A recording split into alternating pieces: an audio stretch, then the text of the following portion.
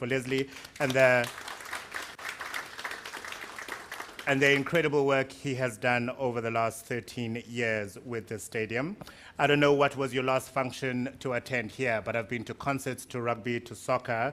They even have those big motor cars on big wheels that was happening here. And of course, I'm looking forward to coming to see Zakes Bandwini in October. It is October, right? It's this month. It's going to be here. If you don't have your tickets yet, please go and get them because it's going to be a wonderful experience. It was the Secretary of Transport in the United States, Pete Buttigieg, who said, transportation should always connect and never divide. And I think if you take that as a rule of thumb, there's a lot of work that needs to be done in Cape Town, there's a lot of work that needs to be done in the province, and there's certainly a lot of work that needs to be done in the country in realizing the promise of transportation always connecting and never dividing. This month marks the 18th installment of the Transport Month, and the national theme is Siaka. We are building a better transport infrastructure to grow South Africa together. The National Transport Minister, in launching Transport Month, promised that we'll have 80% of all the passenger rail corridors operating by the end of this financial year. That is March next year. Currently, there are 18 corridors out of the 40 operated by PRASA in the Western Cape, Gauteng, and KwaZulu-Natal, so there's quite a bit of work to be done there. Our very first panel, in fact, is going to be around how we reform passenger rail in South Africa, and I'm certainly looking forward to that. The city has organized this Urban Mobility Summit for 2023, where over today and tomorrow, some important, engaging, sometimes difficult conversations are going to be taking place around some of the key elements of public transport. We've got not only representatives of the City of Cape Town administration here, we've got public transport stakeholders, as well as obviously the users of the space, be it private or the normal citizen. Theme for this summit is building resilience and driving transport reform. Building resilience and driving transport reform. And so the panel discussions we'll be having over the next day and a half will always be bringing us back to that theme. Some low-income households spend up to 43% of their monthly income on commuting, right? They're already earning less than many of us sitting in this room, and yet probably are using more money to transport themselves from home to work and from work to home. I had the incredible joy of riding on the new Metro Rail train. I'm lucky enough to live in the city center, so I was able to buy a ticket to go to Rondebosch, to Bishops, where I was going to be hosting a schools quiz, and the sum total of R7.50 was my cost of transportation. R7.50. Compare that to an Uber ride that would have cost me 80 Rand, right? It was clean, it was efficient. Yes, it stopped in between stations, but only for 45 seconds at most, and it delivered me to Rondebosch station a minute and a half later than the scheduled time, right? That is public transportation that works. We need it with more regularity than what it is right now. The fact that there are maybe 6 trains in peak time during morning, and then you have to wait for 2.5 hours before the next train, that is not acceptable. It is one of the easiest ways to move masses of people from one part of Cape Town to the next, and it is not functioning optimally. So we need a lot of focus on that area. I've used minibus taxis all of my life. I'm one of those people who has great respect for minibus taxis. They are some of the most experienced drivers on our roads. They might not always follow the rules of the road. They might not always follow the rules of the road, but they are some of the most experienced because of the amount of time they are spending on the road. Currently, they carry the burden of the commuter who relies on public transport. The majority, overwhelming majority of commuters rely on taxis to go from home to school or home to work and to go back home afterwards in the afternoon. The model that is currently in place is not working. I don't think anyone in this room will say that that model is working. We need to reimagine what a future model might be. It might not be available at the conclusion of the summit tomorrow, but what questions do we need to be asking ourselves in that regard? And then if you look at the expansion of the city of Cape Town in the areas where we are expanding, we're going to areas where it is necessary for Cape Townians to buy a vehicle, burn fossil fuel in order to go from their home to work. How is that sustainable for the future? How are we going to ensure that future generations are actually going to have a functioning city to be living in that is resilient if we don't look at public transportation as a viable solution? So some important conversations will be taking part over the next day and a half. And we certainly look forward to those engagements with the panel members, but most importantly, your engagements as well. We are waiting on the mayor to come in, but I think, City Manager, we will get you to kick things off in the meantime with your opening address and your acknowledgement of people who are here. Please welcome the City Manager for the City of Cape Town, Lungelo Mbandazai.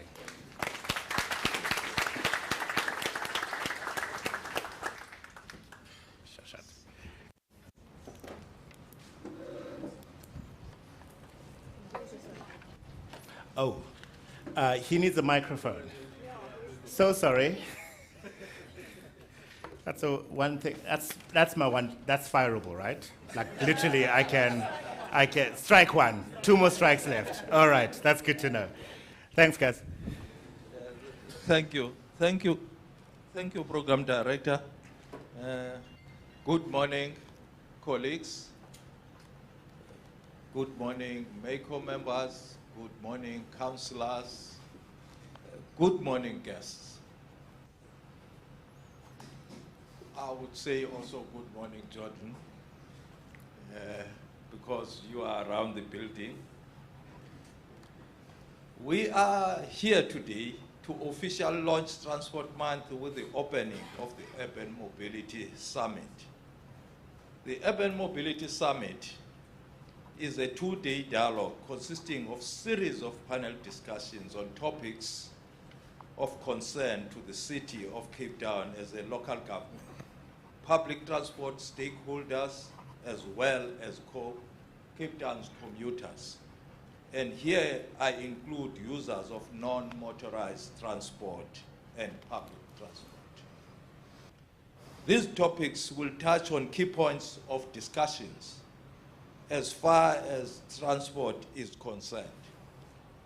This will include, they will elaborate, the panels, elaborate on the importance of mobility, the current challenges in this space, and the associated impact on Cape Town's residents, the local economy, the cost of living, the cost of public transport, in particular to low-income households, who spends 43%, as Africa has alluded, of their monthly income on transport, commuting, and the impact on Cape Townians' quality of life. As a fast-growing city, with the increased use of single occupancy vehicles and the major shift to road-based public transport due to implosion of passenger rail, Cape Townians are concerned about matters like carbon emissions and climate change, road safety, and the quality of the daily commute in terms of affordability, comfort, safety, reliability, and time. The importance of this is reflected in the fact that public transport reform is a priority of the mayor and is included in our integrated development plan as a focus area. Cape Town is regarded as a highly congested city. The city's mobility networks, services, and roads are already under strain due to the erosion of passenger rail as a result of national government failure. This is anticipated to get worse due to migration as more people are moving to Cape Town in search of better lives and opportunities. The city of Cape Town is already tackling transport challenges through our 8.3 billion capital budget for urban mobility over the next 3 financial years. 5.2 billion of which will be invested to expand my city alone. We are currently engaged in negotiations with the minibus taxi industry following their strike in August to find out how we can prevent such disruption to public transport in future. We will also be launching our anti-extortion campaign later this month to tackle the construction mafia.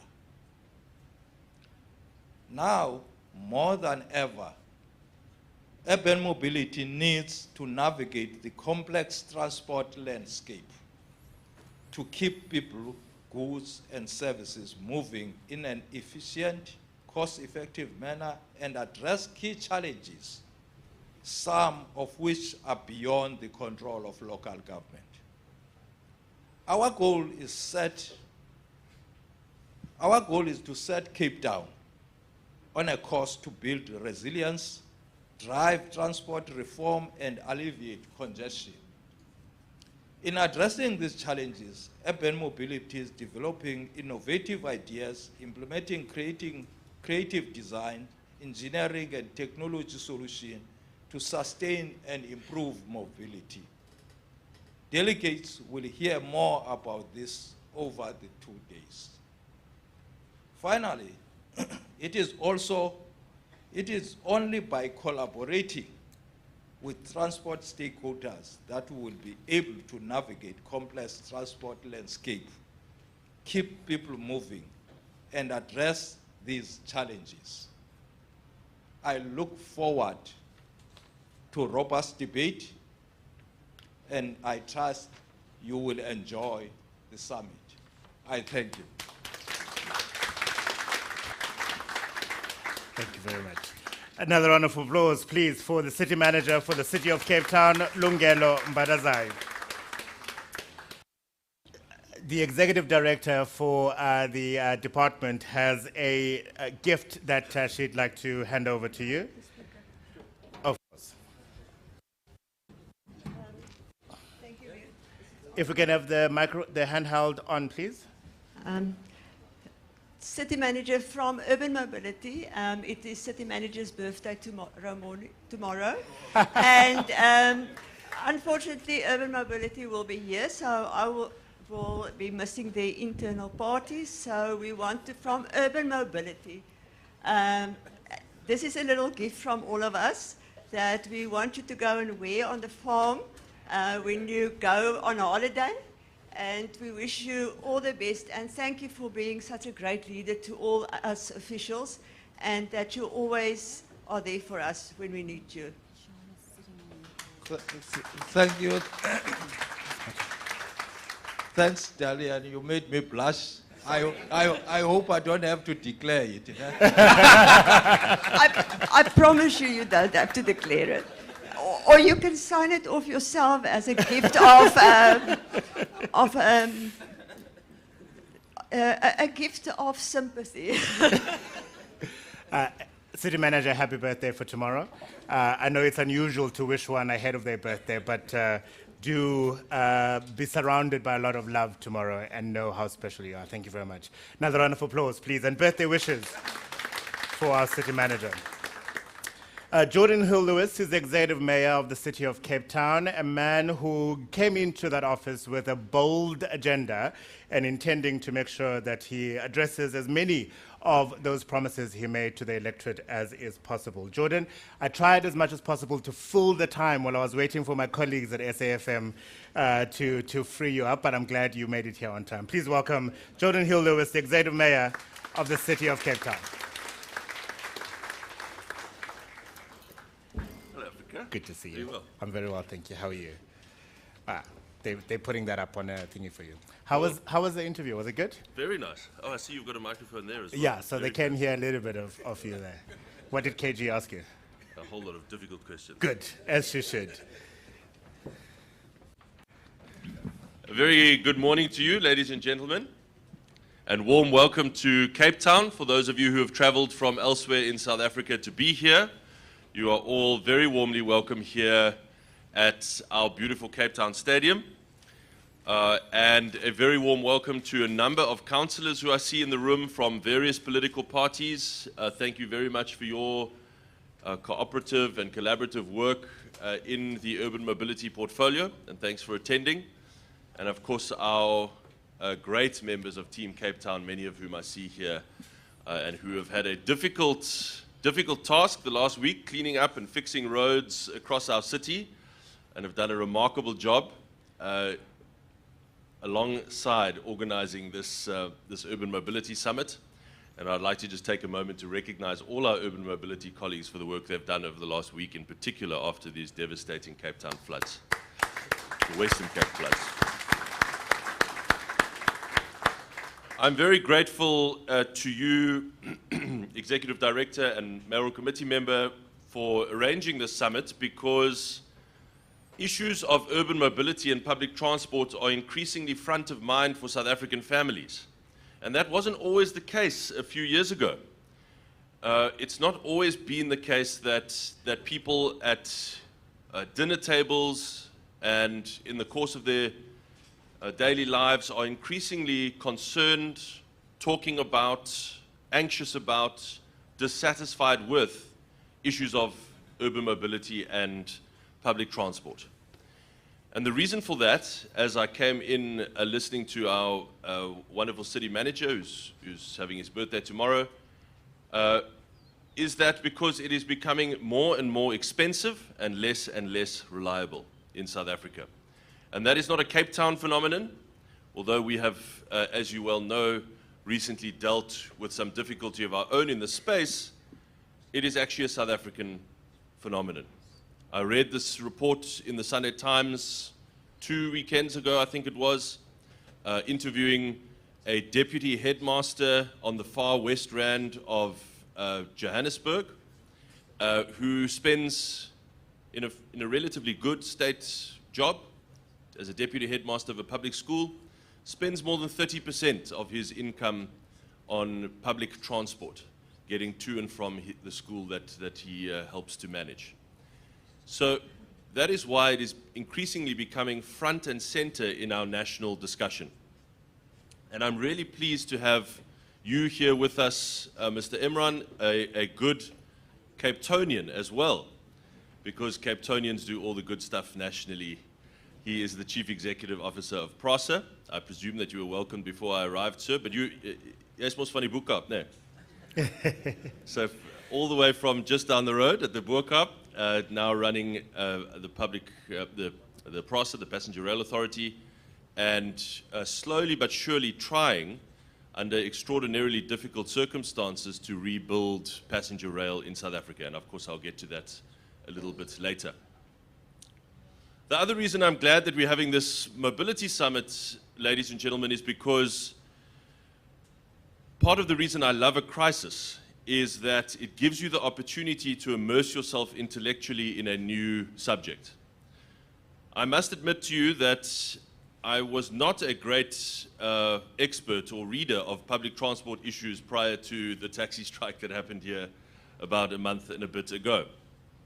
But when you're faced with a situation like that, you've got to roll up your sleeves and you've got to dive into the legislation, the regulation. You've got to try and understand the issues at play, otherwise you have no hope of negotiating effectively across the table from experts. So that is exactly what I did. And the result left me absolutely convinced of how ripe for quite fundamental reform the minibus taxi industry and the public transport industry in general is in South Africa. Structurally, and I see some of our colleagues from the minibus taxi industry here, and I'm very pleased that they've attended, and I hope that they will agree with the sentiment. Structurally, the minibus taxi industry in South Africa is set up to fail. It does not serve the best interests of the commuters and the public at large and the passengers. And in many ways, drivers who are at the heart of that service are incentivized every day to try and squeeze in as many trips as possible so as to make a living, to make ends meet, and thereby ignoring that which is in the best interests of passenger and public safety. Now, we have to be able to have a mature discussion in South Africa about how to fix that for the future. Because the future is something that we try to focus our teams on a lot, and I'd be very grateful for a bottle of water if my... oh, thank you very much, Dwayne. Always on top of things. One. The future is something that we try to get our team Morning, here in Davy. Cape Town to think about constantly. Can you hear me? We have this kind of catchphrase in our city of Davy. being the city of hope for South Africa. Thank you. And that's all a I nice way wanted to know. Thank you, encapsulate sir. what we are trying to do. But really embedded in that is two concepts that we try to drum into our teams as often as possible. One is about divergent economic growth. And we unashamedly say we are aiming for divergent economic growth. Cape Town has very consistently been able to grow at 30 or 50, or in very good times, maybe even 75 basis points better than the rest of South Africa. But it has never actually been able to achieve breakout or divergent growth. And that's always puzzled me. And I think the efficiency of our network infrastructure and public transport in particular is one of the things that holds us back from breakout growth. That is why we are so obsessed with fixing the trains, because we understand it's absolutely critical for, thanks very much, Duane, absolutely critical for the, oopsie, cheers, very early in the morning. It's absolutely critical for the livelihoods of those people getting to work, getting to and fro around the city. But it's absolutely essential for the investment case and the growth case for our city as well. So that's the first concept of divergent growth. The second one is one of resilience, which, put simply, as the city manager has said, means protecting our city from national failure. Unfortunately, so many of the basic services around South Africa are under tremendous pressure or are already showing signs of critical failure. Now, we have a choice as local government. We can either say our job is to make the taps work and to fix the potholes and so on and stick to our knitting, so to speak. Or we can say, if we are passionate about seeing South Africa succeed, if we want to demonstrate that our country still can make progress, then we have to be able to do more to protect our residents, our city, from those examples of failure. And so for reasons of achieving divergent growth and for reasons of building resilience and protecting our city for the future, we have to be focused like a laser beam on public transport issues. Everything that we do is about how do we make Cape Town a thriving city for the future. And I often use this simple visual analogy because I believe it communicates, it focuses the mind, it communicates powerfully what we have to do. Most of you who grew up in Cape Town remember Cape Town as a kind of slightly quiet town. That's why it's called Cape Town. Not really a bustling major global metropolis. But in fact, we are already at 4.8 million people, and I suspect that when the census comes out, we are promised, if the Sunday Times is to be believed this last week, promised imminently, I suspect we probably already have crossed the 5 million person threshold. Within most of our lifetimes here in this room, Cape Town will double that number again. Then we will be a truly massive global city, 10 million people strong. And I ask people to name a single city anywhere in the world that thrives at that size and at that number without an extremely efficient public transport system. There is not one. You can name lots of cities bigger than that that do not have public transport systems, but they are not thriving cities. If you want to go to the cities of Indonesia and Philippines, Southeast Asia in general, if you want to go to the cities of South America, the megatropolises of Sao Paulo and Rio and Mexico City and others, all of them have more efficient, more effective public transport systems.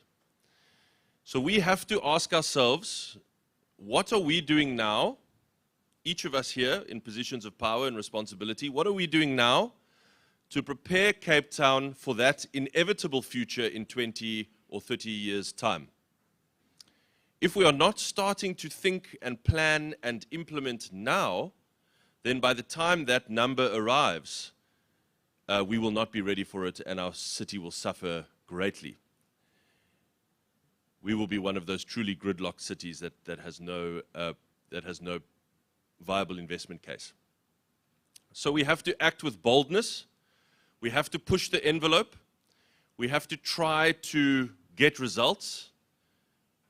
Be prepared to do what we have not done before, and be really ambitious in our public transport plans. And that is why we have said we are so supportive of the position taken by the National Cabinet in March of 2022 that passenger rail over time should be devolved to quote-unquote capable metros. Didn't mention Cape Town by name, but said capable metros. That is a written cabinet decision by the highest decision-making authority in South Africa on any matter of any government policy. And it is a strange and different world in which the highest decision-making authority on any matter of public policy in the country can take a decision and then just dololo. Nothing happens. 18 months later, and not a single step forward has been taken in that policy decision.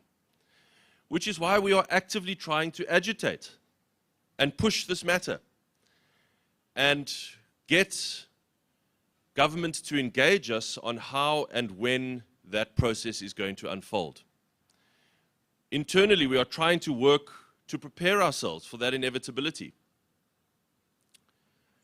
And we are not in any way confused about how the future of passenger rail should work in South Africa. We do not want devolution just for devolution's sake, or indeed so that we can try and run a globally competitive rail system.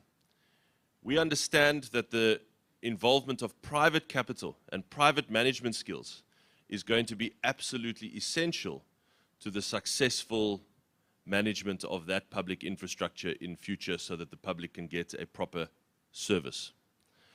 So I must say I am pleased with the, I won't ask for your comment, Mr. Imran, but I'm pleased about the leadership changes at Transnet over the recent week because I think the leadership was an inhibitor to taking this discussion forward, and I sincerely hope that with a more forward-looking, ambitious leadership in place and at the Transnet level, the parent company level, and hopefully at the shareholder level as well, the ministerial level, we can really start to make progress on this essential question. And my offer or my plea or my call to those in those positions of leadership is, do not see this as Cape Town trying to play politics. This is about delivering a quality service for the public that needs it. There are 1 million, just shy of 1 million people in our city who used to use the train 5, 6, 7 years ago, very few of whom, about 3.5% of whom, 3.5% of whom use it today. That is not how we are going to build a city of 10 million people for the future. That is not how we're going to build an investment case. That's not how we are going to get people out of poverty in our city over time and get them into work. So we genuinely want to work collaboratively, but we are also not prepared to accept being in the same position as we are today in 5 years' time. We also want to see progress. So we extend our hands, open in openness and in friendship and say, let us work collaboratively to implement the government decision, the cabinet decision of March 22, which we wholeheartedly support. And we hope that that offer is taken up. I also want to say it's not only one-way traffic. I also want to thank Hisham for the collaborative work that we are doing on the matter of a service level agreement with PRASA in the city. We have got obviously a number of concerns and inputs that we want to make, but Hisham and his team have been willing to talk, to engage properly, and hopefully we get something, a finalized product in writing in the not too distant future for a service level agreement. Then if I can just circle back to minibus taxis. I've said how important it was to immerse oneself in the detail in the midst of crisis. You learn a huge amount of things. And that's why I'm glad, Rob, that the topic for today, or in fact I think for both days, is how we can achieve reform in the public transport space. And reform is a kind of gentle word, but those of you who are much more knowledgeable than me in the room and who have done this for a much longer time will, I think, know in technicolor detail how much need and scope there is for real root and branch reform in the minibus taxi industry in our country.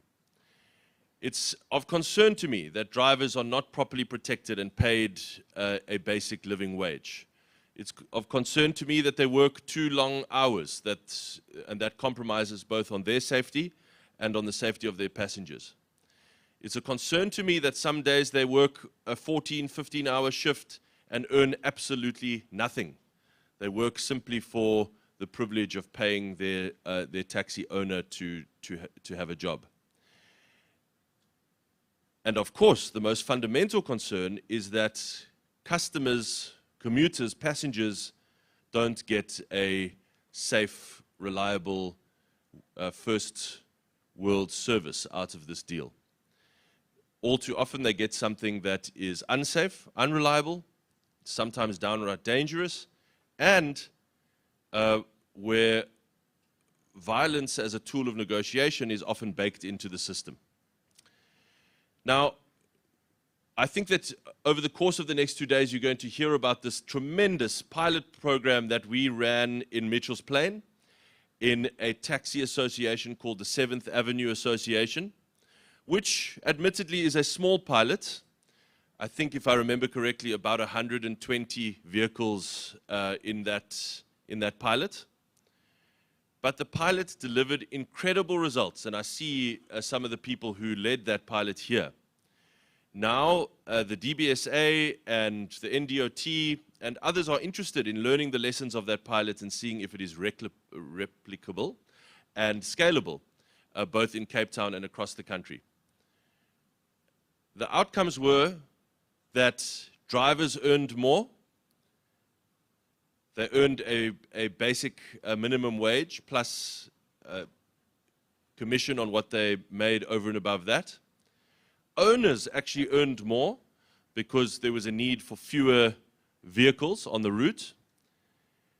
And passengers had the luxury, so to speak. It shouldn't be a luxury, it should be a standard, but the luxury of having a scheduled service so that they didn't need to wait for taxis. They could know that the taxi would arrive at exactly 7:07 and there'd be another one at 7:15 or whatever the case is, and they could use that scheduled service. So it was an absolutely tremendous and quite unblemished success. And I think we have a lot to learn for how we can apply the lessons of that pilot to the industry at large and in Cape Town, and indeed to the regulatory and legislative environment for minibus taxis in South Africa. And then finally, folks, we've obviously got our service, which we are very, very proud of, a world-class bus rapid transport service called MyCity. I hope that many of you are regular users of it. It is a great service, and passenger numbers are growing very nicely. They are well past pre-COVID levels. Some of those buses are absolutely chock-a-block, and we're looking to how we can get bigger buses on certain busier routes and so on.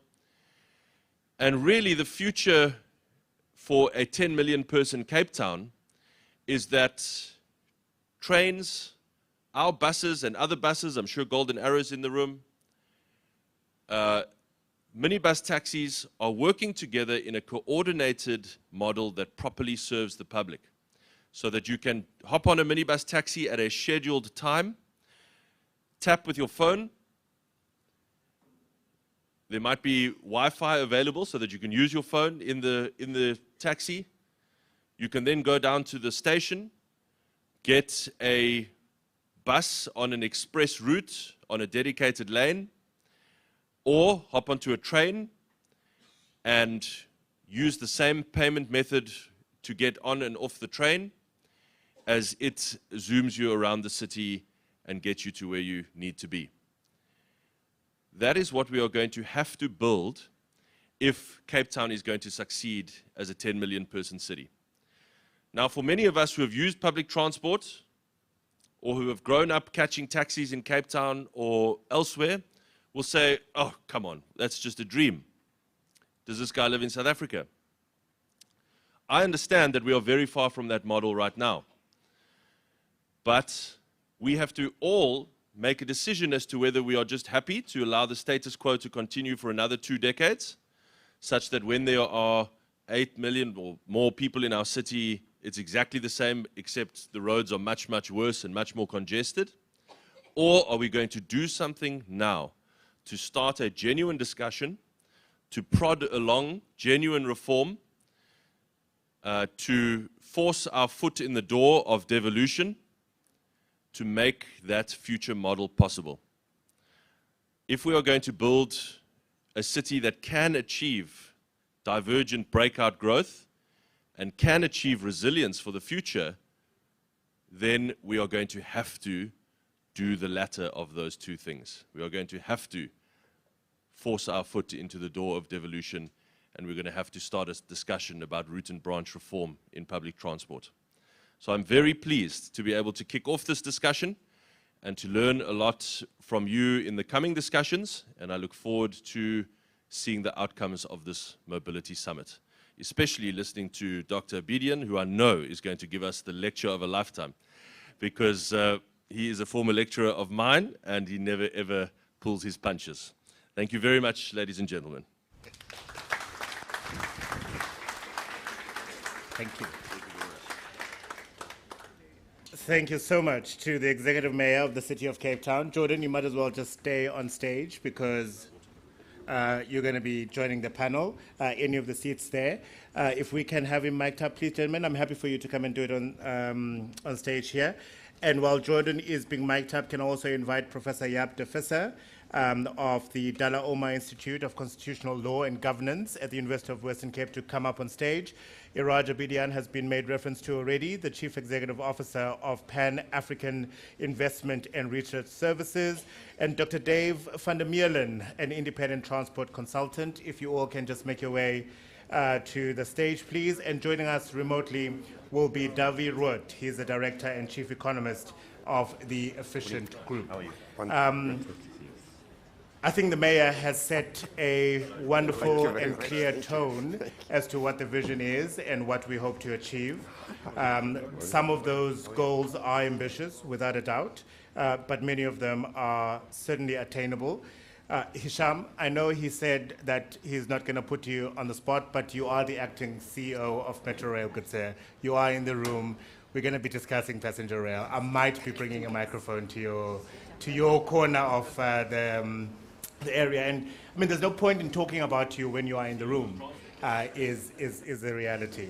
A 10 million strong city within our lifestyle is certainly something that we need to keep top of mind. We need to come up with solutions that are going to be addressing the needs and the pressures of such a city in the future. And the conversation starts now. We're going to start with reflecting on reform in the passenger rail space. the City of Cape Town and their ongoing rail feasibility study in an aim to chart the way to devolution has so far found out that lower-income households will save up to 932 million rand per year with an efficient passenger rail service in Cape Town. The research also shows that functional rail will sustain over 51,000 jobs and add 11 billion rand to the local economy each year. And so we turn to our panel this morning to unpack some of these details. What happened to my chair? I do need that chair back. Thank you.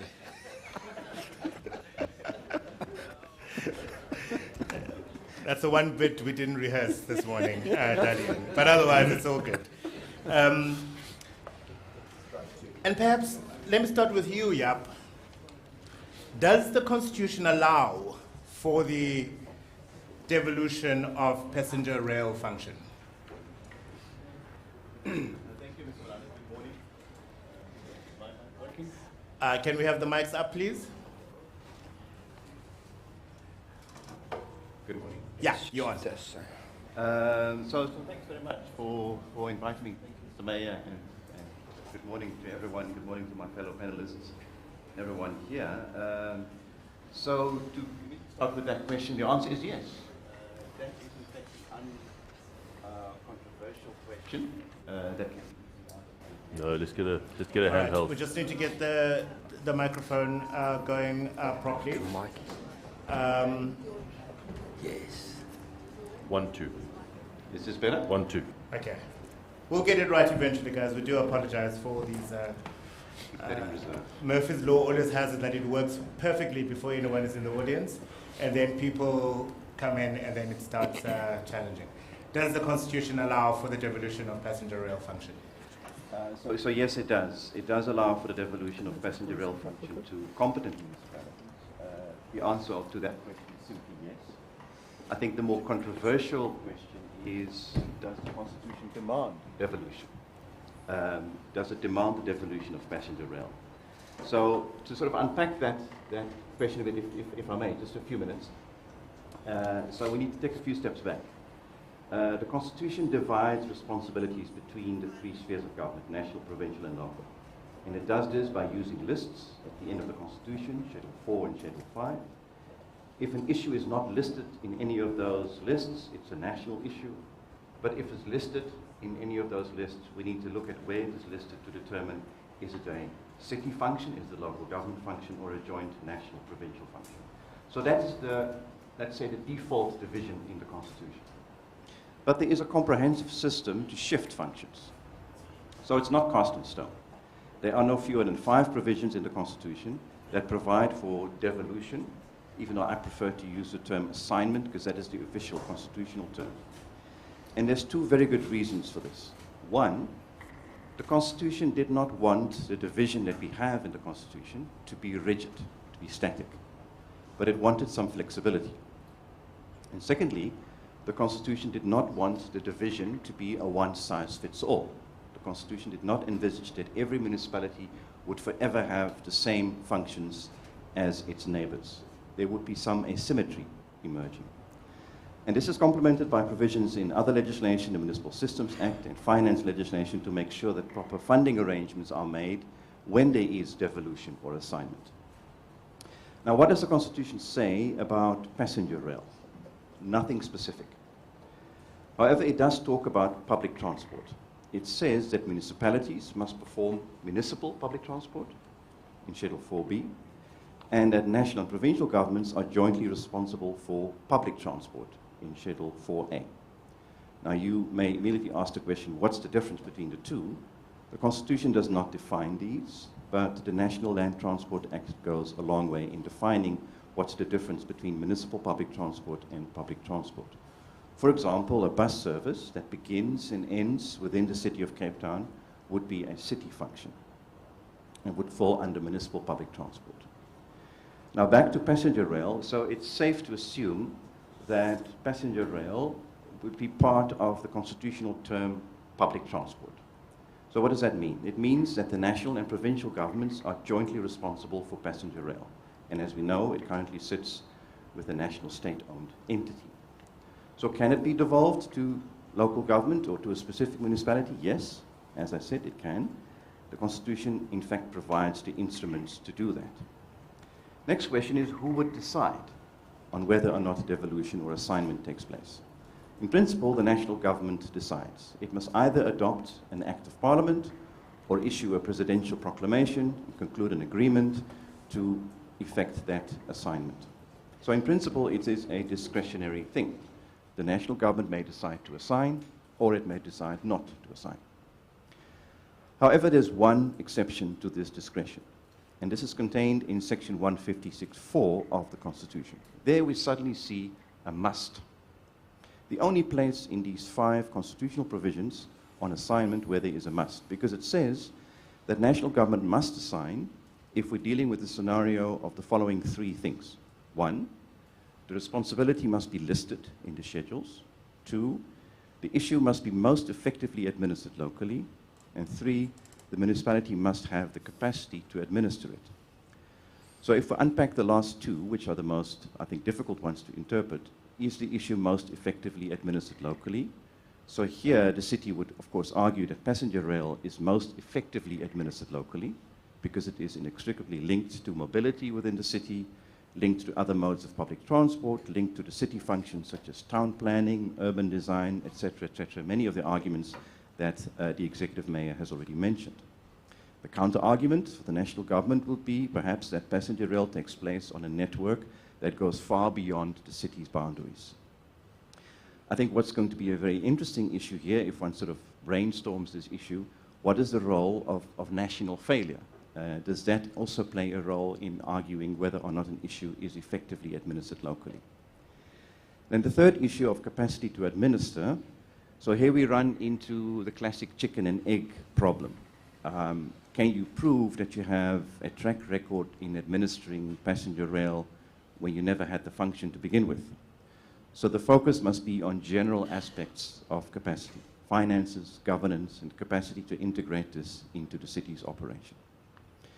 So perhaps passenger rail services within the city of Cape Town ticks all these 3 boxes. It can be argued, and I think it's something that we need to unpack. But before anyone who sort of supports devolution strongly gets too excited, section 156(4) also puts a bit of a damper on it, because it says you must assign by agreement and subject to conditions. So this is where many of us lawyers get a bit stuck, because how can the Constitution say that you must assign, which implies compulsion, but then by agreement, which implies consensus? So we don't really know, we have no precedent. This is uncharted territory, and we have to unpack this going forward. But one thing I've learned in constitutional law is this: the Constitution never says must for no reason. So there is a level of compulsion there. The Constitution is intentional and wants a certain dynamic. It wants municipalities to, in the words of the executive mayor, push the envelope. It's built into what the Constitution envisages. So there is a possibility of a claim that can be made. How it's going to be enforced, it's hard to say. But if we imagine a worst-case scenario, and unfortunately as a lawyer I'm always the eternal pessimist, and we always think of the worst-case scenario. Let's say there's an intergovernmental conflict which remains unresolved. It's followed by a court case. Can a court compel the national government to assign passenger rail to the city? So I would go out on a limb and say potentially yes. If the city manages to convince the court that all those 3 boxes are ticked, it could instruct the 2 parties to negotiate and come to an agreement, and it could then demand to check that agreement as part of a so-called supervisory order. But this is just me thinking out loud. So in short, the Constitution permits the devolution of passenger rail, provides mechanisms to do so, and section 156(4) of the Constitution could be invoked to argue that the national government must assign. However, this provision is ambiguous, uncharted territory, difficult to enforce. And of course, if devolution of rail is pursued, it would be much preferred if it's based on negotiation between the 3 spheres of government. No, Thanks. that makes sense. Yeah, thank you very much for that. Great input. Iraj, we've got the legal framework that we find ourselves in, and we should note Professor Jaap de Visser is not trying to pitch for any legal work with the City of Cape Town regarding this issue. Perhaps then the key question is, who should be operating passenger rail? The short answer is those who can. Very simple. This is not a legal issue. This is not an ideological, racial, or any other issue. The issue is a business. And the business, you give it to whoever can do it. Yes. Now, this debate in South Africa and worldwide about private sector superior to the public sector is more morally acceptable than the private sector is an absolute oxymoron, absolute nonsense, absolute tyranny to the poor and to the working class. And those who are the champions of the working class, I appeal to you, let's have a discussion, a serious discussion, because it's a serious business. People's lives is very, very important. We cannot ideologically define it. Private sector is exploiting, public sector is the gods and angels. It's not. Let me just give you a few examples of why I say so, and I'm saying it as a student of economics. I've got no other legal or other competencies. I'll leave it to those who know better, and they can argue endlessly while people die. So, private sector. Let's look at some of the examples of private sector who have not glorified themselves in South Africa. Steinhoff, have you heard of them? Marcus Justus Steele is crooking around Stellenbosch. Tongaat Hewlett, ABNB, have you heard of them? They paid 25 billion rand, got away with murder. It's a Swiss company, by the way. It's not a third world country. It's not Nigerian. It's not Mexican. Swiss. Hitachi. Say no more. And I can go on, read the Zondo Commission, 5,500 pages of them. These are not accusations. These are established facts by the Supreme Judge of the country. On the public sector side, so these are examples of, is private sector by itself good? The answer is maybe not. Public sector, look at our own examples. We don't have time. I'm very conscious of time. And the mayor's allusion that I mustn't give a lecture. So I thought,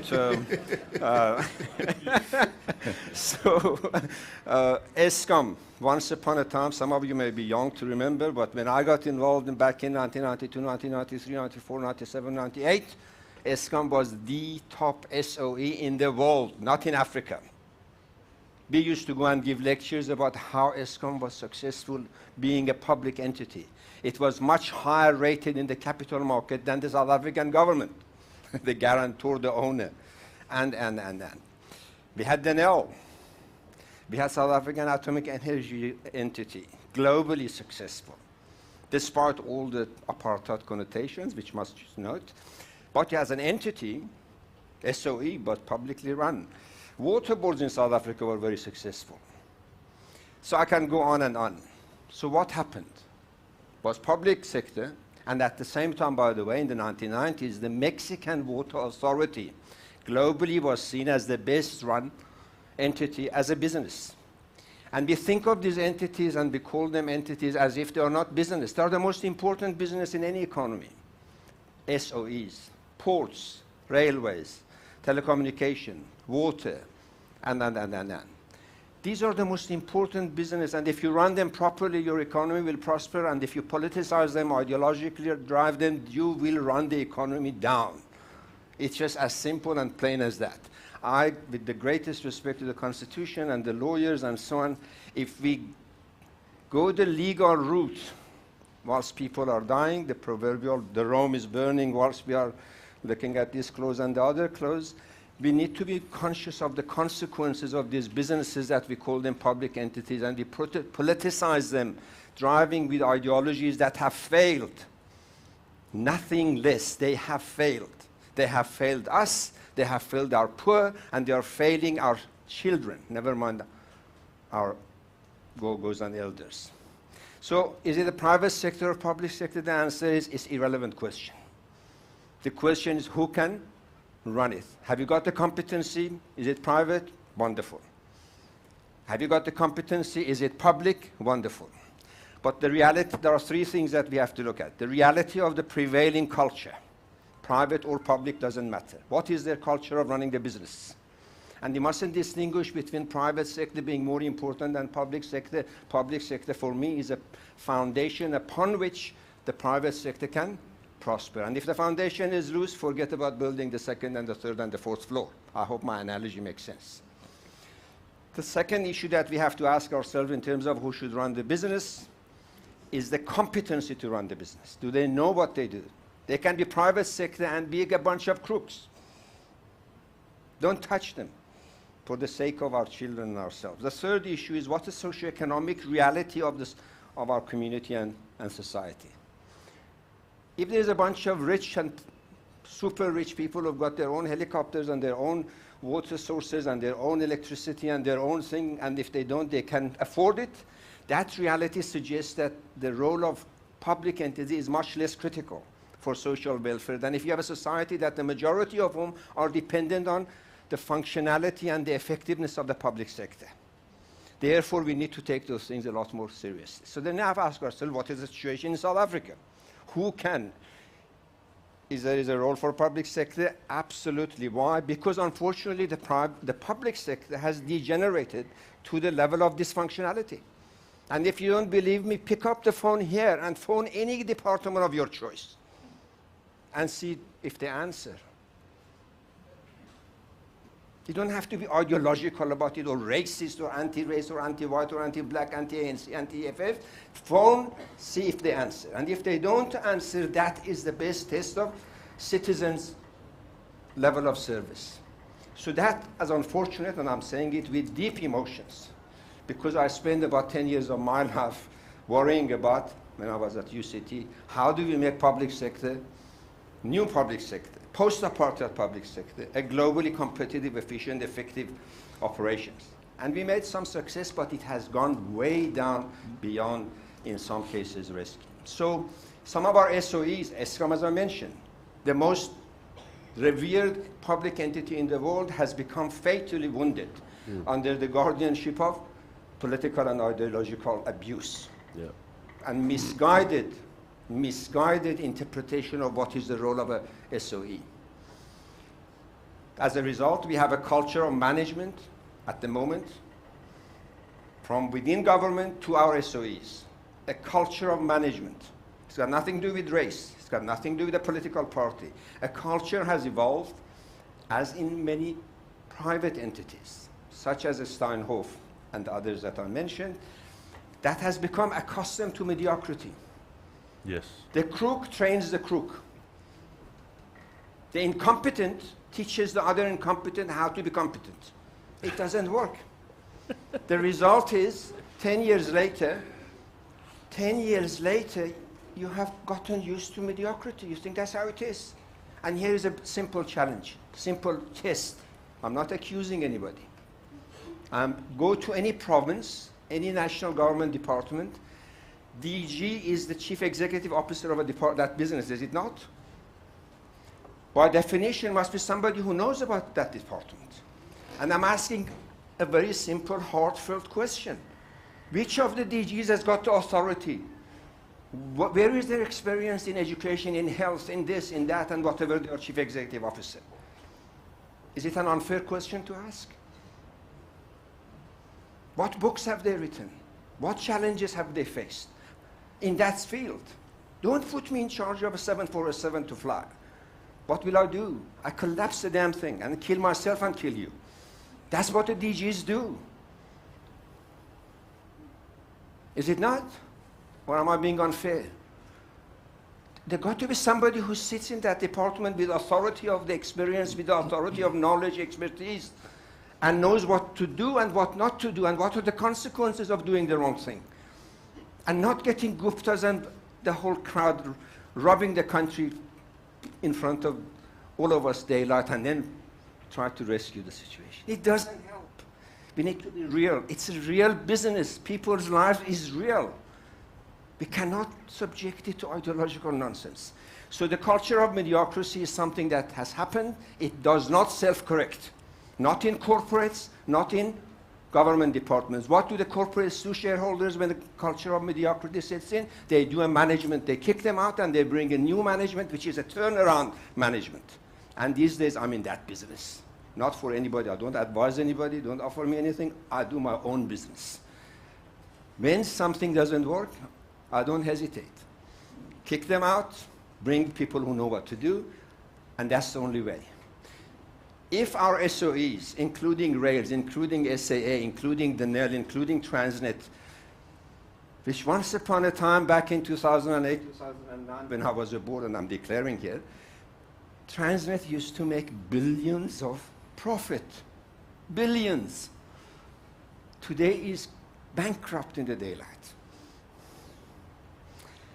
It hurts. It hurts. It hurts, and I'm not being emotional. It hurts.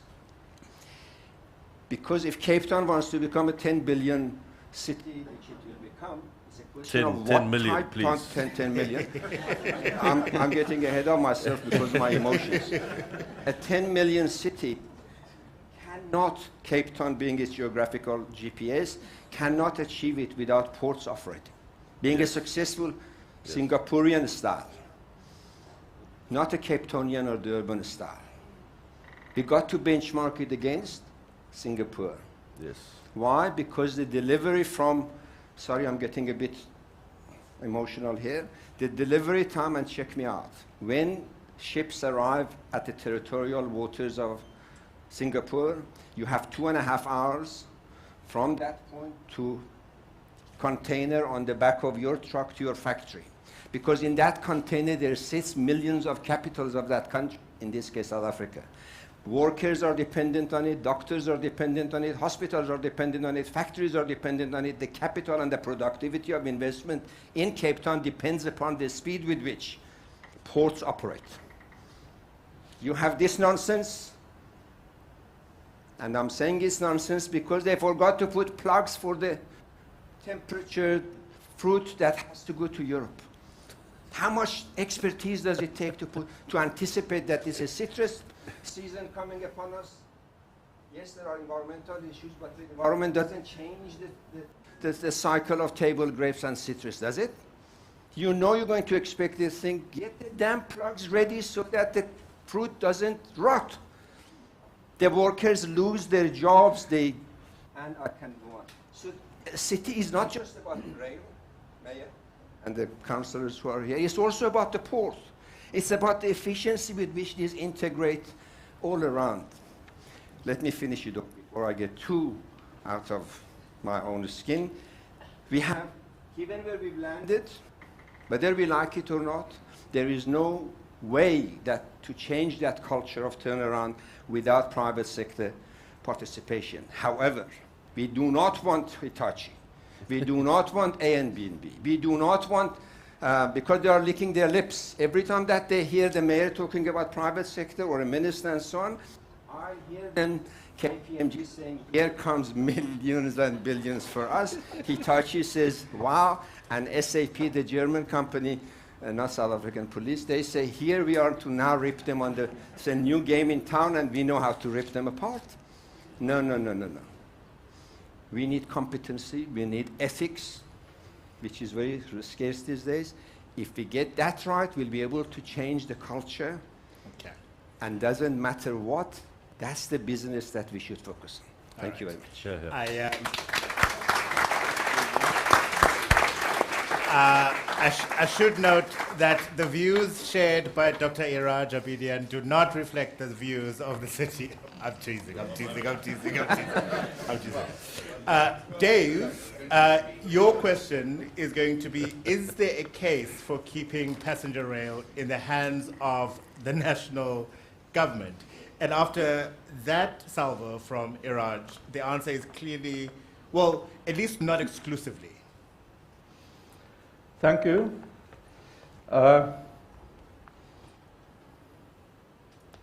This is converging, I think, on quite a shared opinion amongst the three of us how to deal with these issues. The question is whether passenger rail should be kept in the hands of the national government. I'd like to broaden it a bit and take it to a national government around the world and see how these things are done. Because when you're confronted with a new problem, there are two fundamental ways of dealing with it. The one is, how do others do it? And then the other way is, what is the rational way to do it, or common sense? And for sure, we've got a new problem. A public transport system that absolutely descends into inability to deliver any service at all, that is very, very rare around the world. I think the closest that any other railway has come to that is Berlin S-Bahn, which got bombed to pieces during World War II. But even war could not totally stop service there. They continued despite whatever happened. So really we've got a unique problem. The world hasn't seen this before. How others deal with it is to avoid it in the first place. If you look at the global metro railway situation, let's have a look at the difference between developed and developing countries. And I know there are issues about that distinction, but let's not push those right now. London started metro railways in 1863.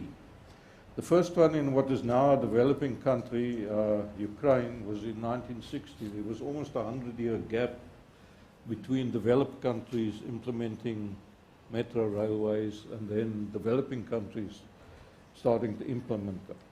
But 2023 is an interesting year. That's the year in which they evened out. So the rate of growth in developing countries in metro railways has far exceeded that of developed countries. The rate is in fact so high that every 88 days there's a new metro somewhere around the world commissioned. Wow. That's a stunning increase, and we're a developing country. You know, how do we relate to that? Where do we fit into that scenario? These countries are primarily China and India that are making that contribution, but there are a lot of other developing countries as well that are implementing metro systems in their major cities. And Cape Town is certainly in the league of many of those cities that are implementing metros. The guiding principle that you find in many of these is that development leads to car purchases. People start getting jobs. First thing they want to do is to get a car so that they can get to work more easily. Congestion results, and eventually you get climate change problems as well. And what India and China are doing is they nip that in the bud by, when you start developing an area, put in a metro so that people can grow economically without growing into cars and into pollution.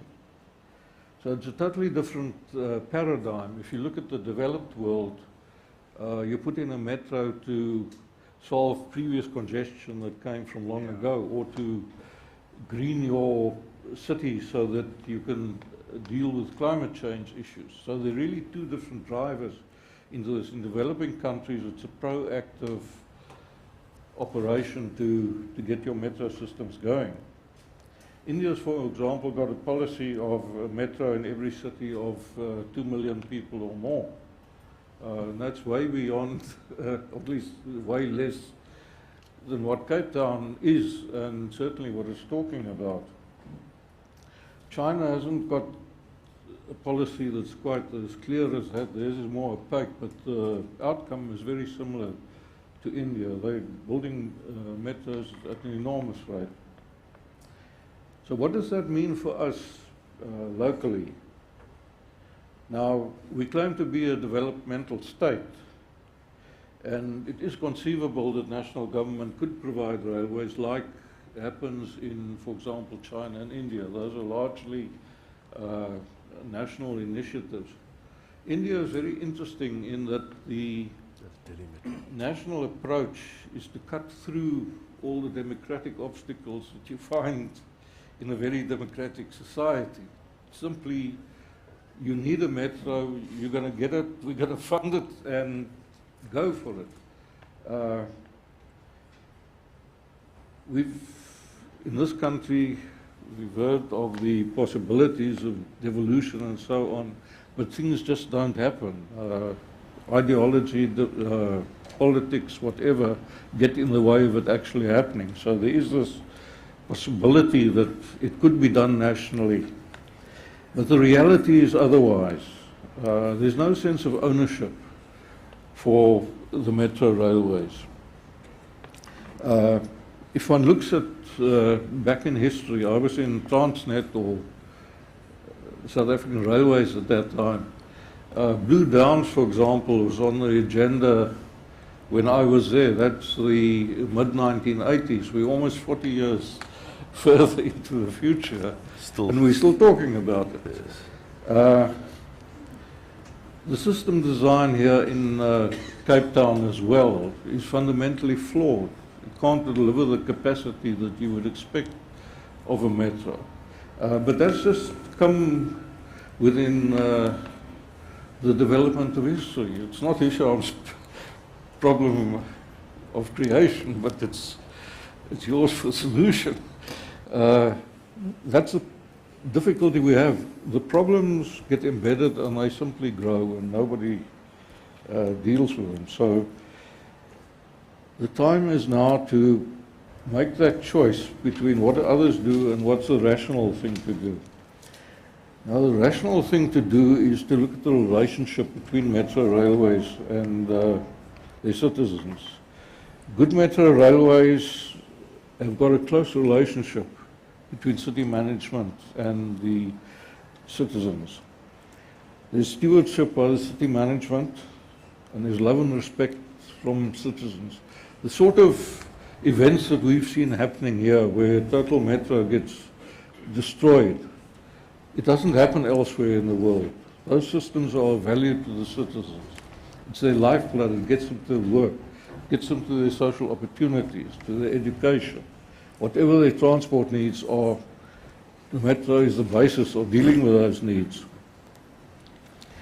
A good metro design is also part of the city's character and it's a source of pride for the city. If one Googles the world's best metros, and I think that's something each one of you can do, is just go and Google them and look who owns and operates those metros. They're not nationally owned metros. The top ones, all of them without exception, are run by the city. There's a close relationship. There's a love relationship between the citizens and their railway. They wouldn't ever dream of doing what has been done to urban rail in our country.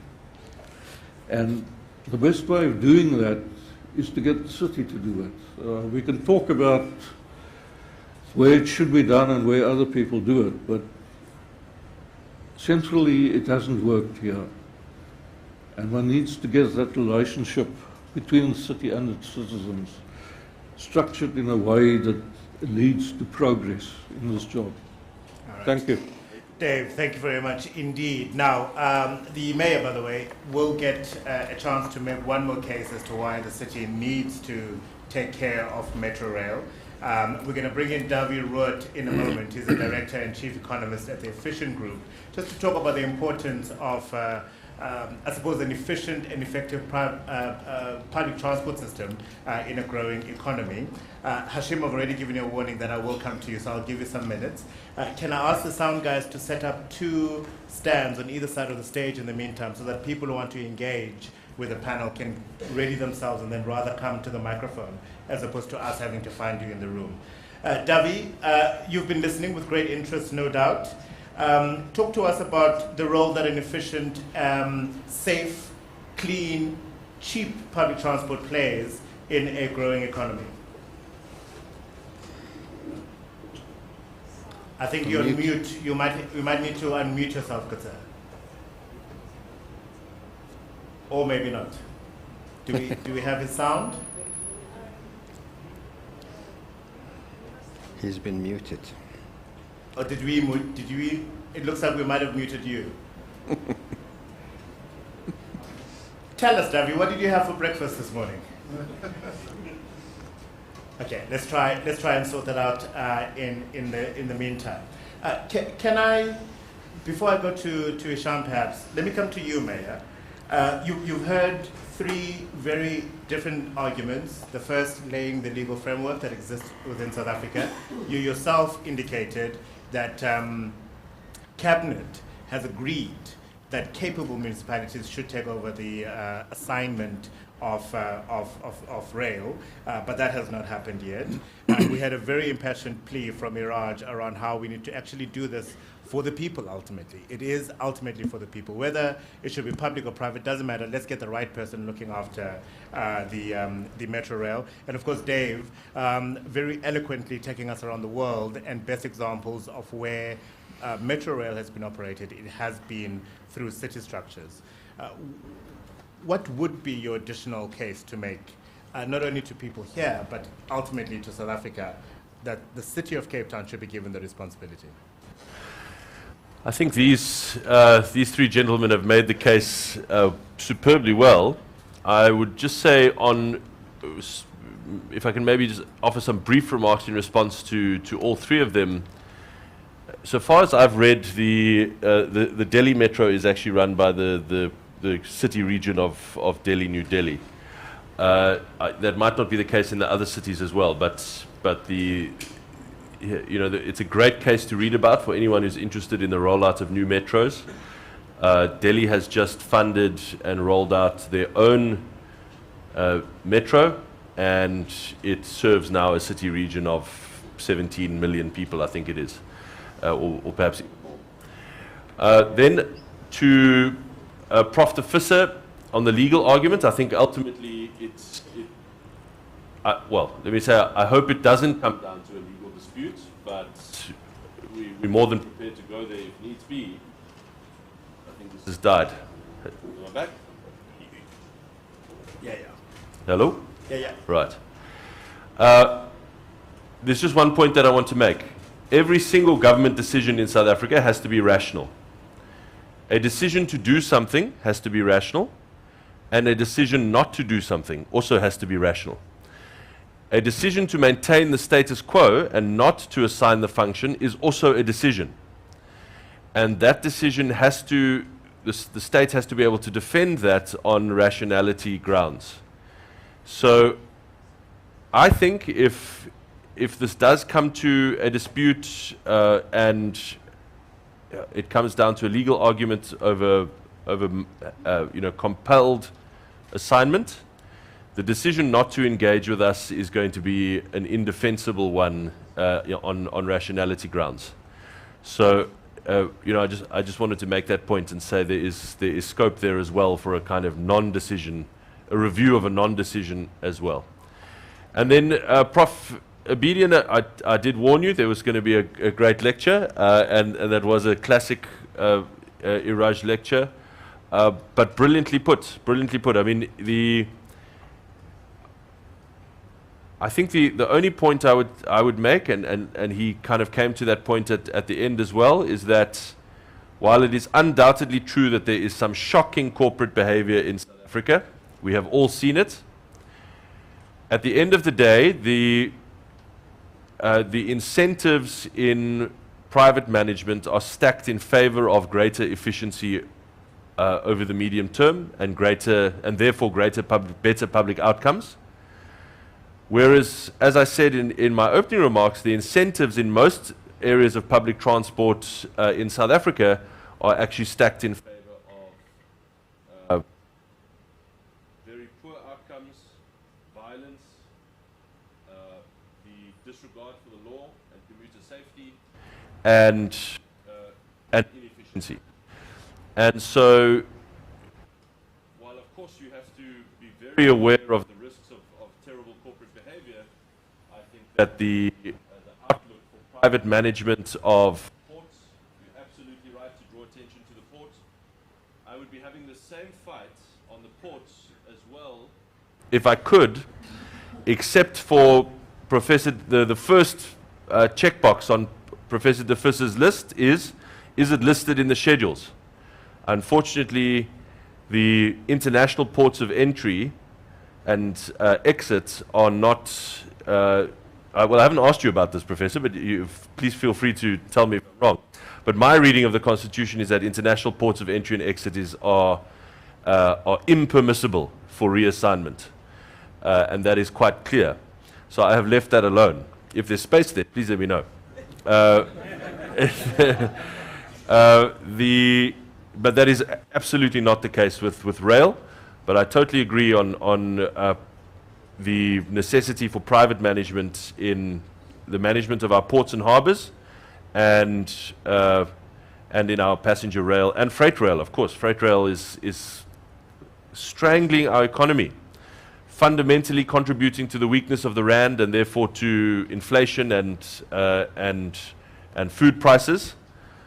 I don't know if you have data on how much of the rand's weakness is related purely to the failure of our export infrastructure to be able to export through Richards Bay, for example. I read numbers that it was something like 17 or I don't want to get these numbers wrong, but it was tens of billions of rands a month in foreign exchange revenue being lost to the country because of the collapse of freight rail to Richards Bay alone. That is fundamentally contributing to economic weakness. So, private management essential. Let me ask this then: does the city have the competency to run Metro Rail? Well, we've never run a train system before, so the obvious answer is at the moment no. It would be arrogant to say we're ready to take over passenger rail today. That's why we are trying to have a collaborative discussion with the national states to say, we understand the end point of this journey, now let's start working on it together now. And from our side, we are keen to do that. I had this discussion with the executive director, I had it with the premier. We said, let's start hiring rail skills inside the city. We've started to do that now. And I think that's probably unprecedented in South Africa. So we are keen to start building that skills and expertise. We're keen to start building that licensing and contracting ability. But it has to be done in conversation with our partners, and that's not yet happening at the required degree. Let's then respond to Dave's point that Cape Town cannot deliver on an optimal metro simply because of how it's designed. I might be paraphrasing and yes, I get that point. But there's a structural limitation to Cape Town that will make it possible for us to get a metro that is penetrative and that will be extensive. So a lot of people have spoken to me and said, why don't you just ditch your discussions with NDOT, ditch your discussions with PRASA, and go and build your own high-speed rail. Go and use your road reserves and do, amazing stuff, sky trains, whatever. The fact is, to go and spend what will certainly be tens, if not hundreds of billions of rands on new infrastructure, when we have existing infrastructure, we have it right there. It's just not being properly and optimally used, I think would be indefensible. I'm not ruling that out for the future. If you get no joy, I'm not ruling that out for the future. But I think it would be the most responsible thing to do is to try and use the great infrastructure that we do have and make it properly effective and efficient. Before you go and start discussing multi-tens of billion programs to build new infrastructure. When you look at the cost of what it took to build Gautrain, Gautrain might be in the room, but the reason that Gautrain is not really a public transport solution, I say with great respect, it is, it's subsidized transport for the upper middle class, is because much on the capital cost of building it that you have to recover that over. Sorry. Hello? Yeah. They spent so much on the capital cost of building it that you have to recover some of that return through the ticket prices, which means that it costs $400 to go from the airport to Sandton. So I don't think that is. It certainly shouldn't be our first port of call. It would be far preferable to use the infrastructure we have and make it work properly before we start talking about high-speed rail and overhead rail and so on. All right. Let me take that away from you and bring it to you, Hisham. We have ultimately been talking about taking work away from you and devolving it to the city. I appreciate that you're pretty new in the job, but your thoughts, your reflections, what are you feeling? So thank you for ambushing me. But good morning to everyone in the room. I think interestingly we're discussing rail today. And I'm not sure whether everyone knows in the room that there's in fact an international rail conference happening here in Cape Town as we speak, out in Century City, an international rail safety conference that is taking place during the course of the whole week. And it's quite interesting even there. You will find a combination of whether we're talking city-run metros or it's run through national, so you can make an argument either way. And I'm not going to get into that discussion. I think there's been a lot that's been shared there. What I would like to I think, pick up on is the point that, sorry, is it doctor or prof? I heard now prof and I heard doctor. Prof obedience. So I want to pick up on that point and the point that you've made, Gordon, about the issue around collaboration.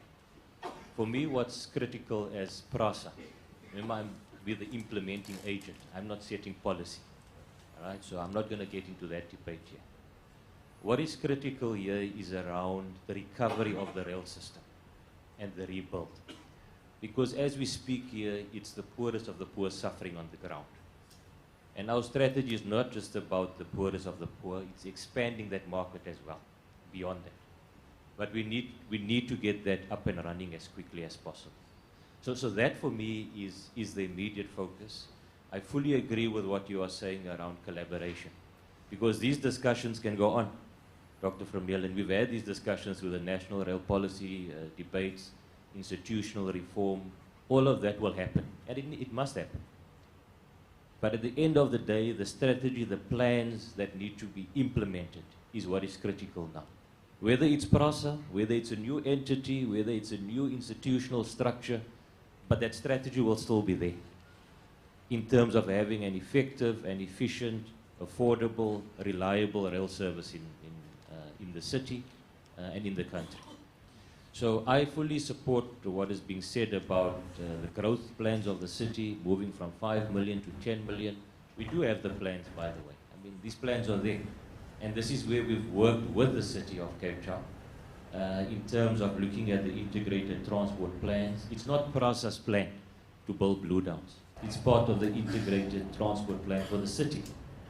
It forms part of that network. And I think it's important when we have these discussions to look at the actual context of where we are today. Those plans were there. 6 years back, it was the highest priority within PRASA to expand the network. In fact, funding was available for the Blue Downs Rail Link. It was being made available, capital at a national level. But then we know what's happened to the network post-COVID. Complete destruction of the network. And that is why now you see this process of rebuild and recovery that is fully underway. And Mayor, I'm sure you will agree with me that the last 12 months is not the same PRASA it was 12 months before. If you look at the recovery and the rebuild that we have done, in Cape Town specifically, yes, we know the central line is still top priority. We're working together on recovering that. But you've seen majority of the corridors are running again. Not optimally, but trains are running again. By the end of this year, you'll have the line to Strand. You'll have the line to Stellenbosch running. But until we get the signaling fully operational, you won't see the high frequency that we saw pre-COVID days. So that's programs that are running. So I think my input today, while I think it's a very important discussion that we must have, we must not lose focus on ensuring that strategy, those implementation plans, do not suffer because of the reform discussions that must happen. Yeah. That must happen. And that will take time. I mean, you said you're frustrated, you need to agitate and all, and I think that's normal. Dr. Vermeulen, when we've gone through those processes, you look at France, how they've moved towards, it took them years, decades to get to that point. It's a reality. It's not easy discussions that one needs to have. And I think the national rail policy is clear around that. The next step is around the devolution strategy, which you want to get into those discussions. But I think critical now, and I mean my tenure is also a short tenure, and I don't want to get, I want to make sure that there's progress within this period. And that progress, I think the success lies with that collaboration. The success lies with ensuring we implement our plans in the short, medium term. You would have seen in the 12 months, and I'm using this platform now to say it, is that for the first time in more than a decade ever, you've seen PRASA spend its capital program, its capital allocation, for the first time. And that has an impact on the economy. That has an impact on the ordinary person on the street. When we launched the corridors here in Cape Town, exactly like the comment was being made earlier, you find the poorest of the poor spending between 30 and 50% of their household income on transport. But when we launched those services, where they were spending 70 Rand a day, they are now spending 7 Rand 50. And I like using the example of, I'm using the example of the Soweto line. It costs them 100 Rand a day a return trip with taxi and bus, which plays a very important role, I must add that. It's part of an integrated network. But when we launched the rail system, we were able to do a return journey for 18 Rand. And that's less than a litre of petrol, taking you from Soweto to Johannesburg and back. And that's the impact it has. So I think that is critical, that is the focus. PRASA's plan is there in terms of the recovery, the rebuild, the modernization of the rail network, which is critical. And I think leading on to the discussion about the devolution is also that we had this discussion as Dr. Vermeulen, as part of the national rail policy, is that there's also, I think, preconditions that makes devolution successful. And one of that is to have a functioning rail system that you're devolving, and not a system that is broken or bleeding that you devolve. I think that's something that also needs to be taken into consideration. If we're going through a process of rebuild, recovery, and modernization, let's put the effort on doing that as quickly as possible.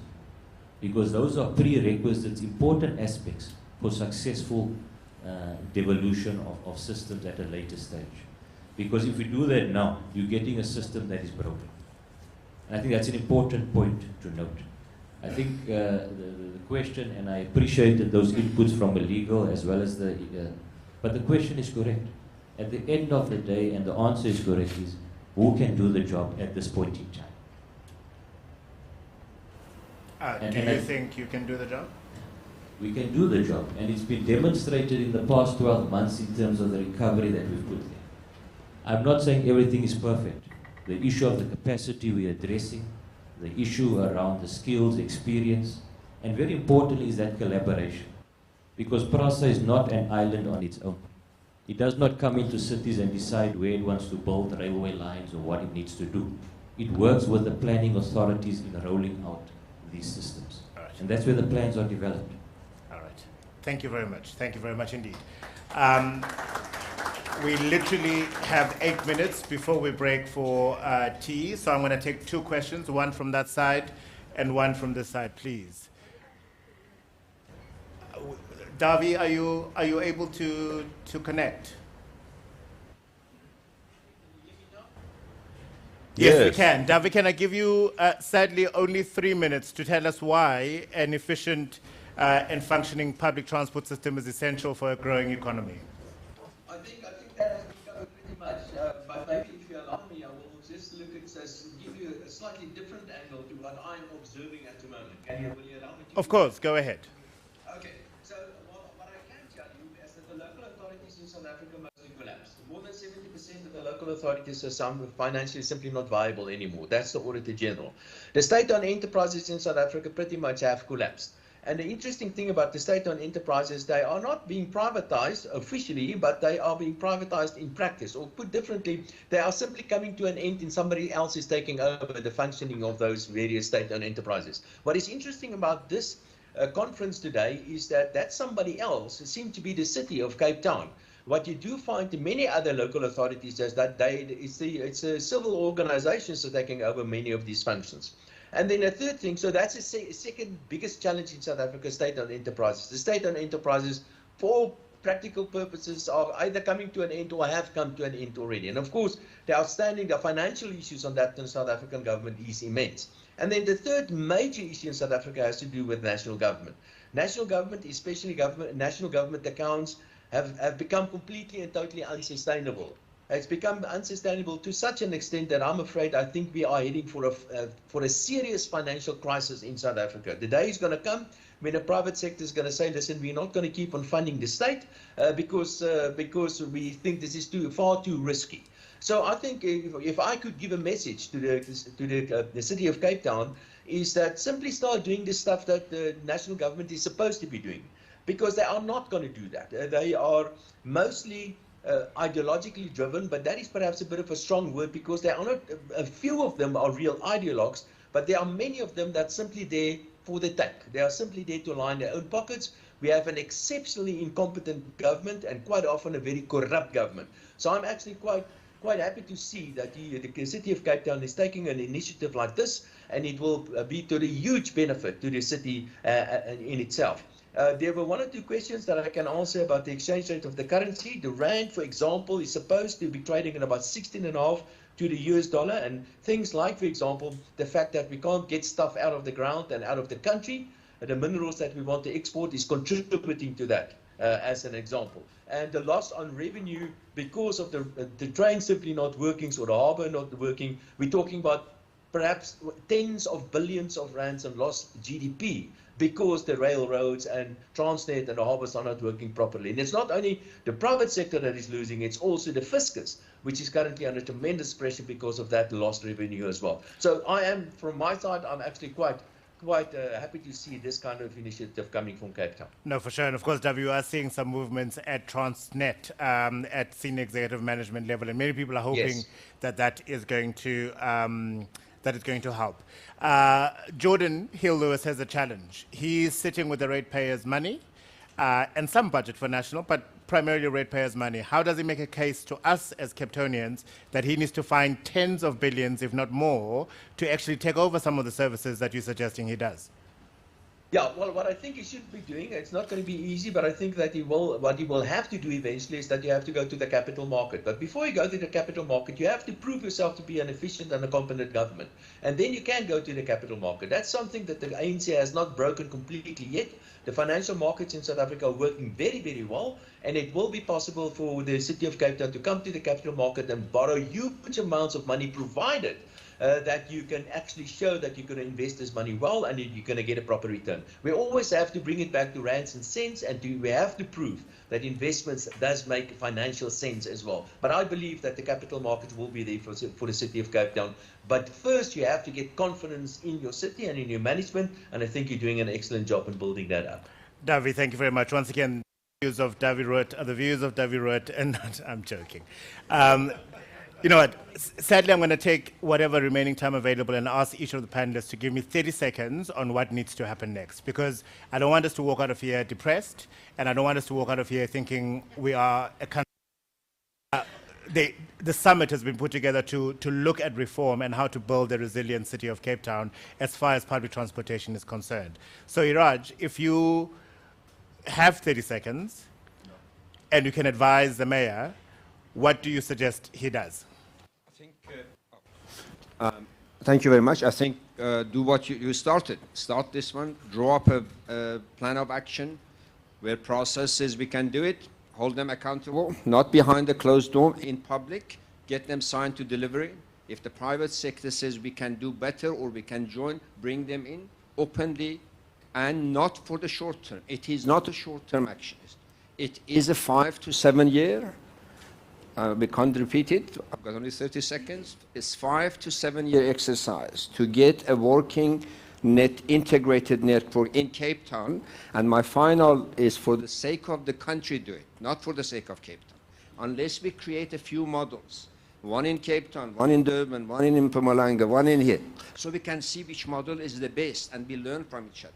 If we don't start it here, which is the most financially viable city metro in the country, others have no hope. Let's do it and not fear it. All right. Yep. Yeah, thanks. I spoke about the law in the hope, but also the expectation that we won't need it, and that this discussion will be resolved on not on a zero-sum basis, but on the basis of collaboration and intergovernmental relations.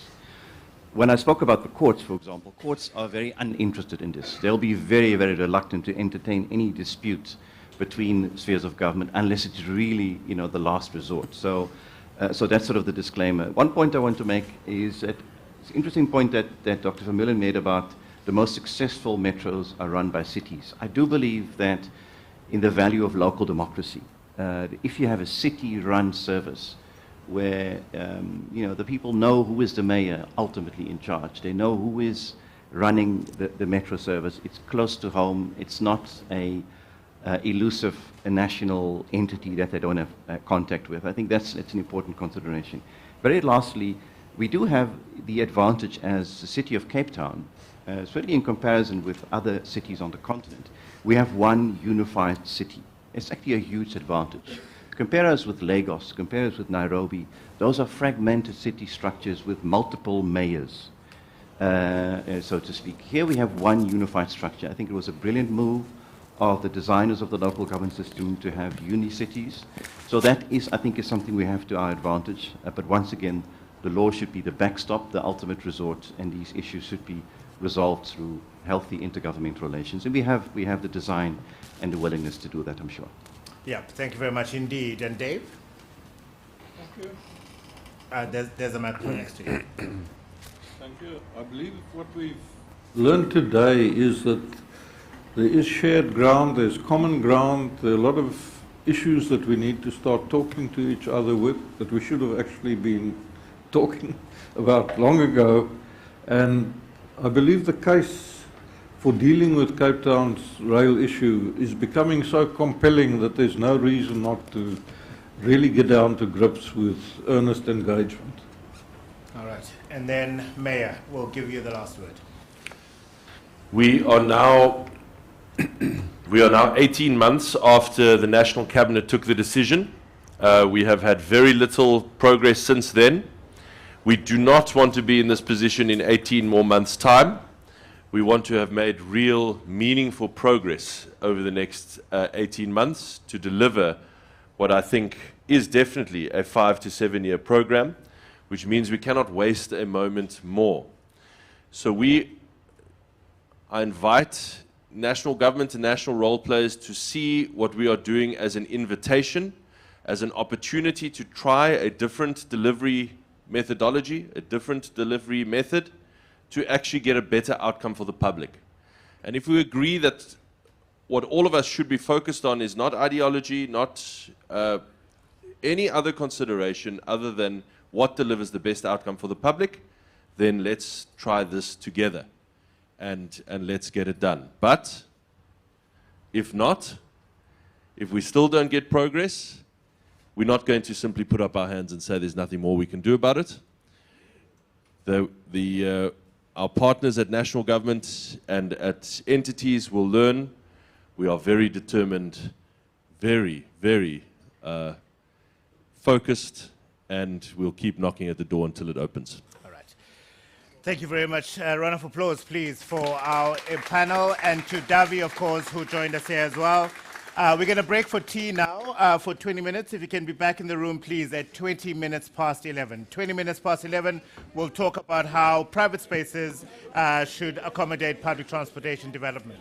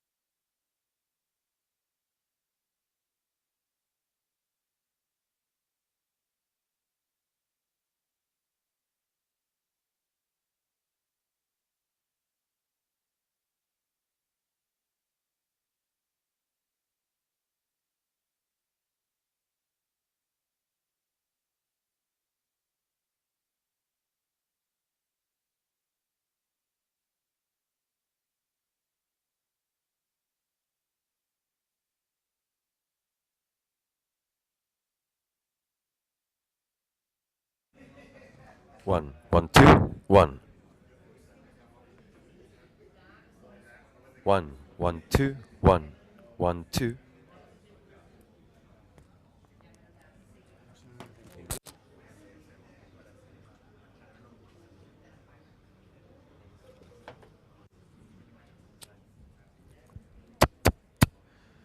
1, 2, 1. 1, 1, 1. 1, 1, 1, 1, 1, 1, 1.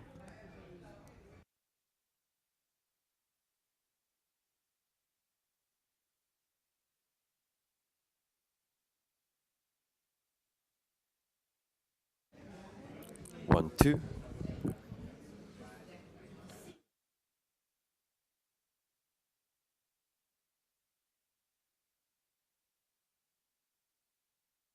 One, one, one. Testing 1, 2. 1, 1.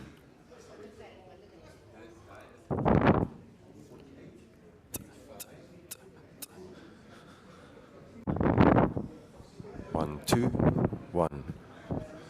1, 2, 1. 1, 2.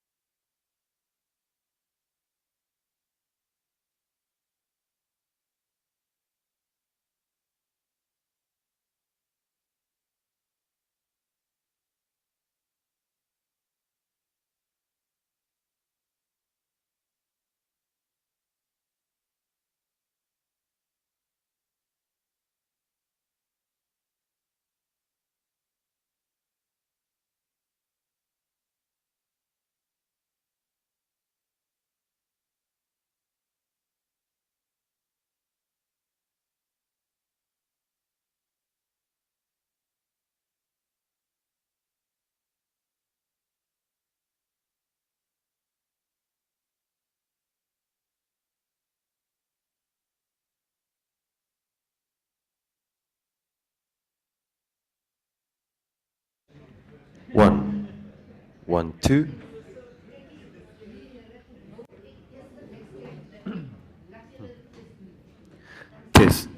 Testing 1, 1.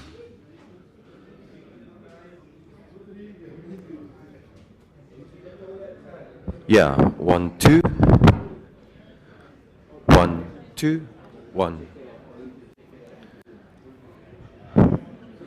Signal test 1, 2.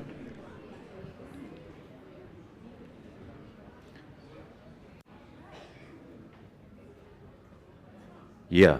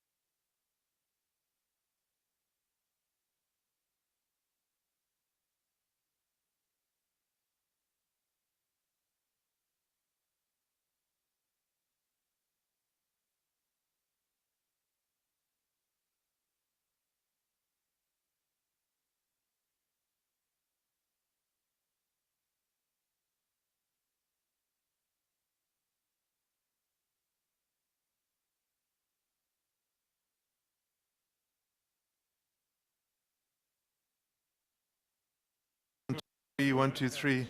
1, 2, 3. 1, 2, 3. Yeah, 1, 2. 1, 2, 3. 1, 2, 3. 1, 1, 2, 3. 1. Want more? 1, 2, 3. 1, 2, 3. 1, 2, 3. Testing, testing. 1, 2, 3. Ooh, there's an echo. Ooh.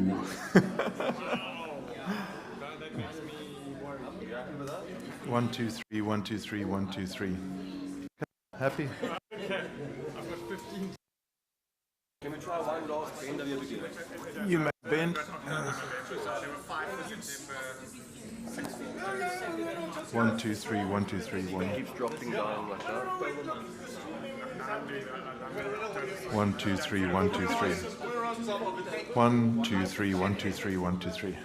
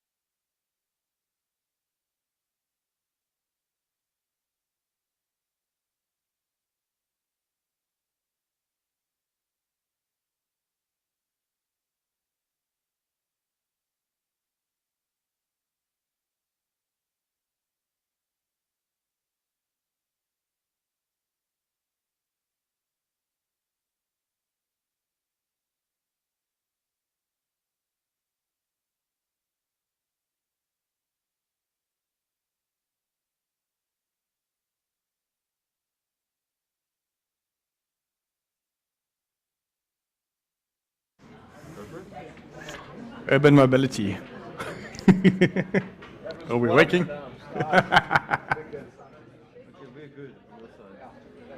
We're good. Cool. Thank you.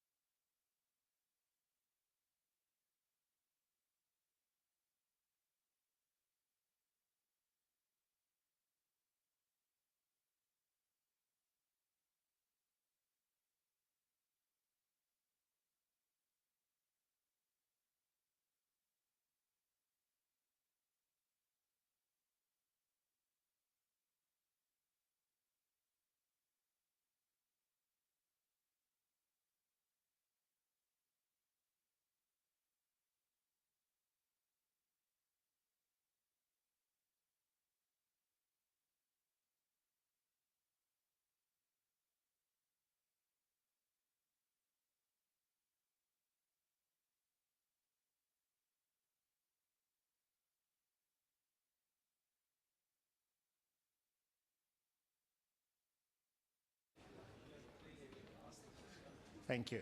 Thank you, thank you, thank you. Gentlemen, if I can have you starting to take your seats. There's a lovely concept called African time. And African time, I think, is most misunderstood. When my grandmother would say she'd meet me, she'd say, I'll meet you at sunset, right? And sunset would be, let's say, at 7:23. And that would be the time I would meet my grandmother, at 7:23. So it's around milestones as opposed to the metric measurement of seconds, minutes, and hours. And people often think that African time is late, but it isn't. African time is always on time. Always on time. And I say this because I asked you all to be back here at 11:20. That was a metric Western measurement of time, not African time at 11:34. So the fact that we're starting at 11:34 is not the fault of African time, but rather you all just not paying attention to your clocks. Having said that, you're on that one, sir. Sorry, the far end. Far end. Apologies. Having said that, we're going to rush ahead as soon as Yakomen, my final panel member, is ready.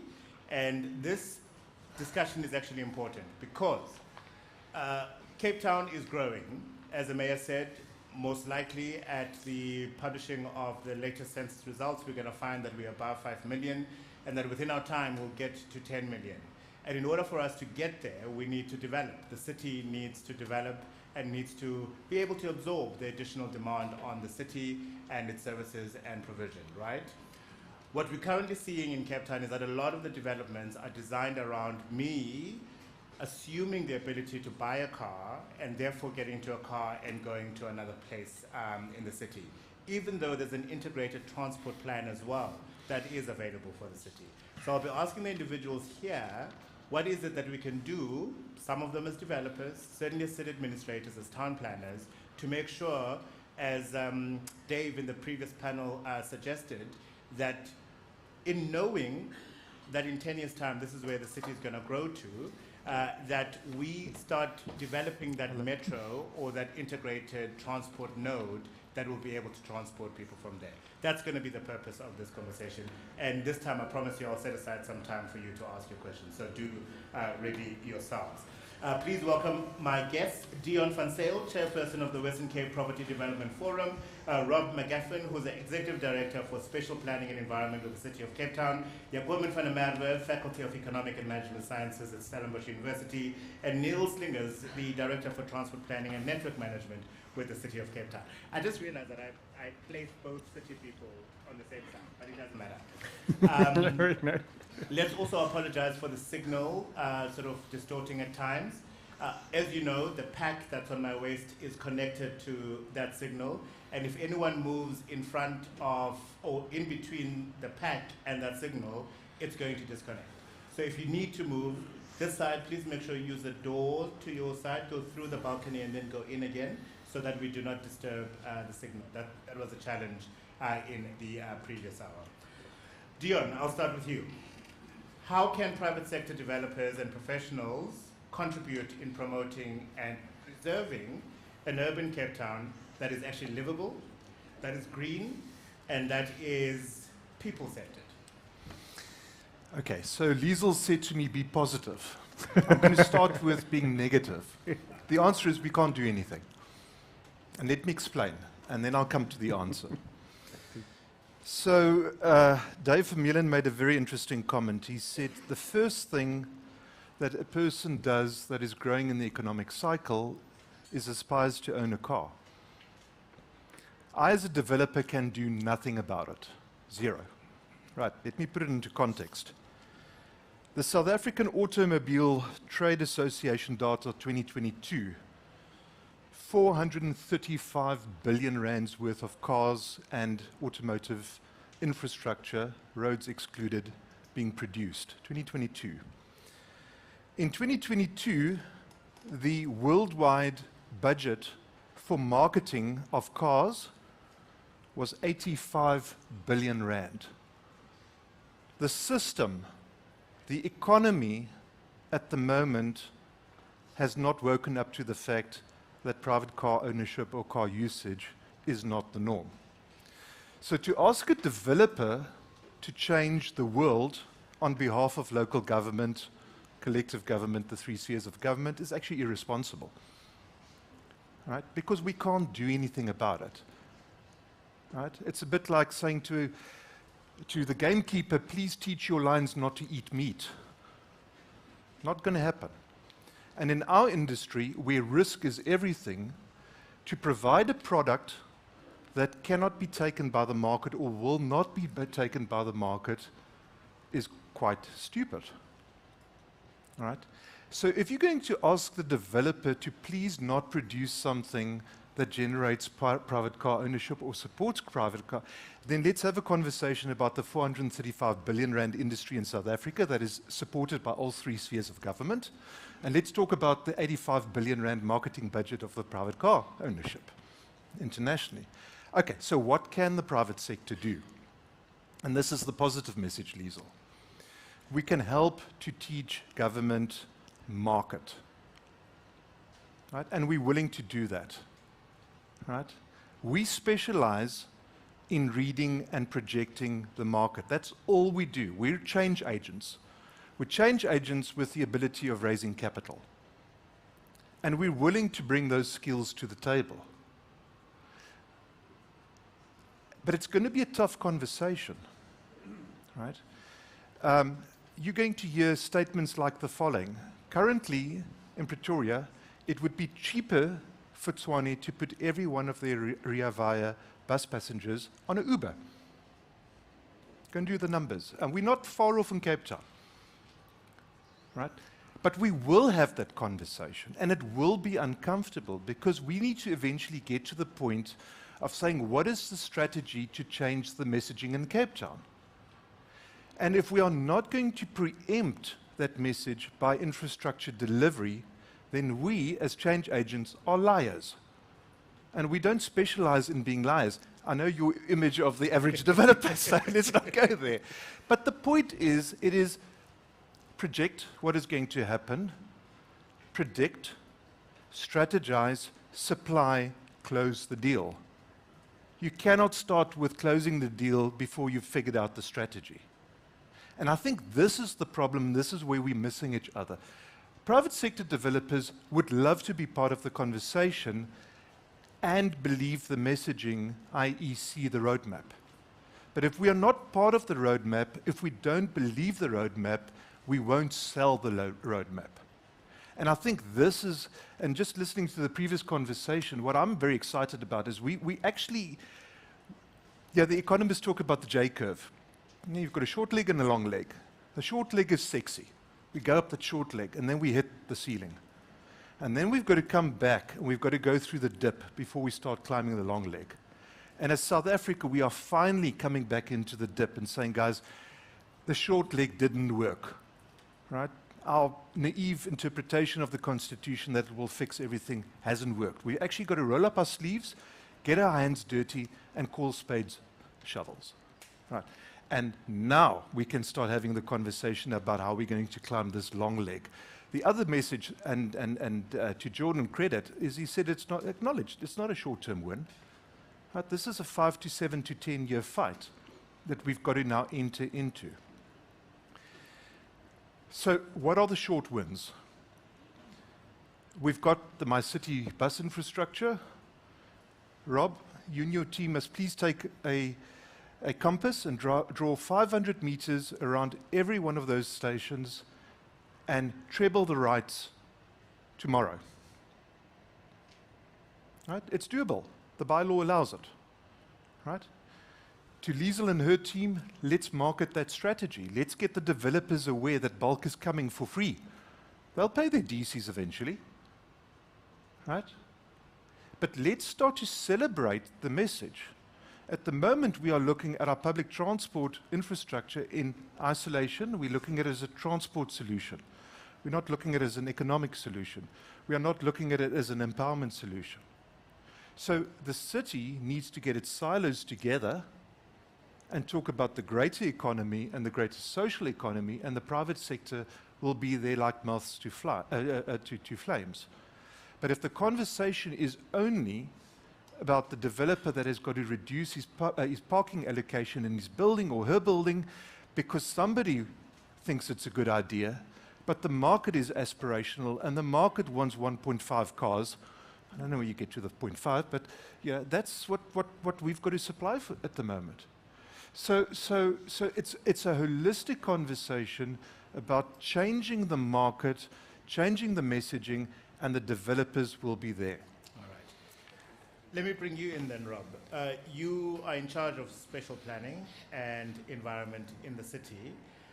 You've got developers saying, well, an African millennial wants 1.5 cars, needs a space to park it.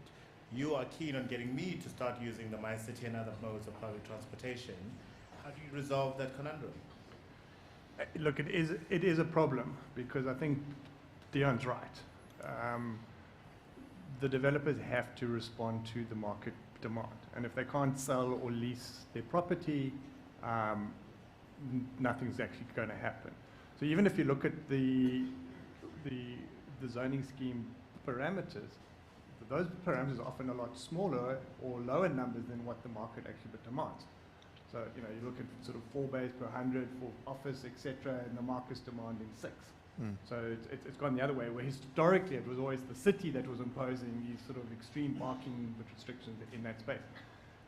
So I think it is and it comes back to that time frame. That's not going to happen overnight. So if we come up with a policy that says, right, you know, we're cutting parking to 0, and then go, it's not going to happen.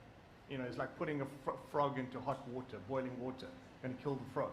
But if you slowly turn up the temperature, put it into cold water and slowly turn up the temperature, the frog lives. And it's that kind of process that I think we need to actually be following there. But we also have to demonstrate to the market that there is a viable option, a viable alternative in the space, and a believable one. You know, that it does work, it's efficient, it's safe, it arrives on time, etc., etc. Then you start to get the buy-in. So I think the demonstration is very important. So for me, the question that we're looking at is, how do we get to that point that we can demonstrate? And I can speak more about that going forward, but that's where I think, from a planning perspective, we can do a lot more, because, and Darlene is my neighbor in the city. We literally share offices next to each other. So in terms of breaking down the silos, Dion, but we're doing well, hey, in terms of that space there. Is how do we fund it? We want to roll out, you know, whether it's rolling out the MyCity or whether it's just, your road upgrades, etc., that need to take place, etc., etc. We know we're going into a major fiscal squeeze. So the question is, we need the funding to be able to develop but deliver on the infrastructure to demonstrate to the private sector that this is a viable option. Let's speak for a moment then to Dave's reflection, and I'm not sure which city this was from, probably India or China, or at least one of the countries there, where they project that in 10 years' time they will be building and developing in that particular available piece of land, and they put on the infrastructure for public transport ahead of development, so that by the time the Dions of this world want to develop on that sort of property, they actually are available modes of and means of transportation. That means then perhaps somebody could be, well, why do I need to pay 5,000 Rand a month towards a vehicle when I could, I don't know, 900 Rand a month for a MyCity card, for example? But that's exactly it. So you know, ideally, you would like to have that transport ahead of the curve, and it's that lining up between planning and spatial planning and transport. Because the current problem that we sit in, and I see it all the time, we will be approving applications in the city to increase the densities, which we desperately need to do. I mean, our last figures we saw now, average gross dwelling units per hectare in the city is just under 14 dwelling units per hectare. 1/4. We need to be closer to 40 before you start to get into some kind of viable kind of system. So our planning, what we've actually relaxed a lot of the parameters and actually very much in support of densification through our planning instruments. The problem is you'll get local communities who push back and just say, but I can't get out of my driveway because of the gridlock but the cars in the morning, etc., etc., because the transport infrastructure is not there. So it's a chicken and an egg type of scenario. That on the one hand, we're trying to get the built form into a space that actually supports public transport, right? But in the process of building that built form, we also get a lot of resistance because we're out of sync in terms of the planning and the infrastructure in that space. Now, there's an enormous amount of work that's been done in the infrastructure, the transport infrastructure space, huge amounts of work. But if I look at where the problem is, it comes with a big price tag. How do we pay for that? And that, I think, is but the conversation that we need to be having. All right. Well, Jacobin, let's make the case for it then. We accept that City of Cape Town is going to be one of those desired destinations for prosperity. The mayor indicating that we often punch 25, 50 basis points above the average growth of income, growth of economy, at least anyway, on any reported basis, in some cases up to 75. We now see a lot of Joburgers leaving Joburg, coming to the coast, particularly Cape Town, which is shooting up the value of our property, by the way, but that's another conversation altogether. How do we manage this, where we continue to provide opportunity to South Africans who want to come and live in Cape Town while managing the conundrum that these two gentlemen have? Yeah, I think it's really important to understand the drivers of a city and the importance of our cities. Urbanization happens because people want to locate within our cities because they can reap from the economies of agglomeration. And not only commuters or residents, but we forgetting to talk about the companies and the firms and the private sector as well. Because when people can access employment much cheaper, and when they can access housing much cheaper, it means that wages can be lower and productivity can be higher. That means the economic growth is higher. So 80% of the global GDP is produced within cities. But the problem is, with terms of congestion, it is decreasing that economies of agglomeration. And congestion is one of the biggest issues when it comes to almost hindering economic growth within our cities. What we see from, for example, TomTom data and also new data that we get from Treasury is that at the moment, when it's free flow speed conditions, people on average can reach 67% of total jobs in the city of Cape Town in free flow speed conditions. But under congested speed conditions in the AM peak, they can only reach about 31% of total jobs within 30 minutes travel time, which is a huge impact that congestion has on people reaching employment. So we need to understand that impact. What is also very interesting is to see not only does it hinder the impact of people getting to employment, but it also impacts the lower income individuals more. Where they are impacted, they can reach 44% less jobs in 30 minutes in the AM peak time, which is quite considerable. And that has a big impact on not only employment, but also the social and the health issues of our economy. What we see with the deterioration of our rail system, we saw that a lot of the individuals that used rail moved to minibus taxis, which is a road-based public transport mode, which means that those vehicles, there's much more minibus taxis on the road, which increases congestion. It doesn't only increase congestion, so it increases the travel time. So there's two commodities that we have, time and we have money. Now people that used to use rail pay double in real terms because they moved to minibus taxis. And from the 2013 to the 2020 National Household Travel Survey, which was done before COVID, we also saw that individuals use minibus taxi, they now travel one way 20 minutes more. So that leaves people less time with their families, and it comes to a stage where those impacts of congestion, impacts of higher transportation costs, and less time with your family leads to not only unemployment, but also discouragement to even search for jobs and other social issues. So I think it's really important that we address this, but not in isolation. We can't only talk about rail and the transportation solutions. It needs to be combined with the spatial policies. It needs to be combined with densities, and it needs to be also combined and linked to the spatial Sustainable Development Goals, which is reducing poverty, reducing inequality, so who is benefiting from it, and innovation and infrastructure and our industry. So we need to talk to industry because we've seen a lot of shift moving in terms of the location decisions of firms within the city, and I think congestion and travel time and access to labor is quite a large component to it, and we need to understand that more. Yesterday we had one extreme example of a truck losing its load, falling on, one of the vehicles was an SAPS vehicle. How anybody walked out of that without any injury is beyond me. And that closed off the N2, incoming, like shut down. People had to be diverted onto Klipfontein Road and then onto Main Road in order to reconnect again. So the additional challenge of Cape Town is that you have so limited points of entry into the CBD where a lot of the business is still concentrated. Yeah, we are defined by our geography as well, with the mountain and the ocean. But it comes to a point where is a city resilient? Because when something happens, we can't really respond to another mode of transport, another option. So it also comes with the resilience of our city, and the solutions that we provide should provide also, for example, making sure that when there's an accident, we can respond resiliently to these incidents. Neil, part of your job in transport planning and network management is that, one, you give me options as a citizen of Cape Town. Do I get into my car? Do I get into a train? Do I get into a bus? Or do I get into a minibus taxi?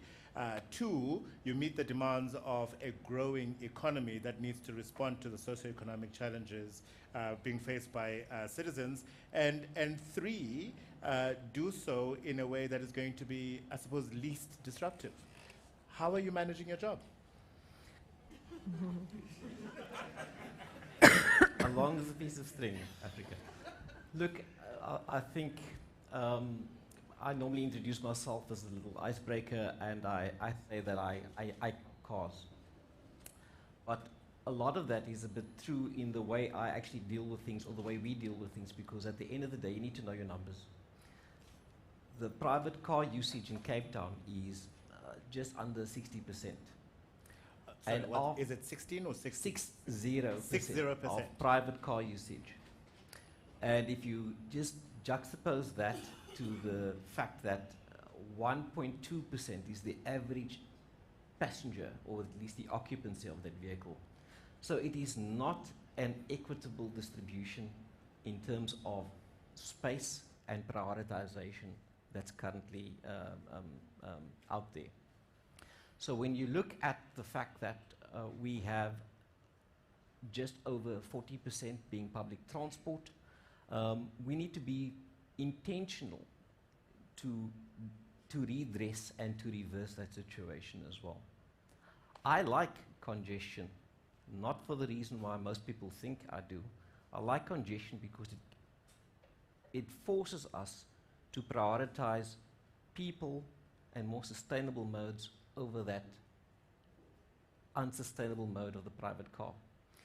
It then forces us to look at the finite resources that we have, whether it be intellectual capital or whether it be financial capital, to focus all of our energy to redress and to make sure that we give the minibus taxi an opportunity at a traffic signal over a 1.2 occupancy vehicle, giving Golden Arrow bus services a green light and letting everybody else stand still. Making sure that my city has a very quick and a very efficient origin in Mitchell's Plain. When it finds itself in Claremont, it's done in the most seamless and most efficient manner, and so that they can turn around and service our citizens as well. So that is actually what we need to do when we look at our resources, for that matter. When we consider the biggest benefactor of our public transport network being the national government's public transport network grant that we receive, it's fine and great that we are able to put ourselves in a position where we can actually start rolling out of these plans. In fact, I think our capital budget is by largely about 80% focused at implementing public transport initiatives. That's substantial. And of that, the national government is the main benefactor. Now, what that means is that we are quite reliant on national government to make sure that, that we receive that money and that we're able to spend it and to implement it in the manner in which the grant condition asks us to do so. But here's a fun fact, is that not all of the metros and all of the cities in the country are pulling up their socks to the extent to which we are. Now, it's quite easy for us to say and stand back and say, you know what, it's not our problem, it's theirs. What we don't realize is that if Durban, if Mangaung, if Tshwane, if eThekwini, eKuleni, if they all fail it puts pressure on that grant. In fact, what's the purpose of that grant then? And there's a very real risk of that grant being taken away. And that puts us in an even more difficult position. So those are the things that I'm trying to understand, and also what our planners are trying to do by making sure that not only do we plan well for Cape Town, but we plan in an integrated and sustainable manner that supports not only our neighbors, but our peers throughout the country as well. Oh, by the way, and we'll discuss this in the next panel discussion, I think we need to disabuse ourselves of including the minibus taxi industry as a public transport, because these are privately owned vehicles that we are paying money for them to transport us. So as in they're not subsidized, basically. That's what I'm going to. So therefore, Africa Melane wants to have the option of getting out of their apartment or whatever is their humble and home abode. And I want to be able to have all these options that will take me from point A to point B and hopefully do it within 30 minutes. Those stats are staggering. How people sit on the N2 from Somerset West driving into town every day for an hour and a half is beyond me. And I'm glad that the acting CEO of Metrorail said that that line from Stellenbosch is going to come in, because I can tell you this, my boss, who lives in Somerset West, wants to be able to drive to Stellenbosch, park safely next to a train station, get a train into town, and then my city to Greenpoint, where she's going to go and work. How feasible is that reality? Like how soon can we get there, if not for all Cape Townians, for the majority of Cape Townians from your planning? Okay, so Africa, I disagree with you when you suggest that minibus taxi isn't a form of public transport. It needs to be, and in fact it's legislated in a particular manner, that actually, even though it is privately owned, it is still forming a public function. And that's why they have there's a particular regime of legislation that ensures that certain conditions are met, and then under which the minibus taxi industry can operate. But I think that will be for a discussion this afternoon, which you will unpack. Not this afternoon, at 12:30. At 12:30. Well, before lunchtime, anyway. But the point I wanted to make is, I think what you brought into the table now was the fact of integration. Integration is key. We at the City of Cape Town, we are the planning authority, as Hisham had mentioned previously as well. So we plan our comprehensive integrated transport plan, as well as our integrated public transport network plan, in a manner that looks at our entire functional area, not only our neighbors, but also the other spheres that perform public transport functions. The City of Cape Town is the planning authority that can put out these wonderful plans, but if it's not integrated in a manner that compels other spheres to do what they need to do, that integration is kind of lost. We control my city. My city is approximately 2% of the public transport mode. 2%, and yet the other elements of rail, Golden Arrow bus services, even the e-hailing industry is becoming a lot more prominent as well. Minibus taxis, that is quite substantial.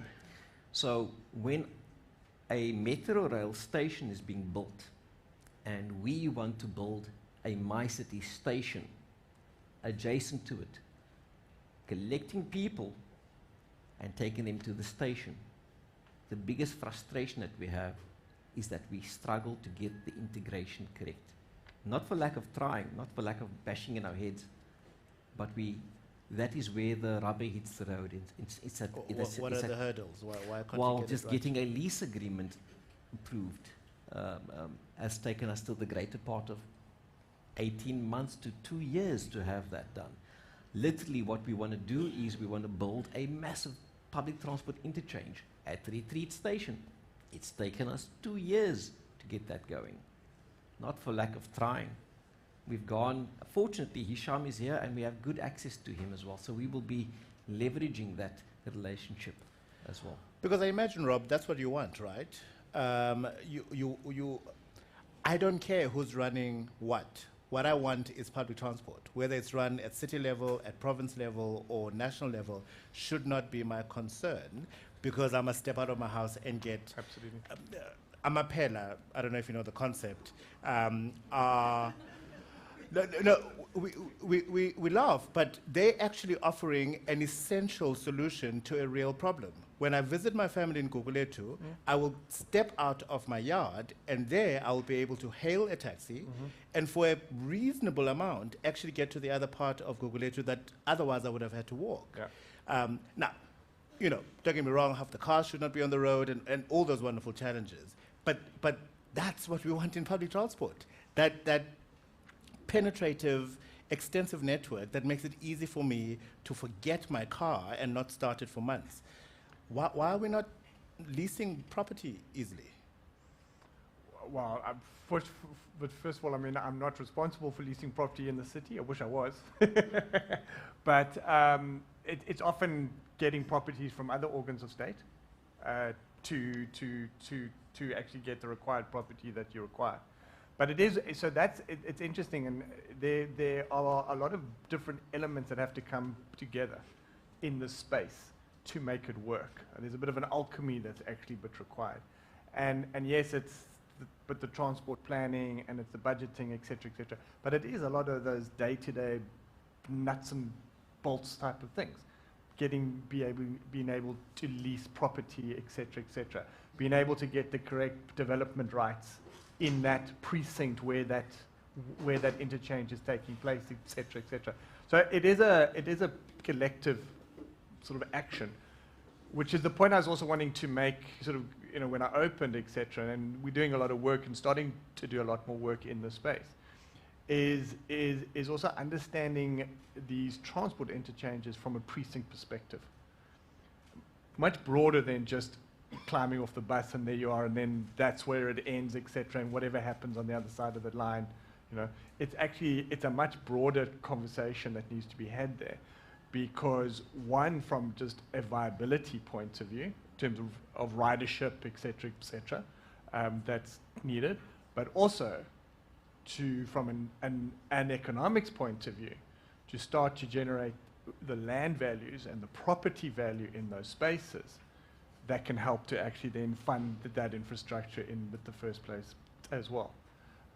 But I think the operational side of the point, I think you make a very, very important point, because it's the flexibility around that, I think, is what's so important. Talking about accessibility, and you were talking about being able to get to jobs, etc. It's about being able to get to different parts of the city, but to get to different parts of the city in a 24/7 aspect as well. We know, for instance, that the call center industry, business processing, etc., one of the incredibly important sectors in the city, employs a lot of people, and then also employs, there's quite a nice sector, and employs entry-level, middle, upper management, etc. The BPO sector is actually servicing in South Africa many parts of the world outside of our time zones, which means it's only getting a whole lot of call center operators clocking off work at 2 a.m. in the morning. You need a transport system that can actually deal with the fact that you've got people clocking off at work at 2, you know. So this notion of a more 24/7 type of city as well, I think we need to start thinking a little bit more proactively in that space. Can we get the Woolworths to open on a Sunday on Adderley Street? And then you, Dion, and the property developers have to deal with, and I appreciate it's frustrating for both of you, right? Because bureaucracy, as much as it's meant to make our lives easier, actually can make our life rather cumbersome.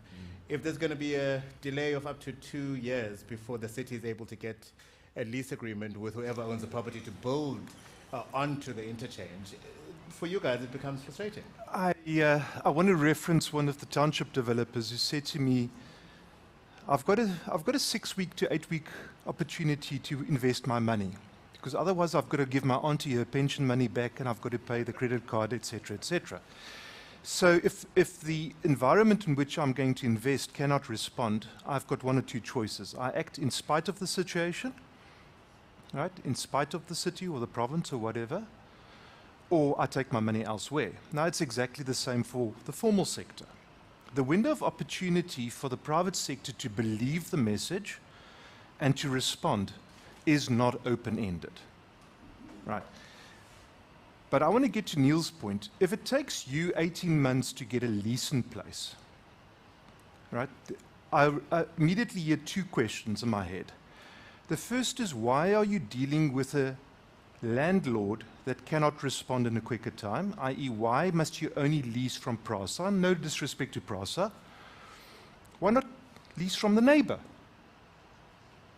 Who says that you are forced to deal with a unwilling respondent on the other side of the table?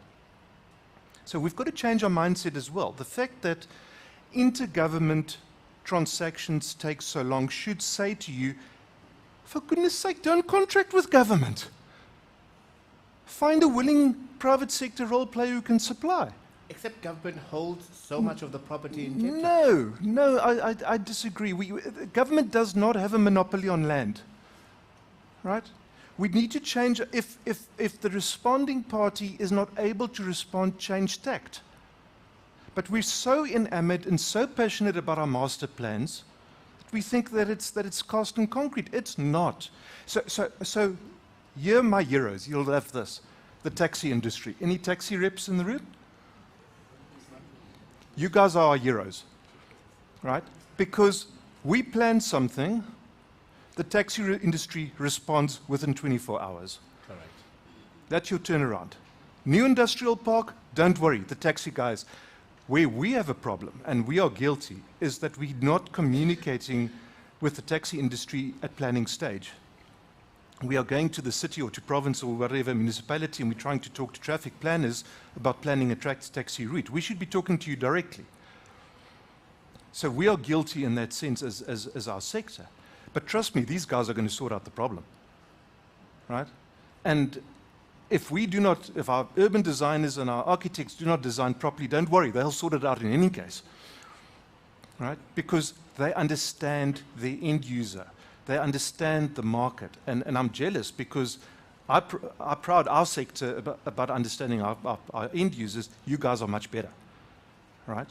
So we've got to come and learn, and we've got to actually start to play people on their strengths, which then raises the question, well, why can't a public interchange not be a private-public partnership?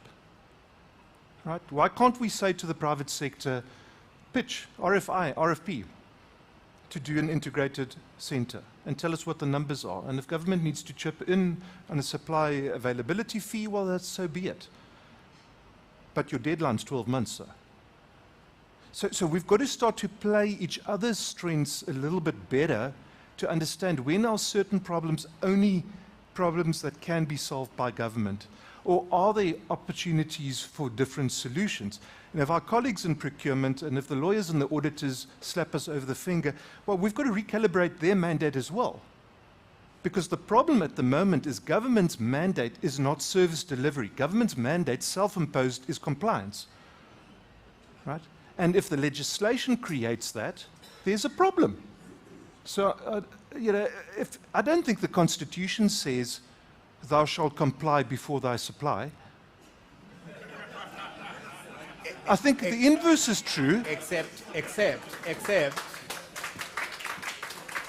not to rain in on your parade, we have how many pages of the State Capture Commission, for example, where, for inappropriate reasons, people disregarded the compliance requirements on the watch of the same lawyers and auditors, sir.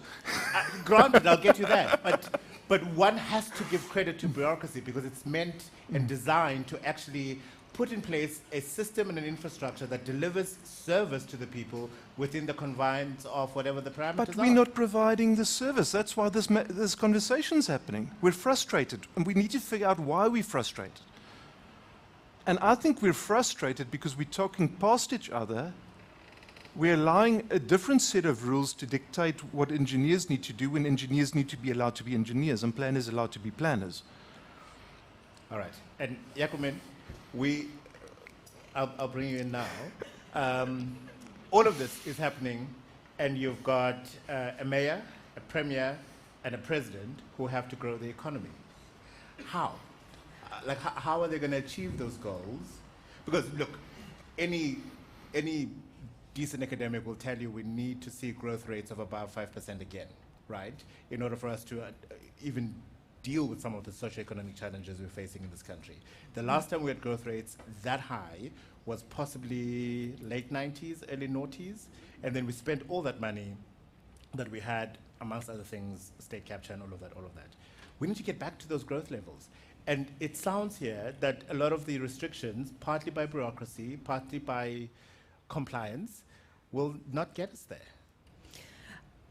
Yeah, I mean, just 2 weeks ago, I was at an economics conference and Treasury was there, and I think it is really important that, firstly, National Treasury understand the complexities and the importance of our cities, and that the investment is needed from government side, from a fiscal perspective, that should be resolved to transportation, housing and development.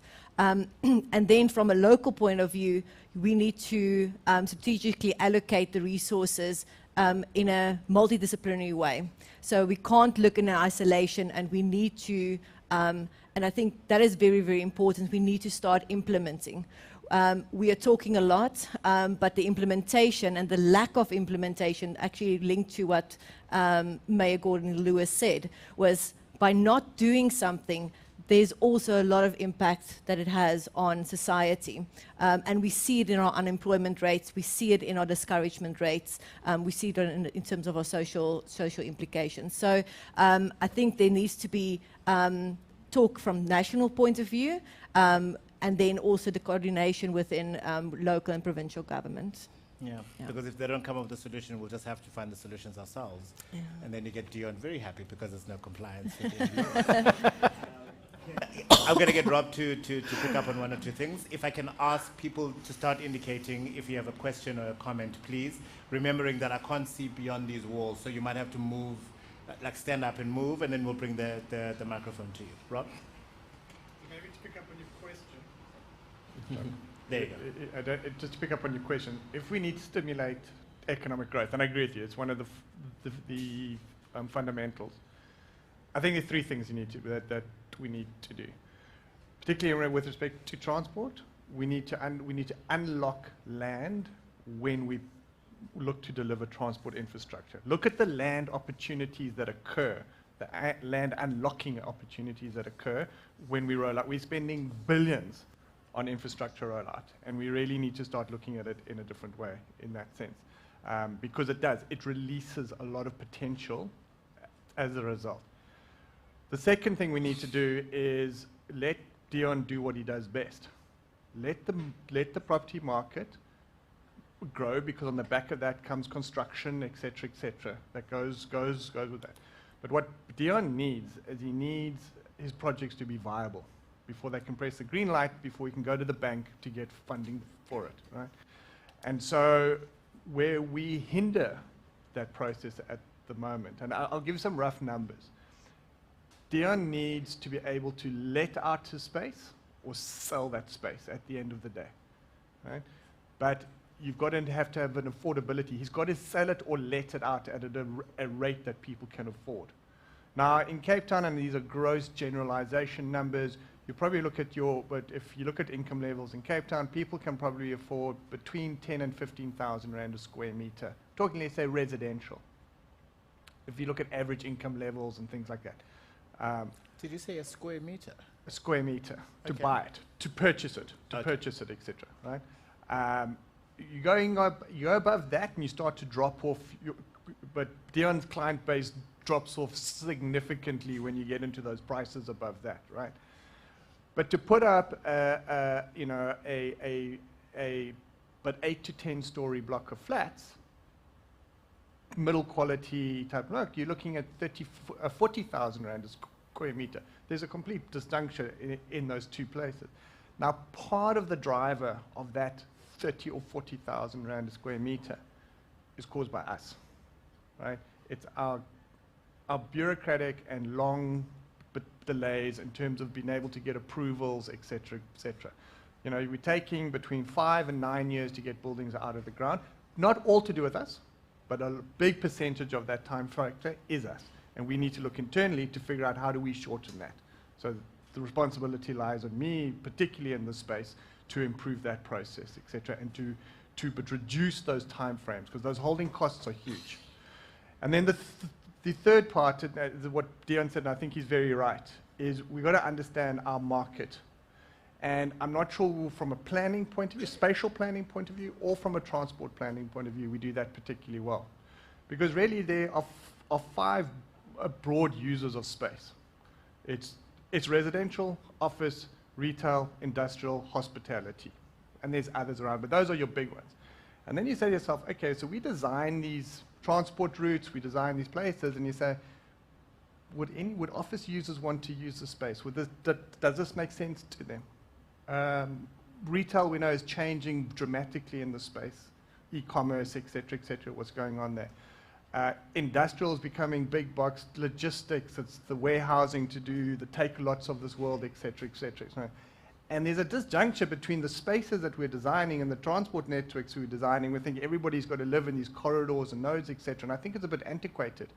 So I think we've got to go back and actually understand the users of space much better and understand the market, because then it'll make Dion's projects more viable.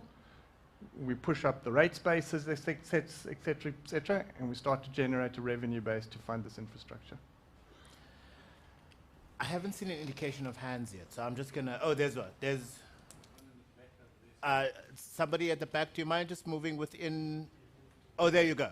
Can we have a microphone to that gentleman, please? Remember your name, where you're from, short question, and who you are directing it to, so that we can go through as many questions as possible. Thank you so much. My name is Roland Posma, Young Urbanist. We're a civil society.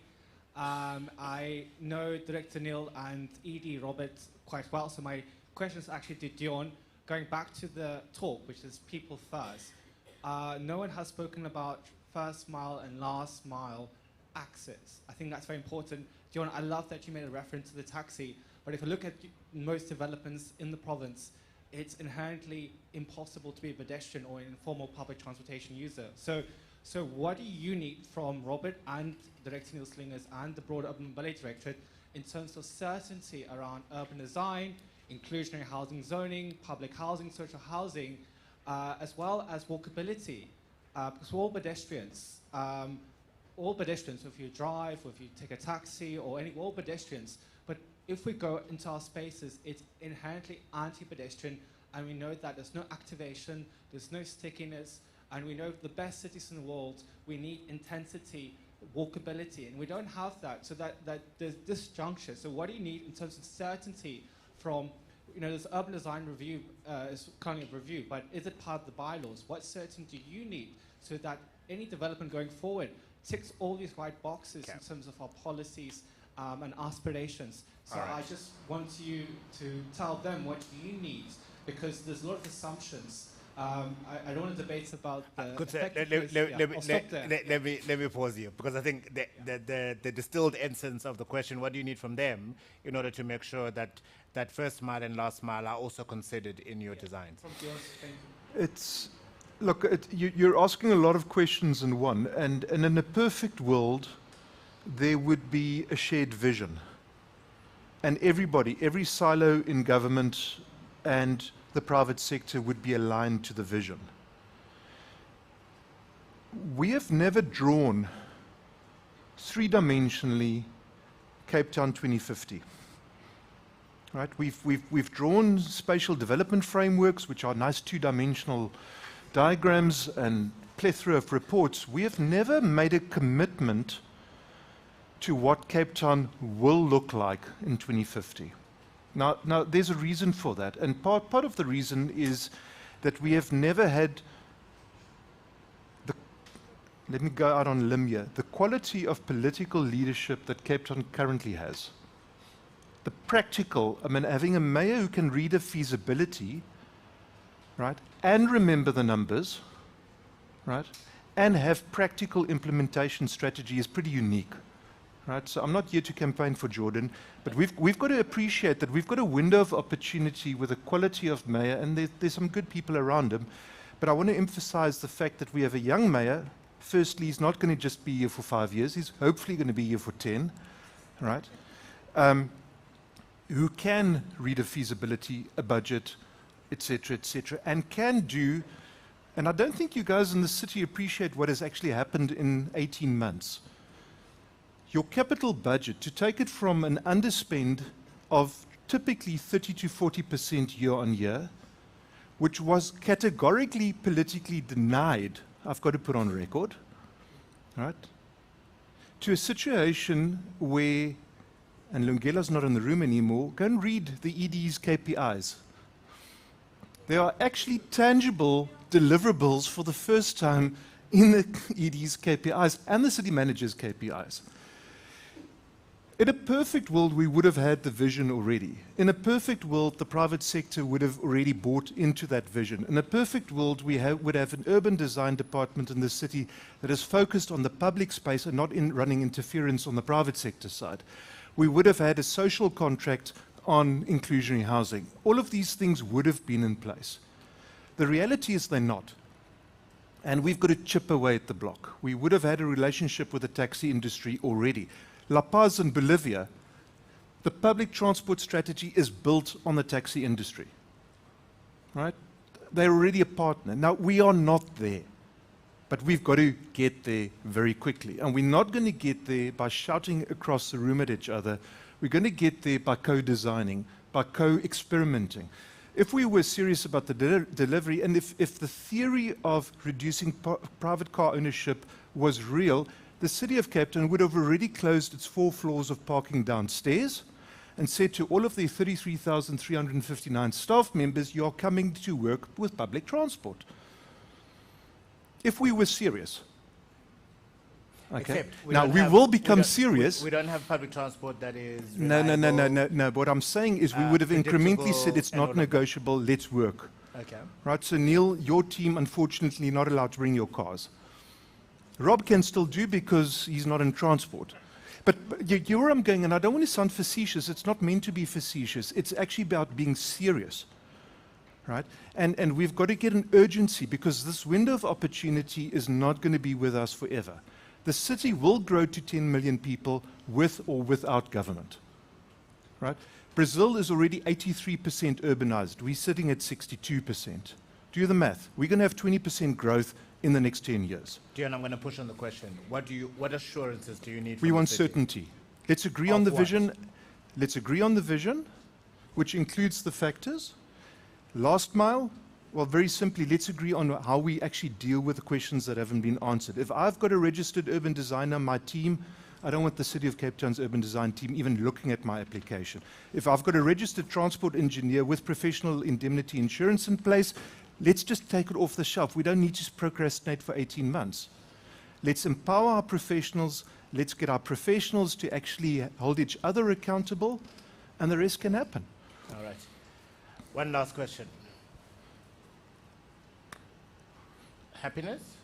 Okay, let me then give you each 30 seconds to reflect. We won't hold you to it because we appreciate that it's above your pay grades. Other people need to make these decisions. But Neil, let's start with you. Are you going to get your staff to park their cars at home and use public transport?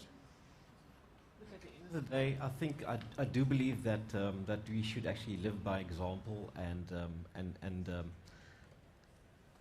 I like the 2050 vision. We are exactly doing that as we speak, and while in the past it would have been easier to look at the past to predict the future, we are trying to work towards a future that we would like to have and put strategies in place to achieve and to reach that. So it's a different mindset in terms of trying to predict the future as well. The one thing that I know that we are good at is that we're good at planning, but I'd like to reach a stage where we start implementing a bit more, intentionally doing so. Rob?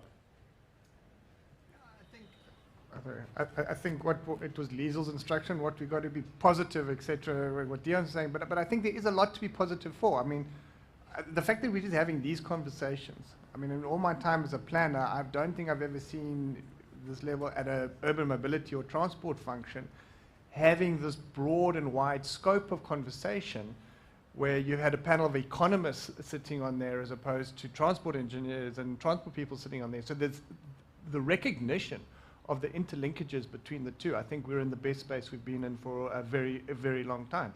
So I think there's a lot of common meeting of the minds at the moment, and I think that really bodes well going forward from here. All right. Ekumen? I think what I would like to reflect on is I think sometimes we feel that South African cities are unique in the world, that we are so car dominated and that we don't have a vision.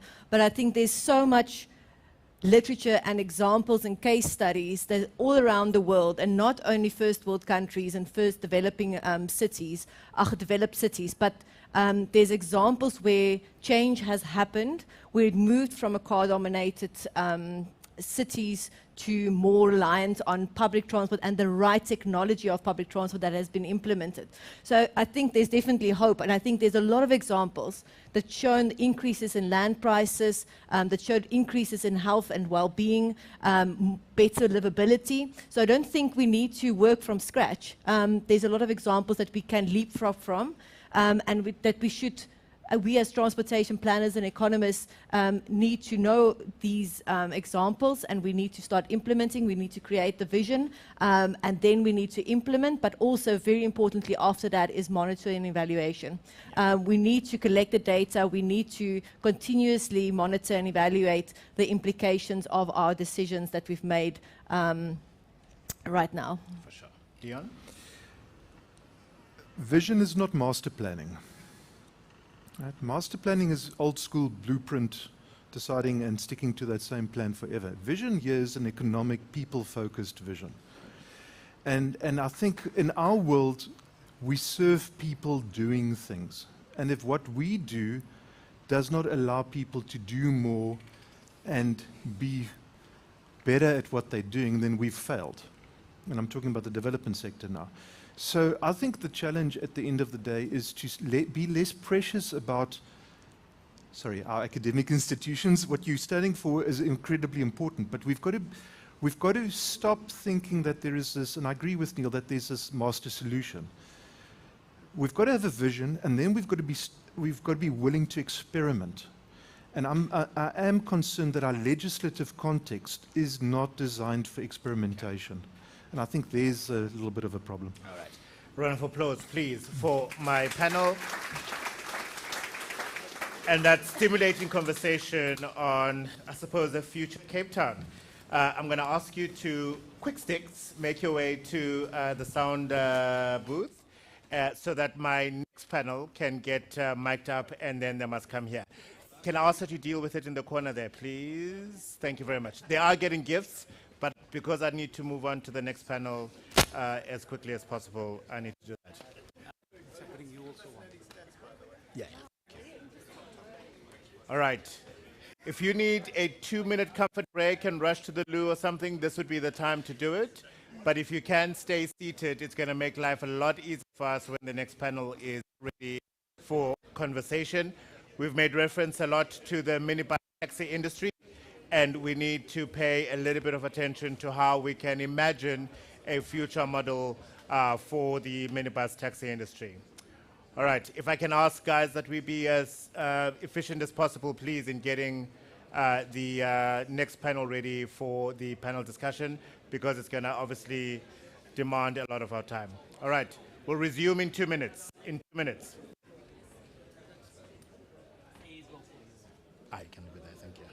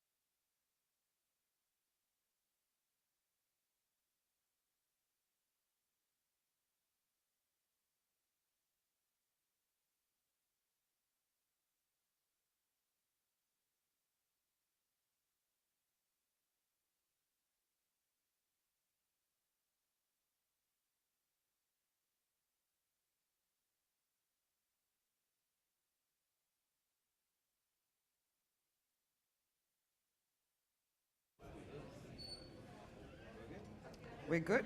Okay.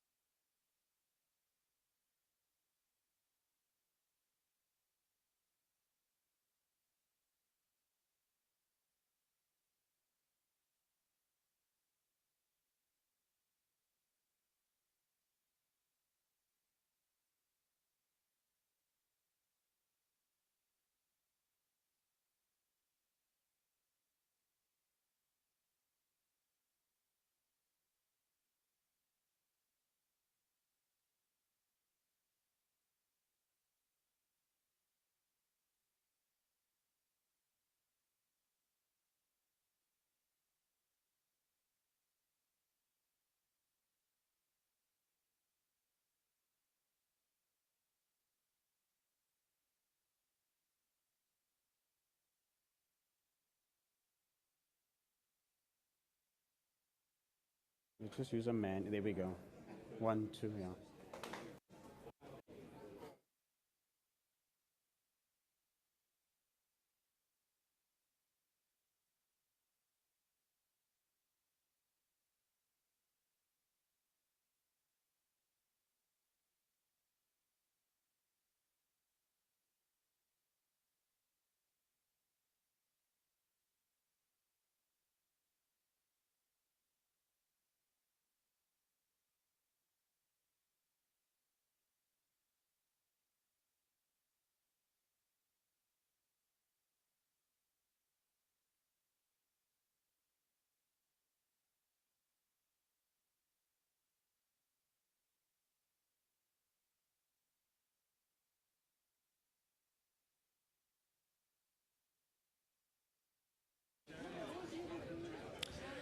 All right, if I can get everyone settled down, please.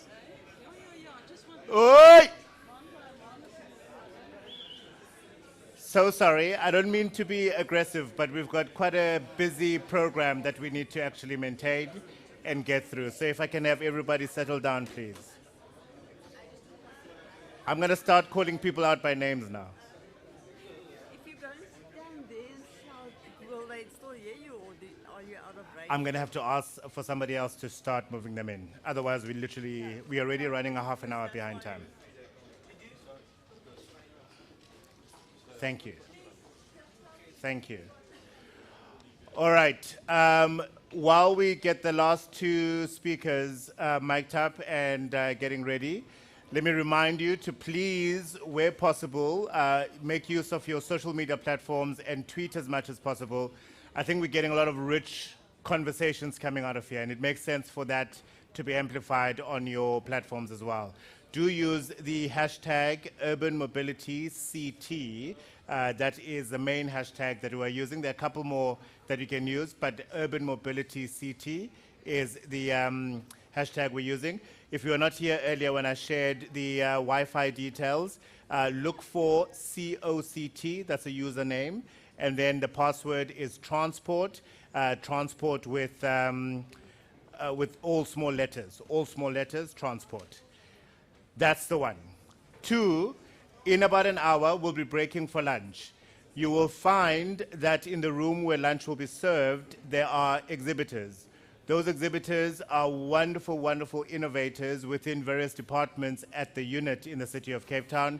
Please engage with them and find out what solutions they are presenting to this current challenge. So I invite you, in between having your bite and your beverage during lunch, to please make sure that you engage with the exhibitors, because they've got some wonderful product solutions that they are making available. We'll be joined on stage by Deirdre Ribbenau, who's the Chief Director for Transport Operations in the Western Cape Department of Mobility. We've got Gershwin Fortune, who's the Chair of the UITP Paratransit Working Group, who will be answering why we should fund formalization of the taxi industry. Lee van der Berg is the Manager of Transport Regulation Management at the City of Cape Town. And joining me on stage now is Mandla Hermanus. He's the Provincial Leader for Santaco in the Western Cape. And joining us virtually is Hanifa Gabe, who's the Public Transport Component Lead at City's Support Program, Intergovernmental Relations at National Treasury. And I'm sure Hanifa is going to be connecting with us soonest if we can. Mandla, I'll start with you, because I think everybody's keen to hear from you. The mayor made assertions earlier that the working model around the minibus taxi industry is not optimal.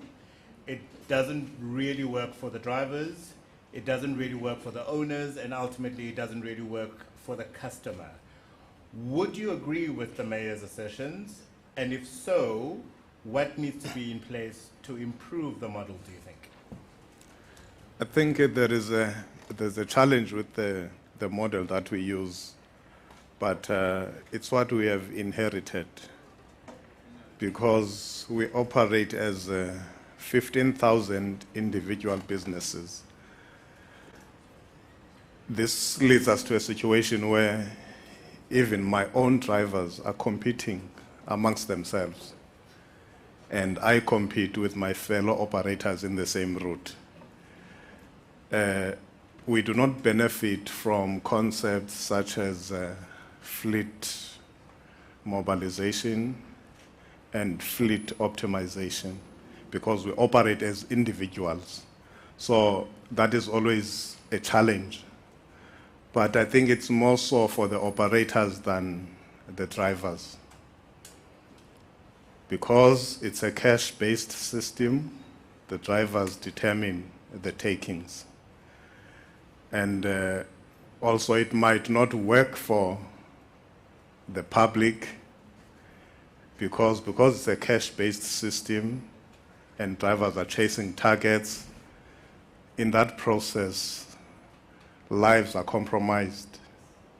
The driving behavior is informed by the need to make as much money as possible. So that remains a challenge for us. What steps can we take to ensure that that model is reversed? It's not going to be easy to tell 15,000 operators to operate as one unit.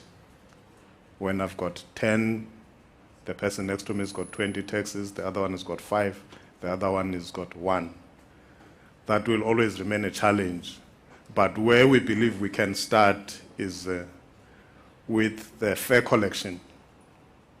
If we can start there, we remove the cash from the hands of the drivers, then that will take us a long way, because also then that talks to integration, so that you don't have to carry cash as well as a clip card or whatever, so that what you use to get onto a Golden Arrow bus and onto a train is the same as what you use to get onto a taxi. And then also that then takes away the incentive for the drivers to make as many loads as possible, because the cash incentive is not there. So I think for the taxi industry, that should be the start as we change the business model. Can I ask this as a follow-up question?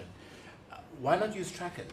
so that you as an owner have a sense of how many trips that driver has used. I know you won't be able to determine how many people got on and got off of that taxi, but you'll have a better sense of how much then you should be expecting at the end of the day.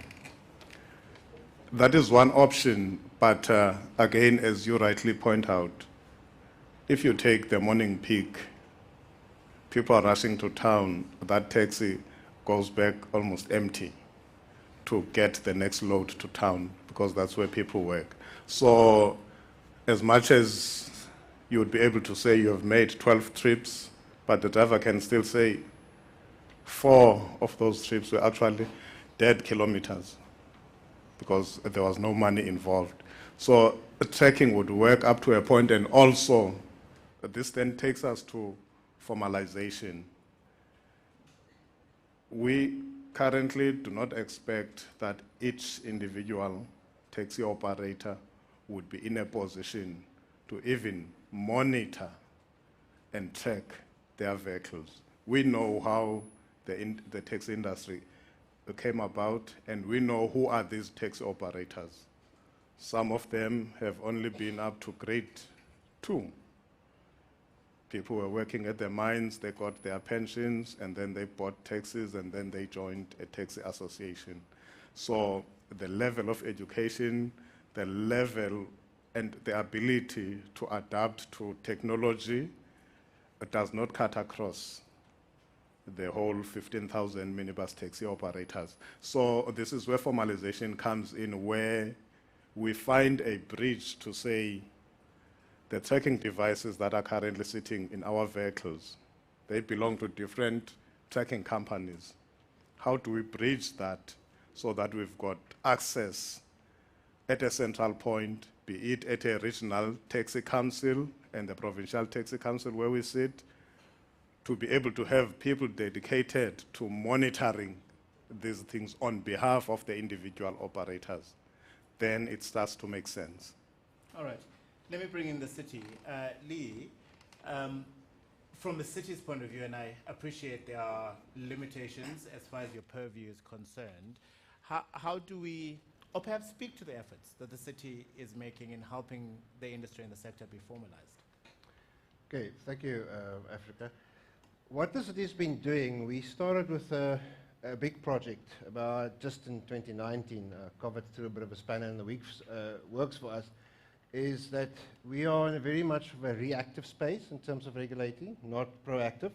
So like the property developers say is they build a development and the taxi industry responds, and then we come as government and then we regulate, and it becomes a whole mess because then people are where they're not supposed to be and it's very difficult to regulate. So we've started to move from one end to the other, and what we've also been doing of late is to get very actively involved with the people who develop. So we sit with the developers, we ask this, that, and the other. We say buses must come in depending on the size of the developments. So we have done that. And then through this process, there's also another where we've looked at first and foremost to legalize as many as the industry as we could in the first round, which we've done just under 3,000 operating licenses. We then have a little bit of an anomaly in the middle, which is the one where we ask the industry to indicate to us routes, because we want to ring fence it, square it off, so we know where people want to go. And in that little space, to link on to what the mayor and others said in terms of the growth of the city, I think government has been very slow to respond with infrastructure.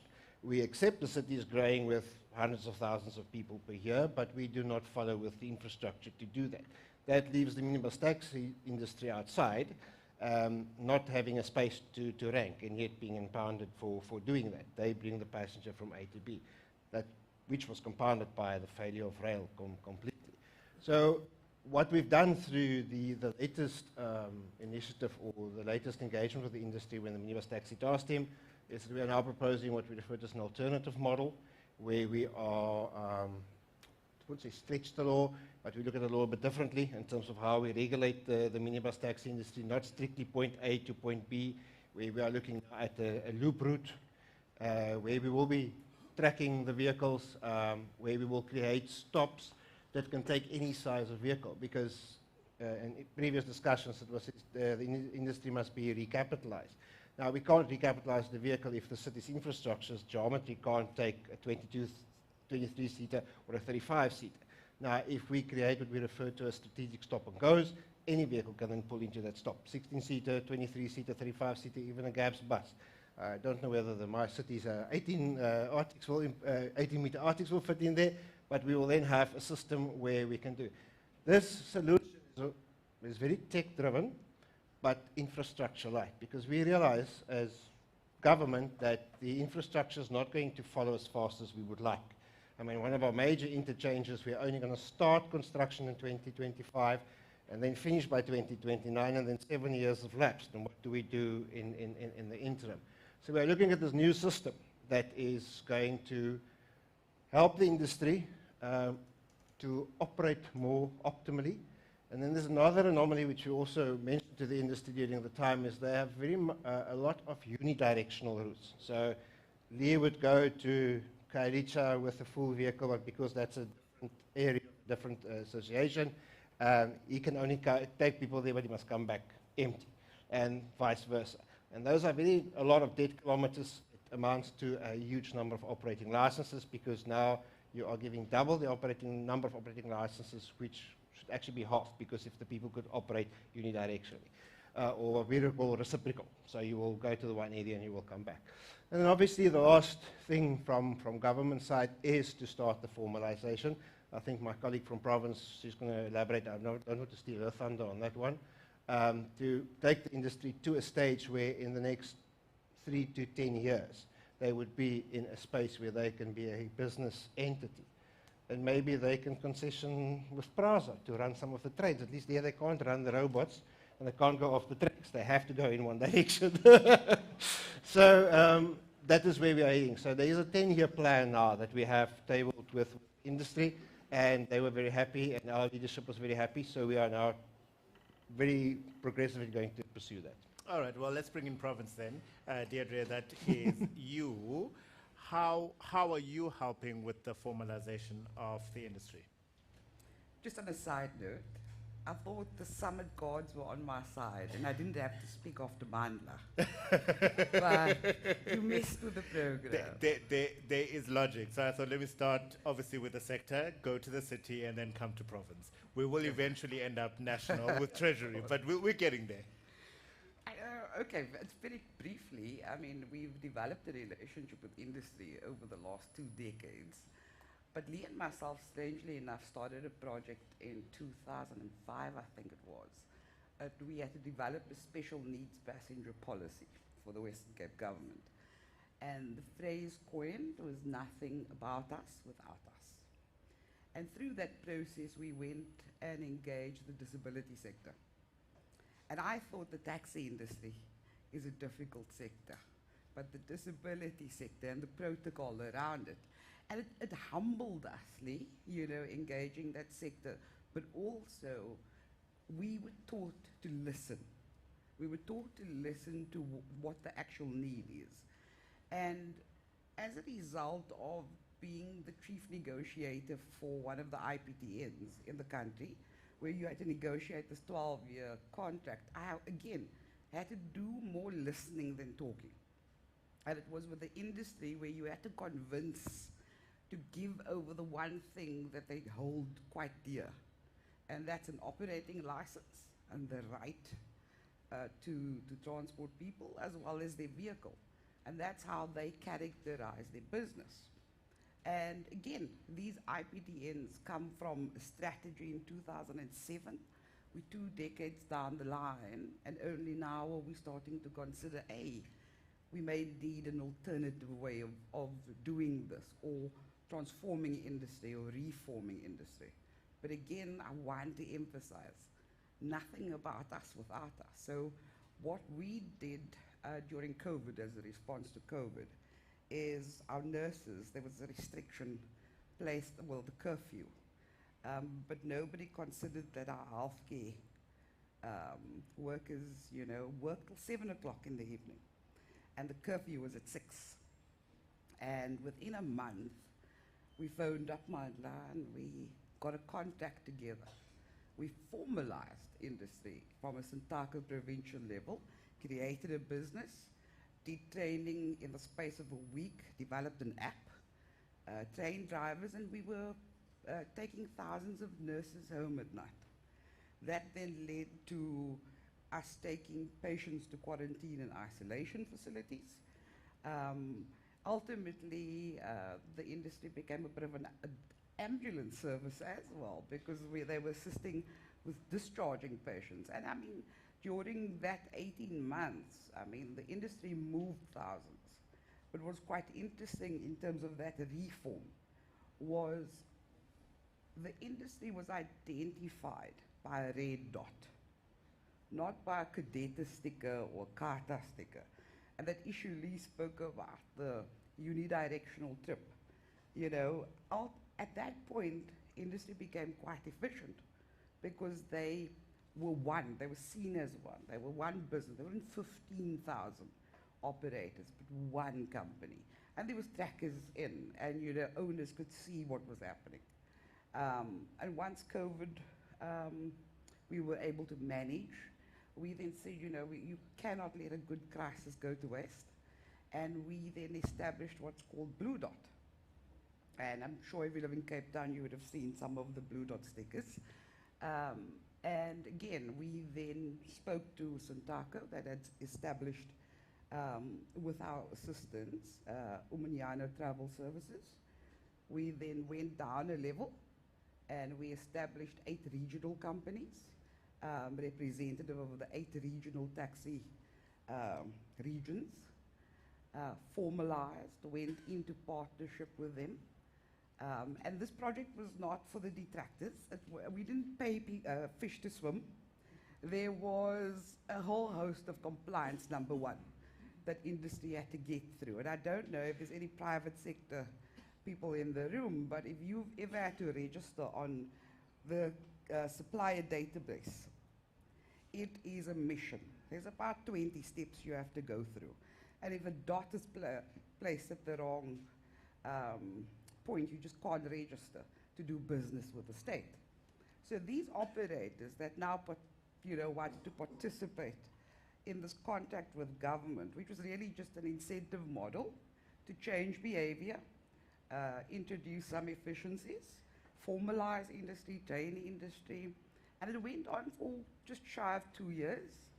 And the participants and the outcome, I mean, the results was quite amazing. 50% reduction in speeding events, just shy of 50% in harsh driving events. During the off-peak, something we were quite proud of is that industry, there was an increase of about 20% in terms of the kilometers driven off-peak.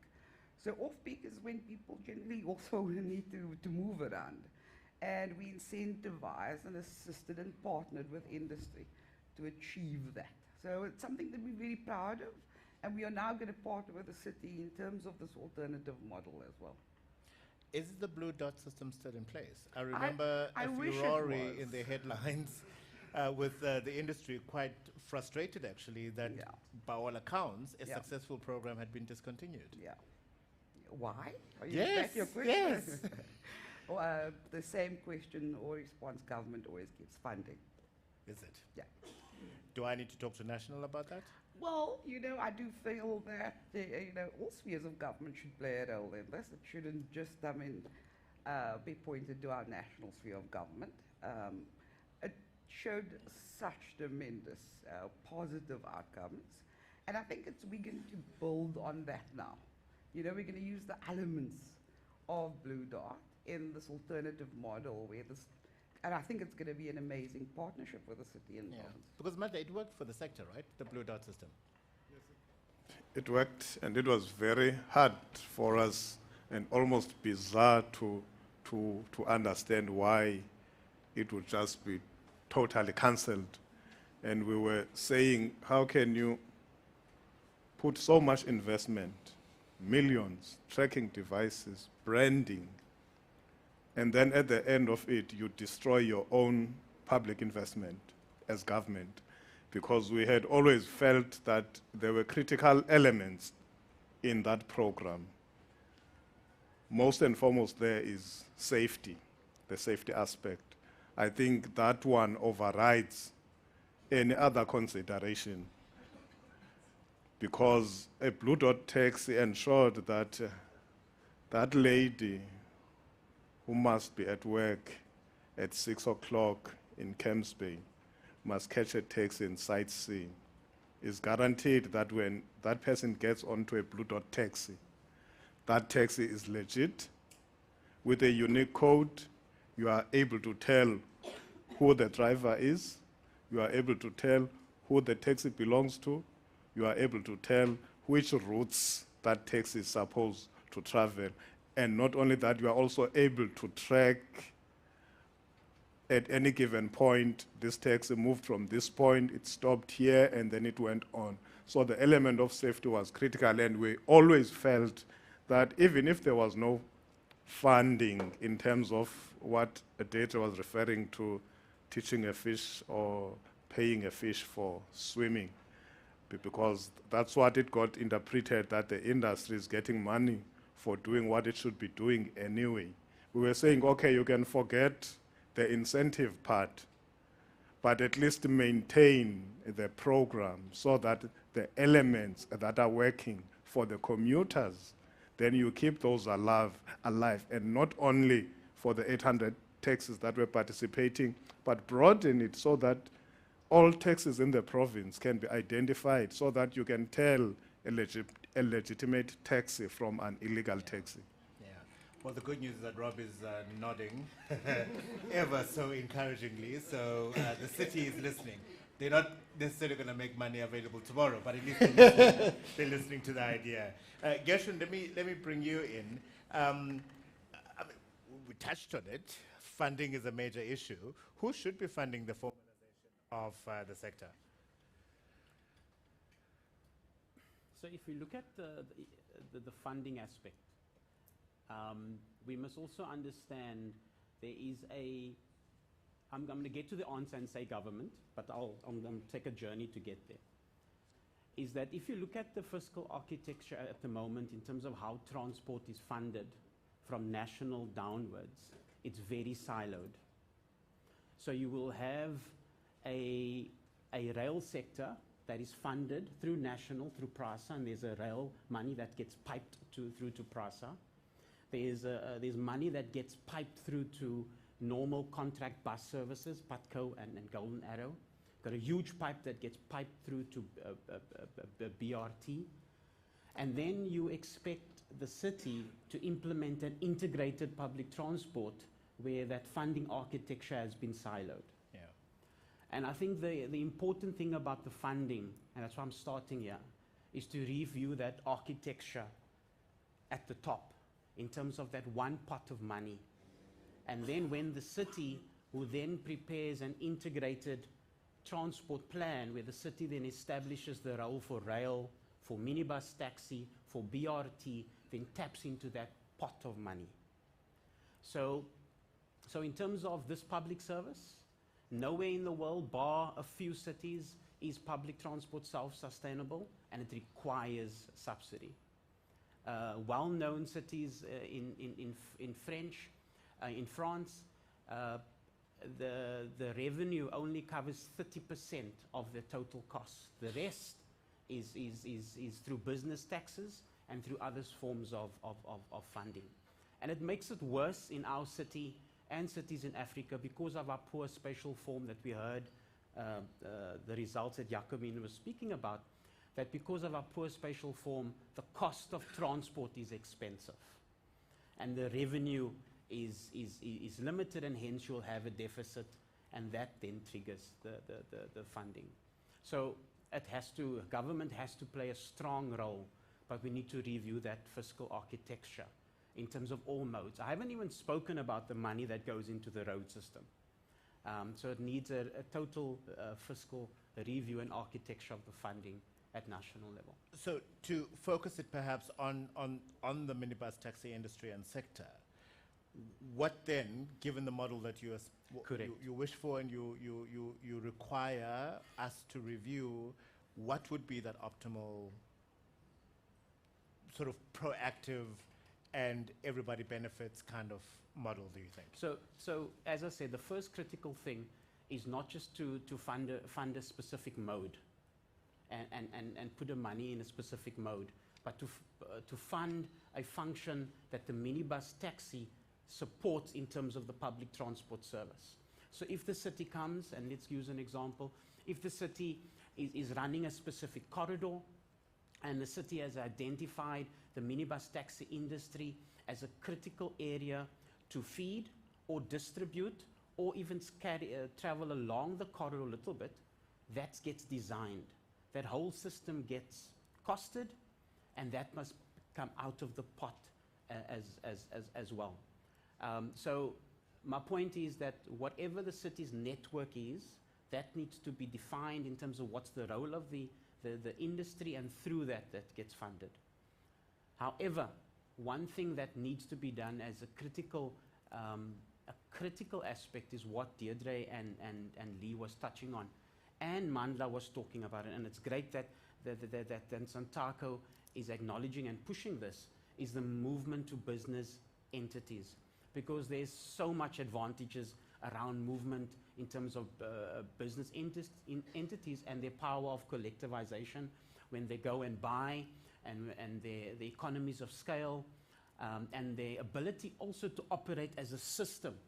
So when Mandla speaks about individual operators that compete one another, when they operate as a system, it adds so much efficiencies that the amount of vehicles they require will be reduced, because now they can operate as a regular service rather than a competitive service. So that reduces the cost. In addition to that, if you superimpose technology, vehicle technology onto that, it provides other opportunities of reduced operational costs if you go, for example, through electric vehicles. For sure. Let me bring in Hanifa then, who is with National Treasury. She's joining us virtually. Hanifa, you've been listening to this conversation. Gershwin suggesting perhaps a review of generally very silo sort of focused model of financing. What do you think of the idea? I mean, I know it's sort of above your pay grade, perhaps, and I'm not sure whether it's the Department of Transport that needs to make this decision or your office, but your reflections on the ideology presented by Gershwin there.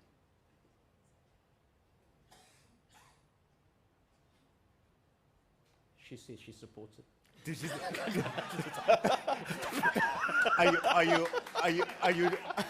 Are you telepathically? All right, let's try one more time. And if I could, good afternoon. I'm not sure if you're able to hear the question there.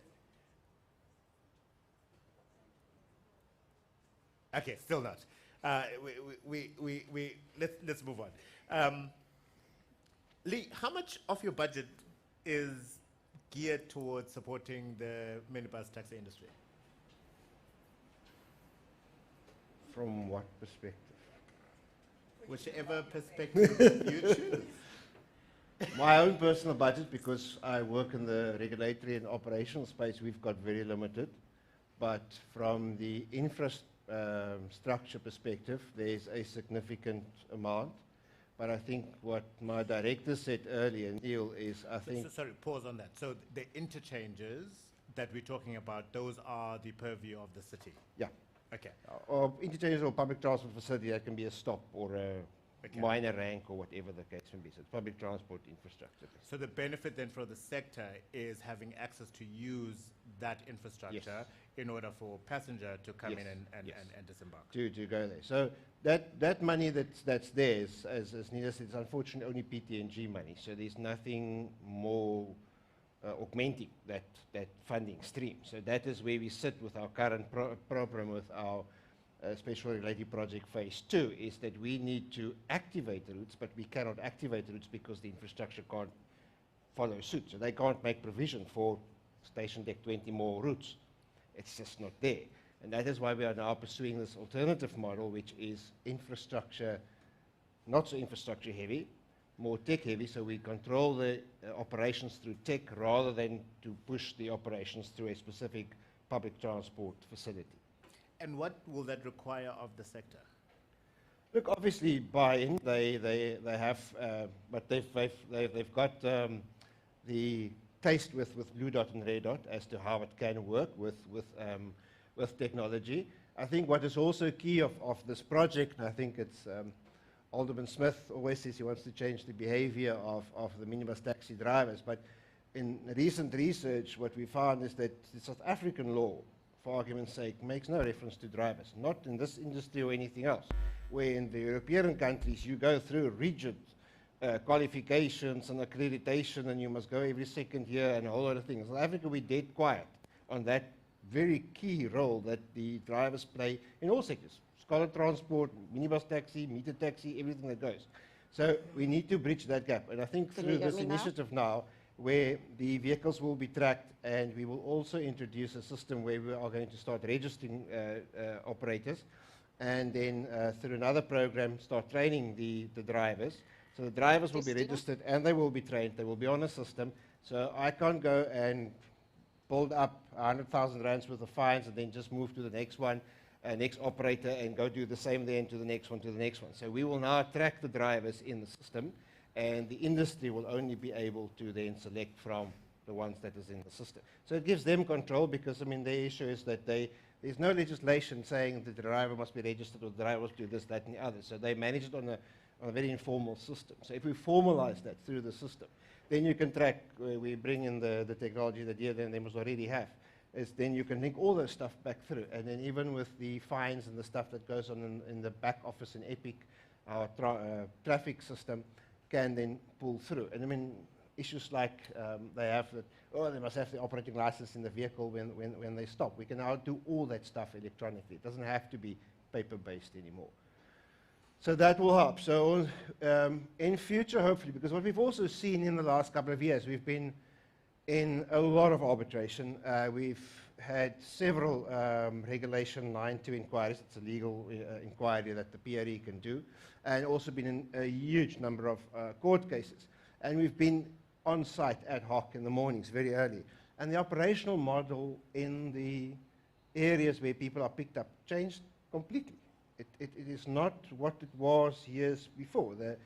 What most people don't understand is that the most difficult or the most dangerous journey for a person is to walk from their house to the taxi rank. And I'm not talking about a big interchange, I'm talking about the smallest of taxi ranks.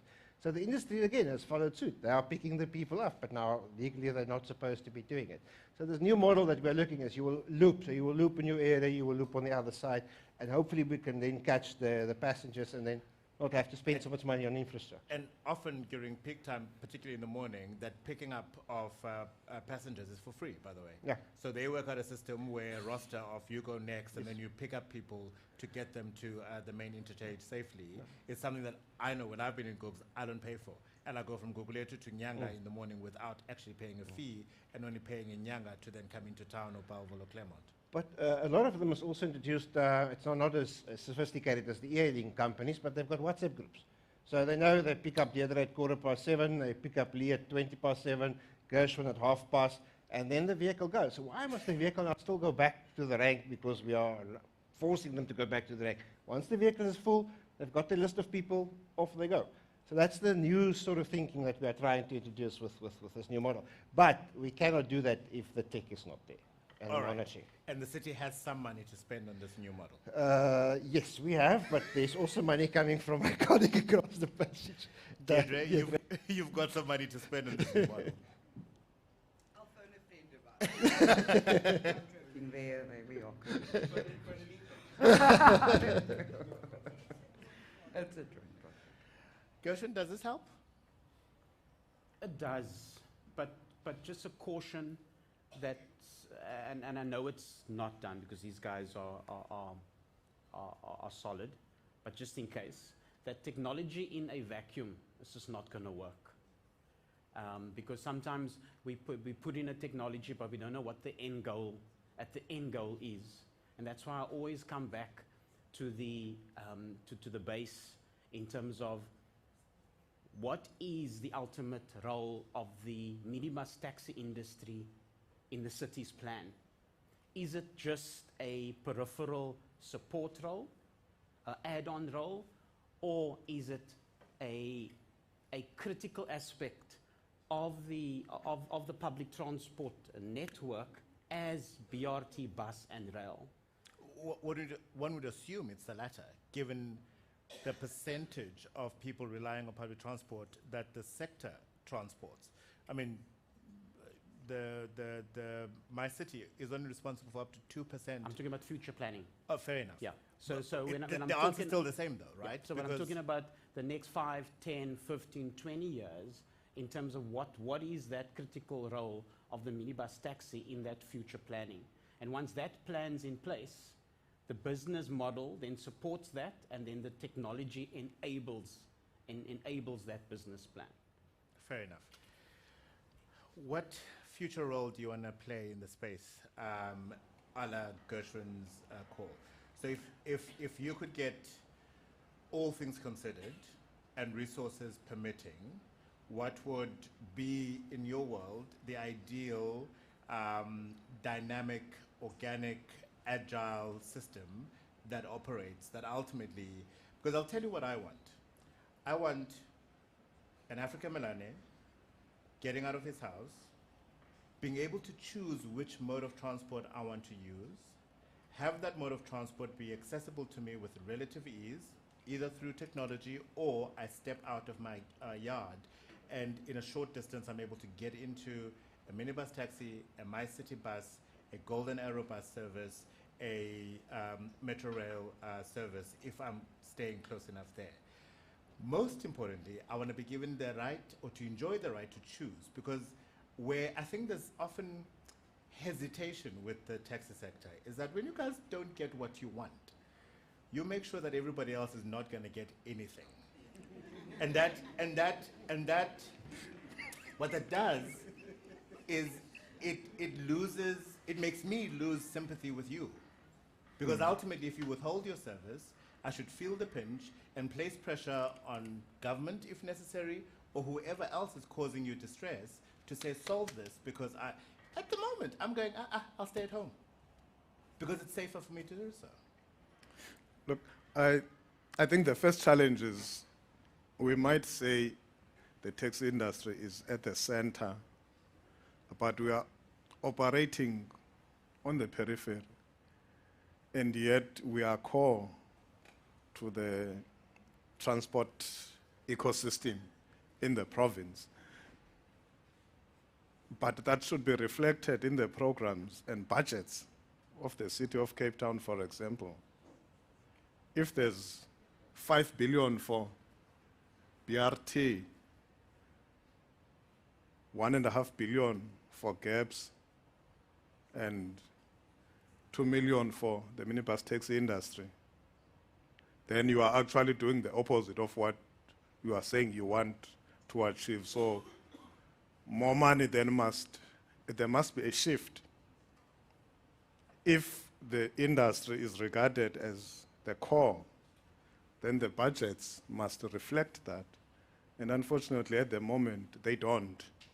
And also, secondly, these technologies and programs, they cannot come as handouts. And we are just the recipients, because that's not empowering. Actually, it's disempowering, because you are then at the mercy of the city, the province, or national. We are looking for a situation where, if we are talking technology, let's co-develop the technology, assist us. But we have to own the technology as the industry.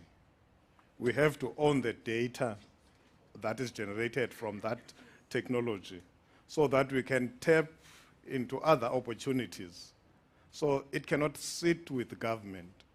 All we always cry for is a government that recognizes that we operate currently in a very chaotic space. We are trying to professionalize. We are unsubsidized. We plow billions of our own rents to provide a service that is a government responsibility.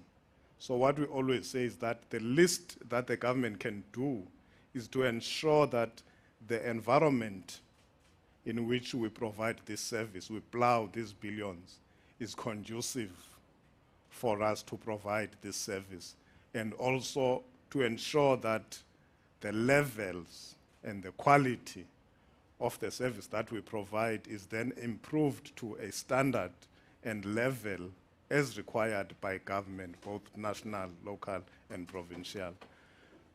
But we have to be at the center of driving these things. They cannot just fall from the sky as handouts and here is some technology, take it. You know, here is this, take it. We have to be part of developing and be given the ability to do these things on ourselves. It's not an impossible request. Let's try Hanifa one more time. That's a good sign. Hello, Hanifa. You were on screen there for a second. Oh, there you are. It's lovely to have you join us, and apologies for the technology and the gremlins there.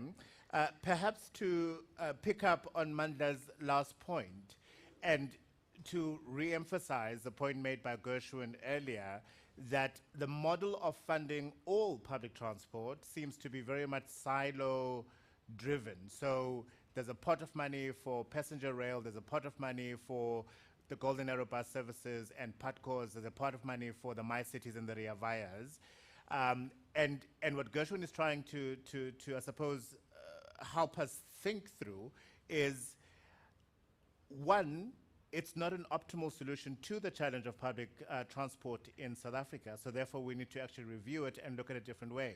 And Mandla quite rightly is saying, if by far the overwhelming majority of commuters in the morning and the afternoon rely on taxis, why are they getting the least share of the cake? Yeah, good afternoon. So just testing, if you can hear me. We can, yes, go ahead. Perfect, okay. Firstly, just to say thank you for inviting me and for allowing me to join remotely.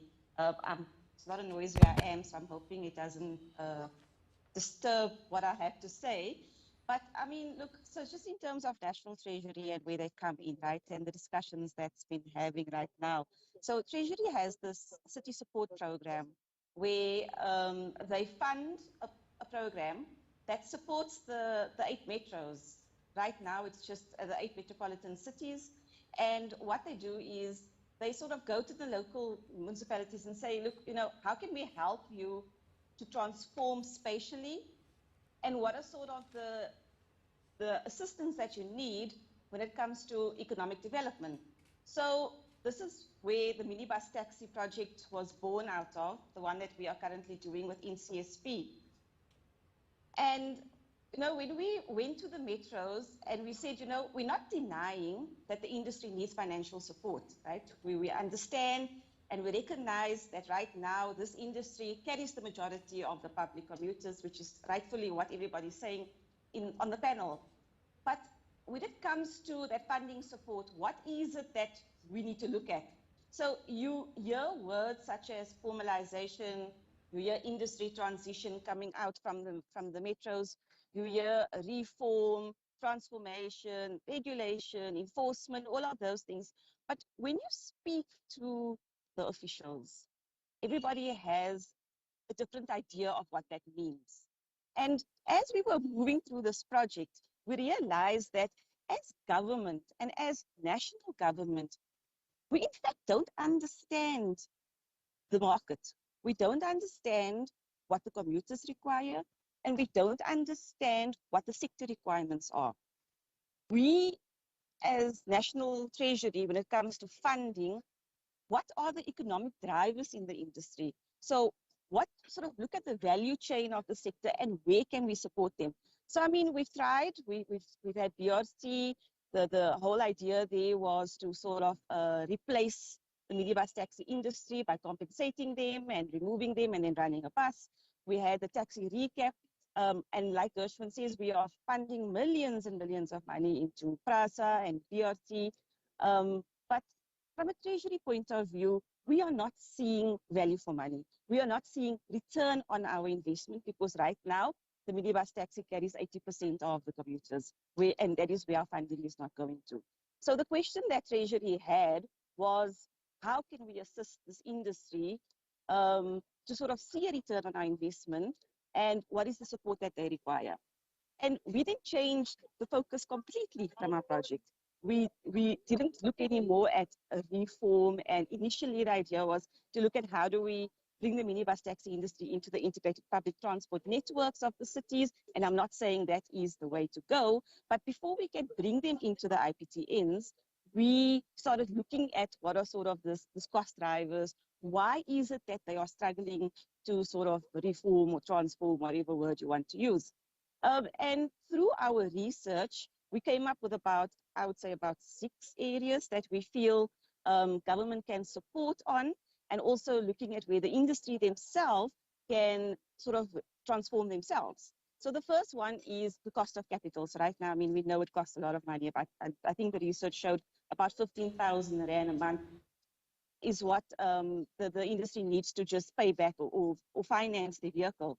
So look at where government can support from a financial instrument, for example, to bring down the cost of capital. The second one was the legislation and the policy impediments right now. So Lee touched on the size of the vehicle, right? So right now they are only allowed to operate with a 15-seater vehicle. And what we are finding is that in terms of the operations that they are providing, they are running these long line haul routes of over 20 kilometers in terms of the service that they're providing. So right now it doesn't make economic sense to run a 15-seater vehicle on such a long route. So where can government support them in terms of fleet mix and changing the policy to allow for different sizes of vehicles? The third thing is the infrastructure. So how can we assist from an infrastructure point of view? I heard people mention the PTIs.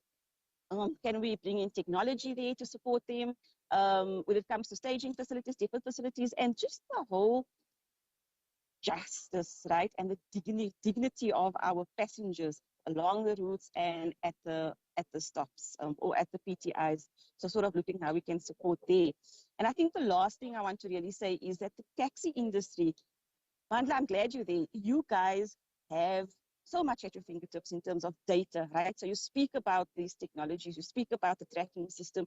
And if you go to a rank right now, if I must ask your rank manager or whoever's in charge there where certain taxis are and how many trips you've done for the day and things like that, you can give me that information. Maybe not in a digital format, maybe it's handwritten somewhere, but you guys have this data at your fingertips, right? This is something that the government needs. They need to see what it is that you guys are moving. What are sort of the numbers that you're moving? I know that that metros and they need to do a CPTR, they need to do counts and things like that. But I feel like they don't yet have a handle on exactly what it is in terms of the operations, right? And what are sort of the drivers. So the last thing I want to say is that there's a paradigm shift within national government. And I think right now that the whole thing about just throwing money at rail and throwing money at BRT and things like that, Treasury is starting to ask, where's the return on the investment? How can we support the industry?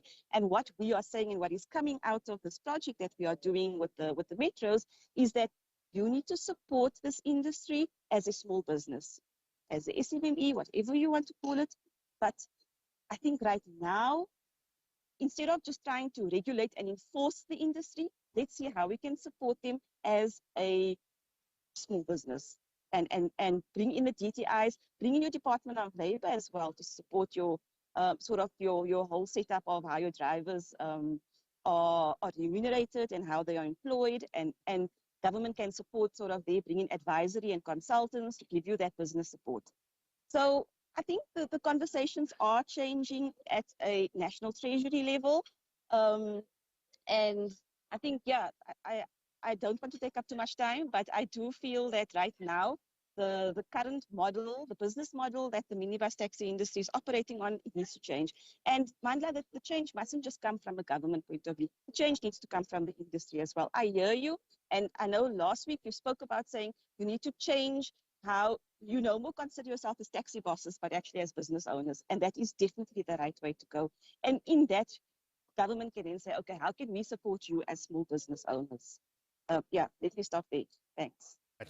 Thank you very much, Hanifa. Thank you very much. It looks like you are at another conference, so we'll let you go. I think you've given us enough there to reflect on as we start to wrap up. Gershwin, let me go to you first.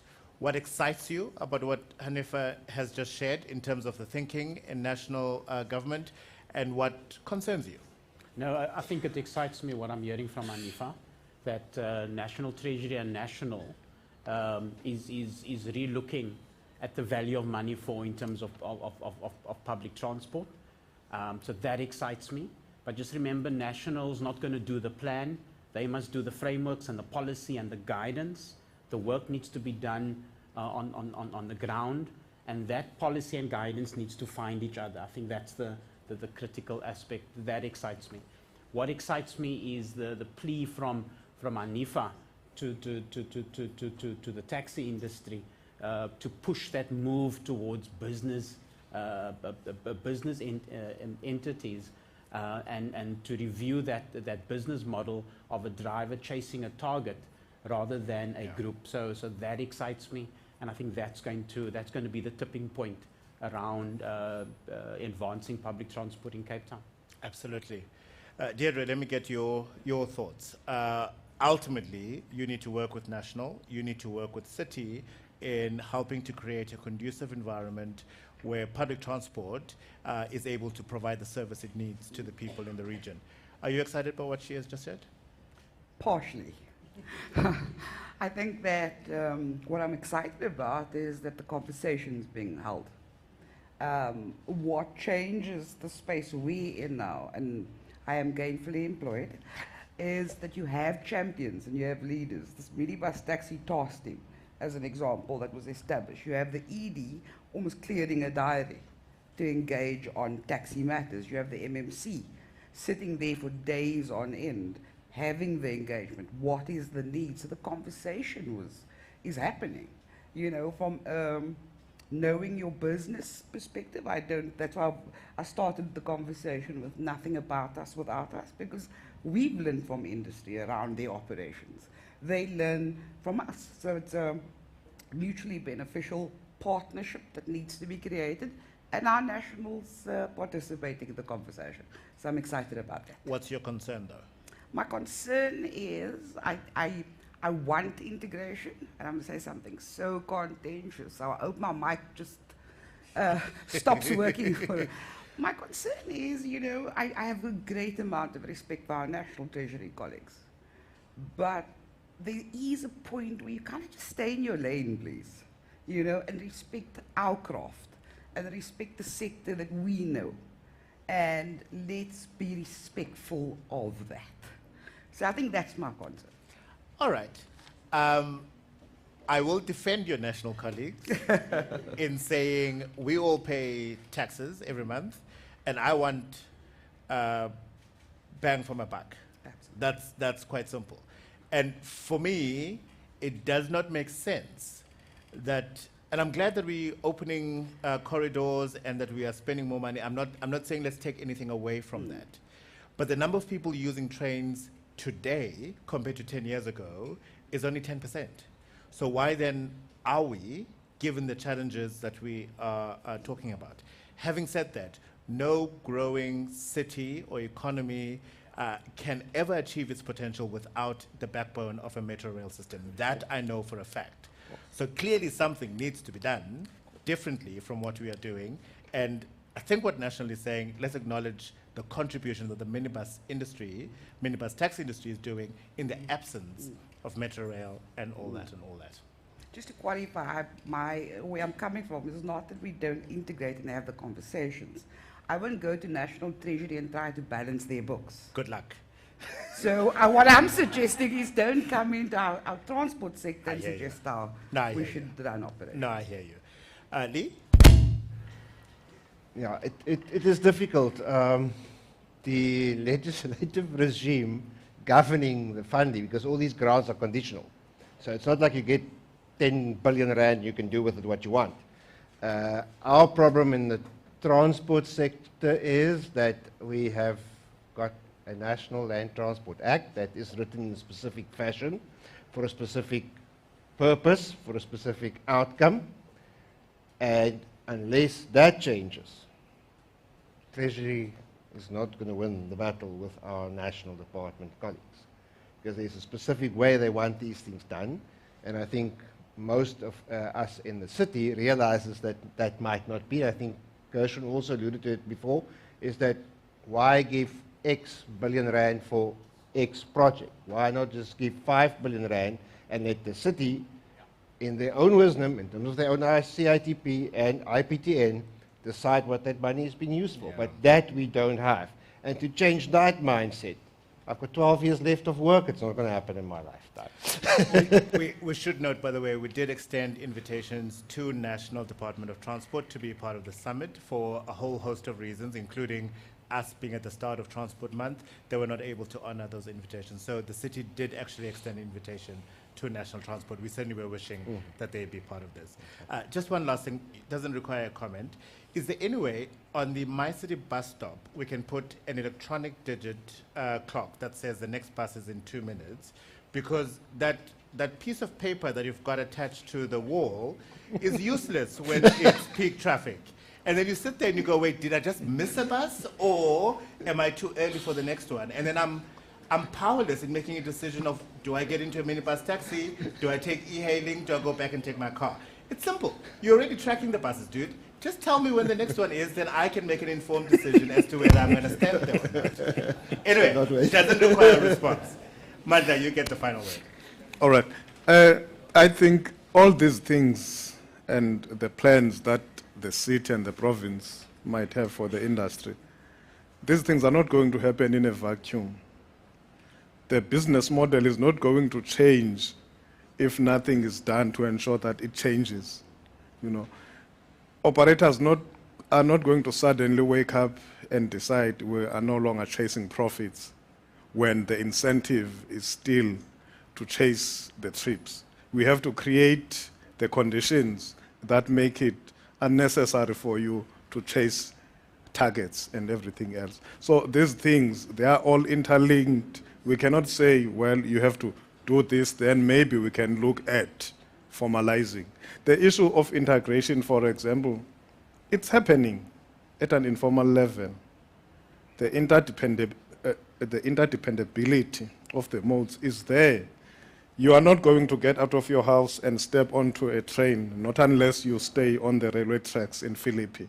You will get onto a taxi, which will take you to a train station or a taxi rank or a bus terminal, where you decide whether you get onto a taxi or a bus.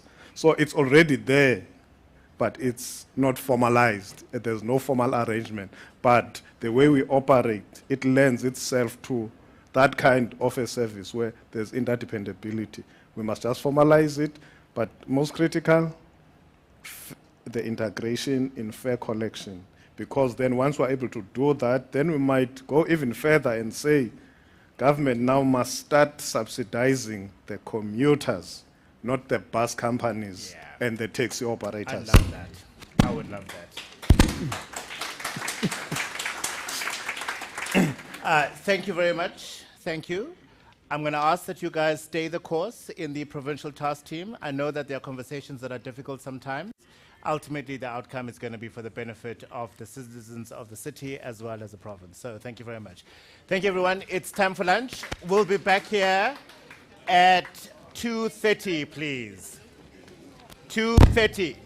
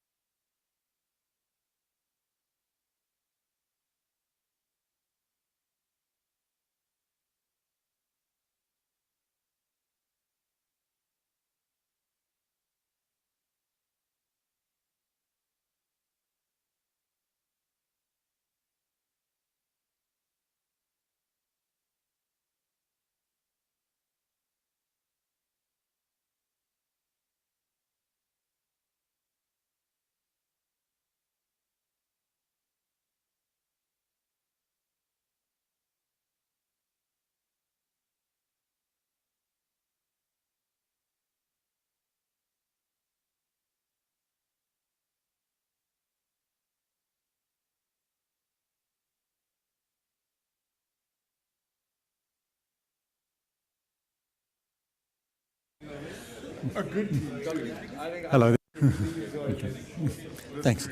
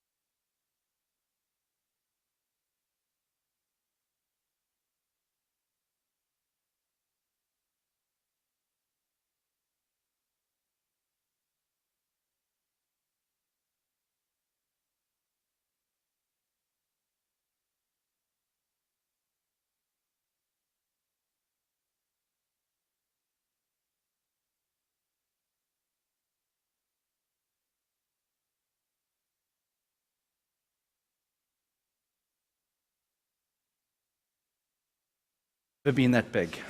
Mobility.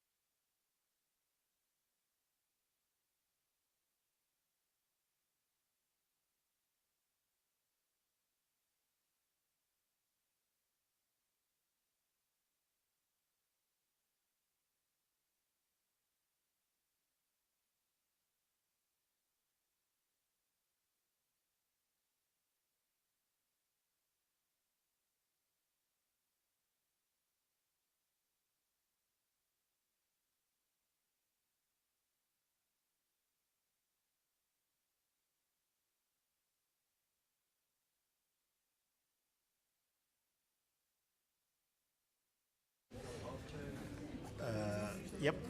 Yeah.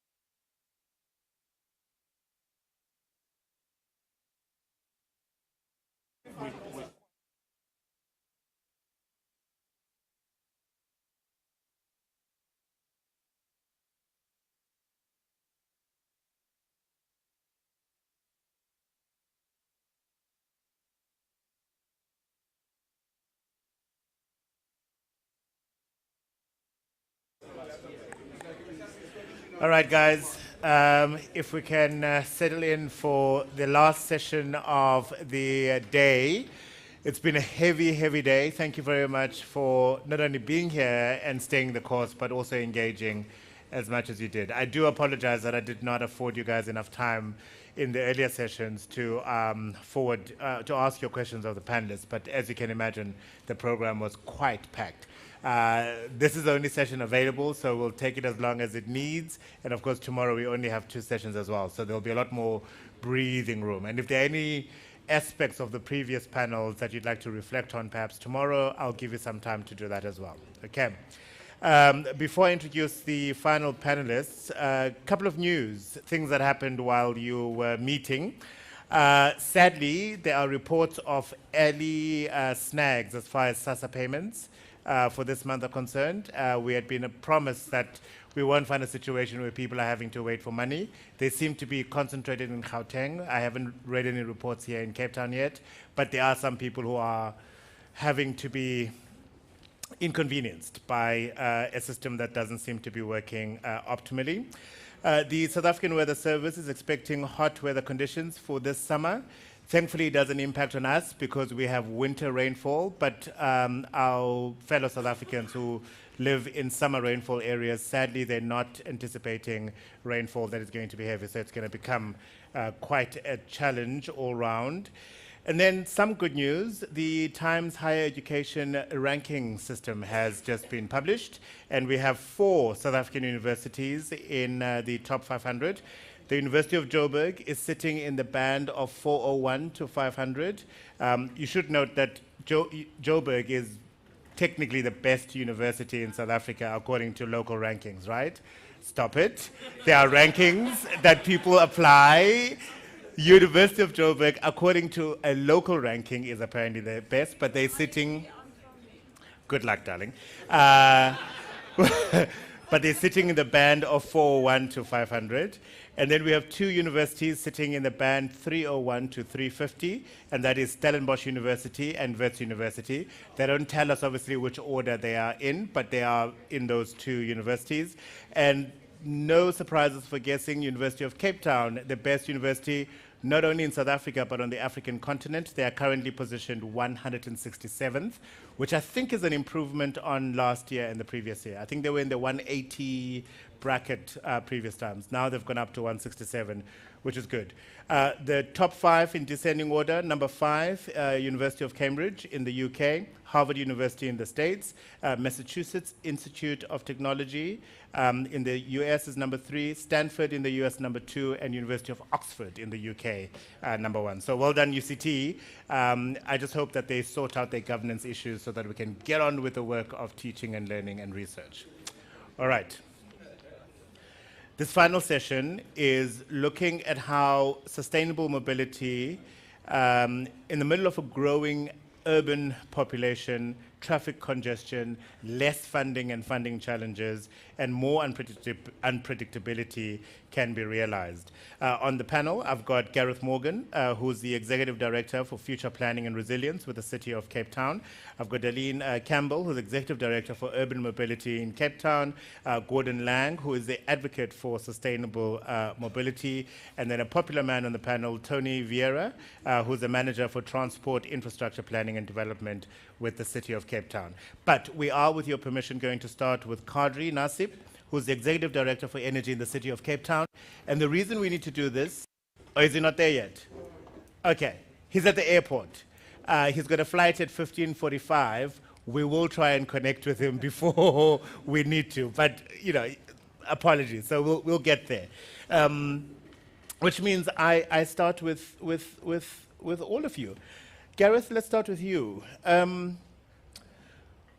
How is the city building resilience, and how and what data are we using to plan ahead? We spoke a lot earlier about how possibly within the majority of our lifetimes, this will be a city of 10 million people, as opposed to the 4.6, 4.8 that it is right now. It is a city that is growing. It's attractive to people from other parts of the country, other parts of the world, for them to come and live and function here. And of course, we were talking about the stress factors on infrastructure, mobility and otherwise. that you and your unit have to start imagining the resolutions to? Thank you, Africa. Good afternoon to my fellow panelists and to everyone in the audience. So, I think I could respond to this probably in a number of ways. Cape Town, a major metropolitan area, is prone to a number of plausible shocks and stresses. And we're a city that's lived through, just in the last 6 or 7 years, a day zero drought event, a COVID-19 pandemic, of course, that was experienced everywhere. Those are both shock events, and is increasingly feeling a wider range of stresses. So commonly those stresses would be things like unemployment and poverty or food insecurity, but increasingly now, for example, the stresses, if one thinks of infrastructure, include things like the rise of extortion and the construction mafia, and the possibility of higher stages of load shedding. So, for example, stages 8, 9, and 10, all of which impact our ability to deliver services and, of course, to continue to build and invest in our infrastructure. But probably more broadly at the systemic level, Africa, I think what's important to note is, and you mentioned a city that's growing, a city that's going to have a considerable greater population by 2040, 2050, is making sure that we have robust capital infrastructure portfolios going into the future. So in other words, a very, very long look on our capital growth across all the major infrastructure portfolios, including mobility, energy, water, waste, human settlements, and some others. And that's what we are increasingly doing. Tony will be able to speak in more detail about how that infrastructure portfolio is playing out in detail.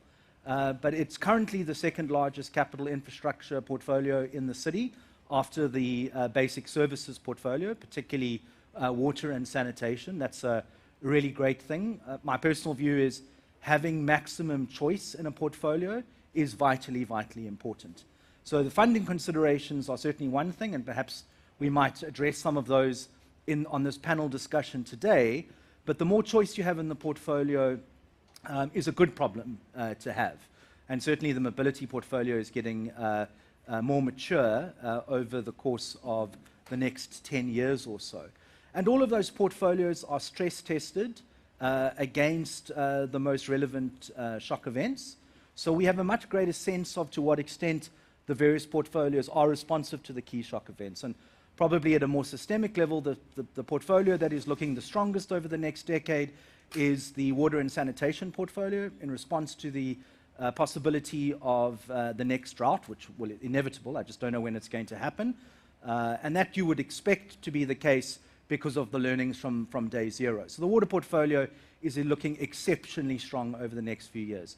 Probably less so in the projects in response to flooding. There's a lot of work to do around improved flood mitigation projects. But at least we know that to be the case, and we're obviously investing in that preparatory work and associated planning to build up the maturity. I'll stop there for the moment. Tony, you were referenced by name, so I'll bring you in next, I think. Where are we seeing those capital expenditure and investments taking place as far as infrastructure is concerned? Obviously, also how it impacts on mobility. I think in terms of congestion, I think that's really the subject that I think I've been brought to discuss. The infrastructure sort of portfolio obviously is across the board. It's all the different modes that we need to make available so that the system can actually work. But in terms of congestion, where the city is at, we're known as the most congested city in South Africa. I think the question was posed, are we the most congested in Africa? And when I checked TomTom, apparently not. Cairo is more congested. Makes sense. But our position is really, if we're the most congested, maybe we're the most popular, and also maybe our infrastructure is working much harder than expected. So in terms of dealing with congestion, obviously it's a three-pronged approach that the city is looking at. One is to make sure that from a behavioral point of view, people then change their need to travel, working from home, flexi time and so on. The other aspect is obviously operations, and we've got a transport management center that deals with the day-to-day operations. And the third item is obviously the infrastructure, which I drive in terms of the congestion program. So trying to understand where we're at in terms of congestion, what are the interventions that are needed. So we need to definitely promote the right use of the use of the right mode, being public transport, walking and cycling, and obviously reducing the need to travel, and therefore our infrastructure can last a bit longer. But in terms of trying to identify and understand the congestion, we use probe data. It's information that's on various vehicles, and it's real-time data, so we can understand where the congestion lies. So we've got a very good understanding of where this congestion is. Obviously, there was also the question about COVID. Surely now we don't need an infrastructure intervention to deal with congestion. But the sort of congestion levels that we were at in 2017, that's where we started monitoring.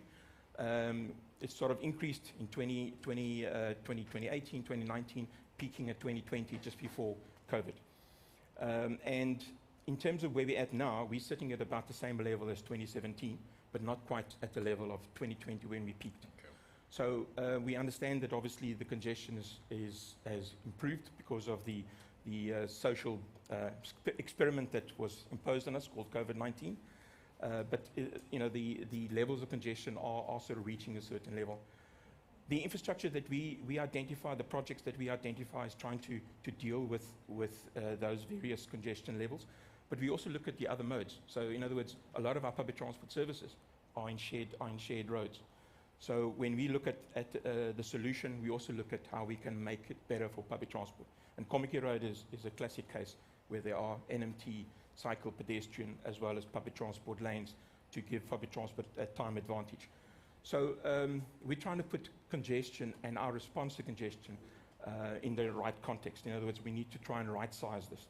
I mean, everybody subscribes to we can't build our way out of congestion, but that statement doesn't mean no investment in the transport system. So, making sure that the economy and the economic trips can still happen, and that we don't lose our attractiveness to other cities in South Africa, so that we can stay competitive. I've got some stats, but I think those are not really relevant anymore. But one other thing that I also wanted to put on the table is our sort of analysis indicates that to try and keep the congestion levels as they are, so in other words, not to allow it to go much worse, we need to have a constant investment in the road system. It doesn't mean it's at the expense of anything else. I mean, the whole system needs to be equally or adequately invested in. But in order to try and maintain the existing congestion levels, we think we need an investment of about 200 million rand a year. And at the moment, we're sitting at 150. So we're not really catching up in terms of congestion. And what is that 200 million rand a year doing? It's to provide the congestion relief in those identified corridors and routes. Let me be more direct. Are you expanding roads? Are you building new roads? Are you just maintaining the tar on the roads? So it's mainly widening, creating extra lanes, but also providing facilities for the more vulnerable users, like the cyclists and the pedestrians. And obviously, where it's public transport, we prioritize. That's one of the criteria we use to prioritize the intervention. So if the two roads are equally congested, one carries more public transport users than the other, then we prioritize the public transport users. But we need to maintain that level of investment over time. The other thing also that I need to mention is that today there's a certain level of congestion. We need to anticipate what the congestion level is going to be in the future, because our projects take 3 to 5 years to materialize, to actually make a difference. So what are the congestion levels going to be like then? We're busy building the public transport system. We're investing significantly in the public transport system, and there's a significant non-motorized transport program as well. But it's a system, so all the bits need to be operational for it to be fully functional. So that's really, in a nutshell, where the congestion sort of philosophy or thinking. I probably should have prepared you for this question, but when are we seeing the old Lansdowne Road corridor opening? Because there's a lot of people commuting on that stretch of road, going from Gugulethu to Nyanga, Khayelitsha, Mitchell's Plain, going to Wynberg and to Claremont, and that seems to be not serviced as optimally as it should. That is the core of our public transport intervention. Yeah. Linking Khayelitsha and Mitchell's Plain to Wynberg and Claremont. The new name is not Phase 2A anymore, but the Metro Southeast corridor. Yeah. So that is being built as we speak. So that component is being prioritized. And Darlene, that's important for your office, right? Because ultimately, you need to give us mobility solutions to a growing city that will see sustainability going forward. Exactly.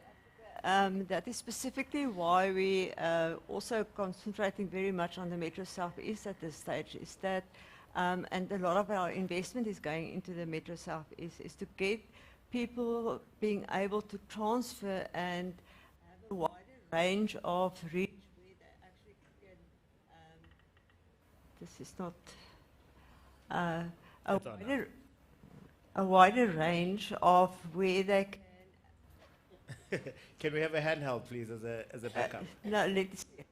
Yeah. It's moving. Okay, I can sit like this, it's fine. We must make sure that the commuters have a wider range of movement where they can actually go and work, and that is, and for the economy to grow. Because what we found is that even with as much land use as what we are trying to change that, you don't get as much industrial and retail development in the Metro Southeast areas. So people are automatically moving or trying to get work outside of the area.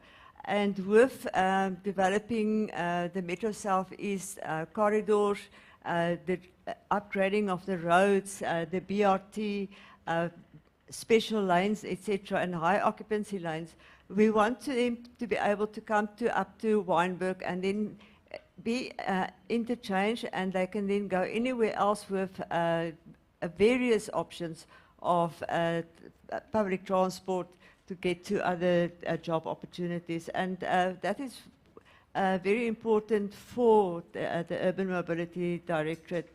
But we know that cash is going to become less and less funding from National Department of Transport, and we are fully dependent on grants. We don't get much, not capital funding from the city itself. Just for the road maintenance, we get some funds. So any new infrastructure that we build is all paid through grants from the National Treasury and National Department of Transport. So in future, and we are looking into a future that we don't really know what's going to happen, a very uncertain future. So in our transport plans, we have developed various scenarios to actually build up into corridors, build up by starting to have bigger vehicles together with the industry, and also then providing high occupancy lanes, more high occupancy lanes like you see on the N2, and allowing more of that which is not so capital expensive, and have a much more wider footprint and network for the public transport. And that will also then ease the flow of traffic. For me, a part of congestion relief is more public transport. So, and it will be to the detriment of the cars, but it is a reality that we will have to face, that we will have to take away lanes or build extra lanes for public transport to get priority, same as with our intersections where we must give priority to public transport. Anyone here from Somerset West? Yes, my director infrastructure is. Can you tell me what is it about the people driving from Somerset West that makes them believe they have the right to that minibus taxi lane on the N2 incoming? Well, air buses and whatever, I get it. But without fail, the sedans that are going down there at speed, while the rest of us are adhering to the other two lanes, have a CFM number plate. And they're probably driving BMWs, you're right.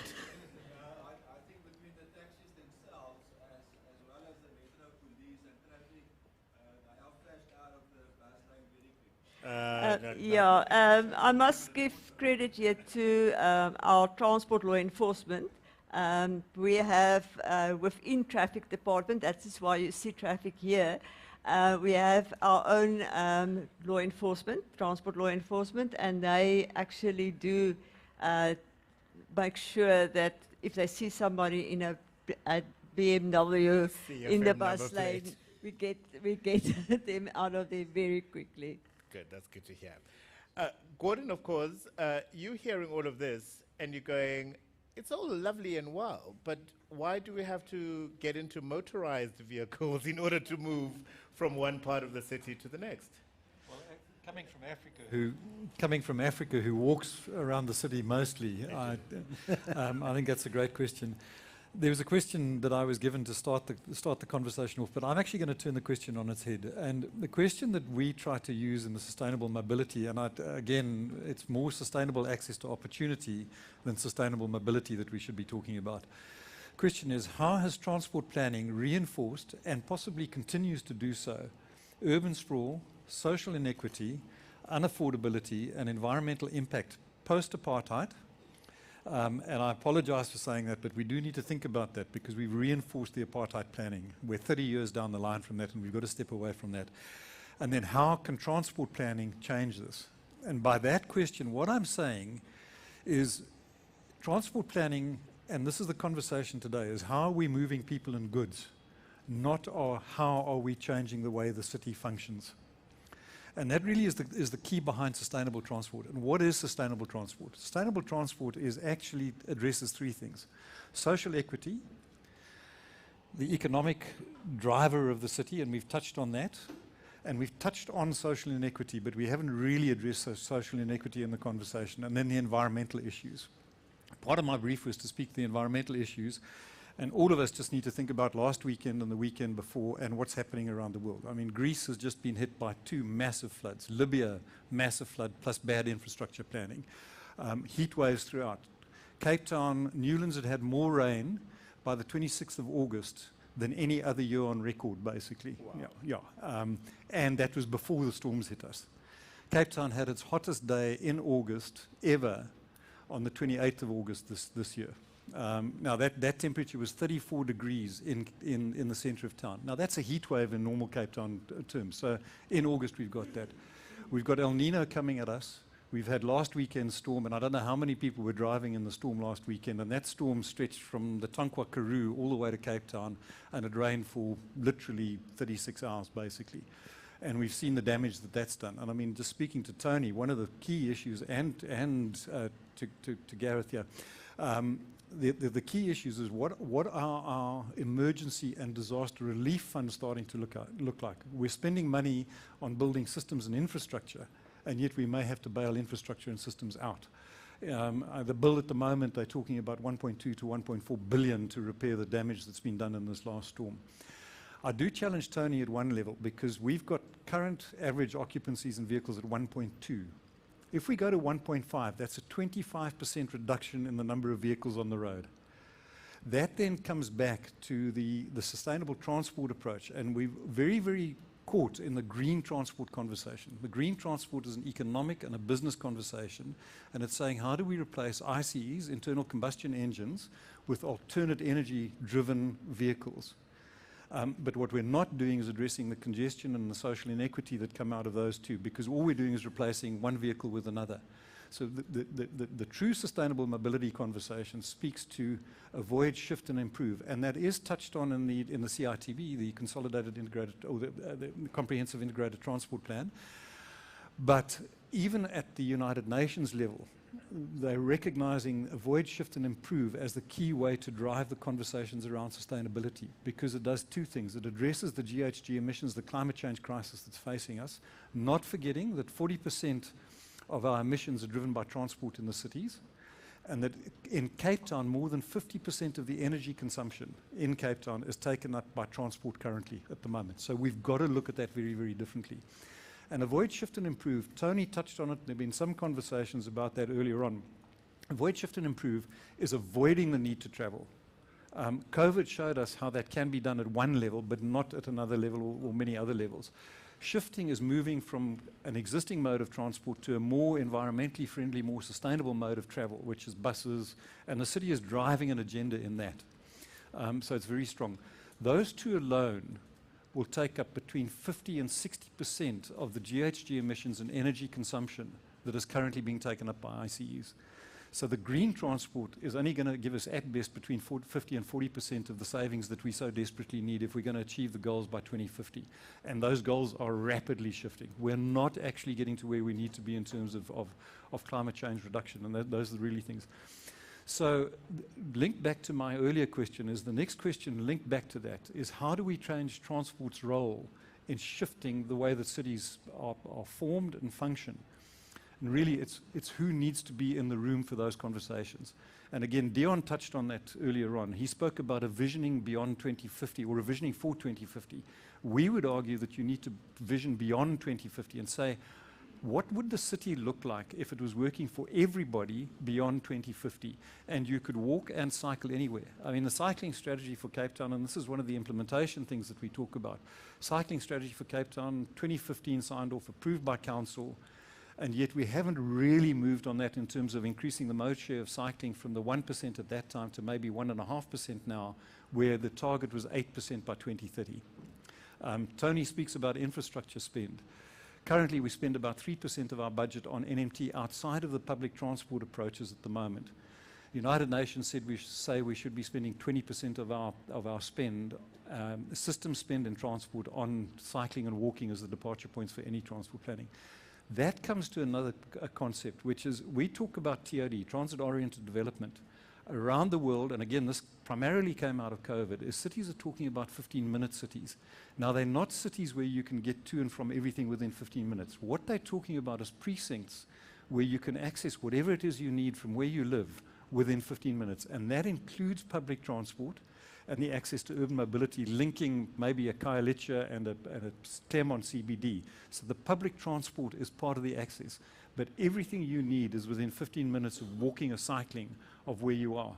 And maybe if we go back to, and it's one of the things that I would suggest, or I do suggest, is that we go back to the cycling strategy, look at what we call demonstration projects, and again, Tony touched on it at one level, is looking at areas where we can create almost the departure point for these urban precincts.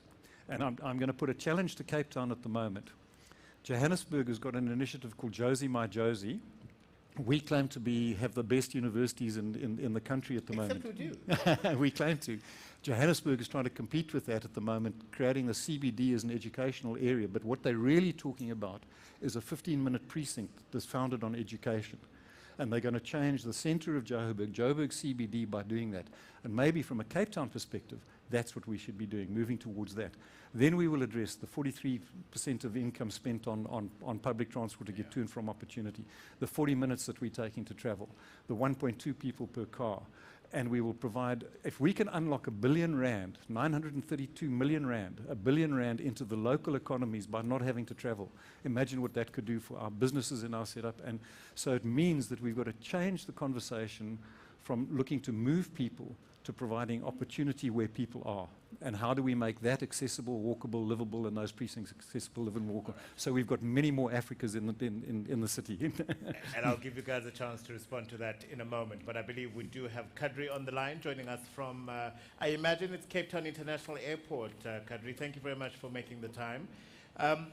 Pollution, climate change, energy insecurity, they're all impacting on how we can build sustainable mobility.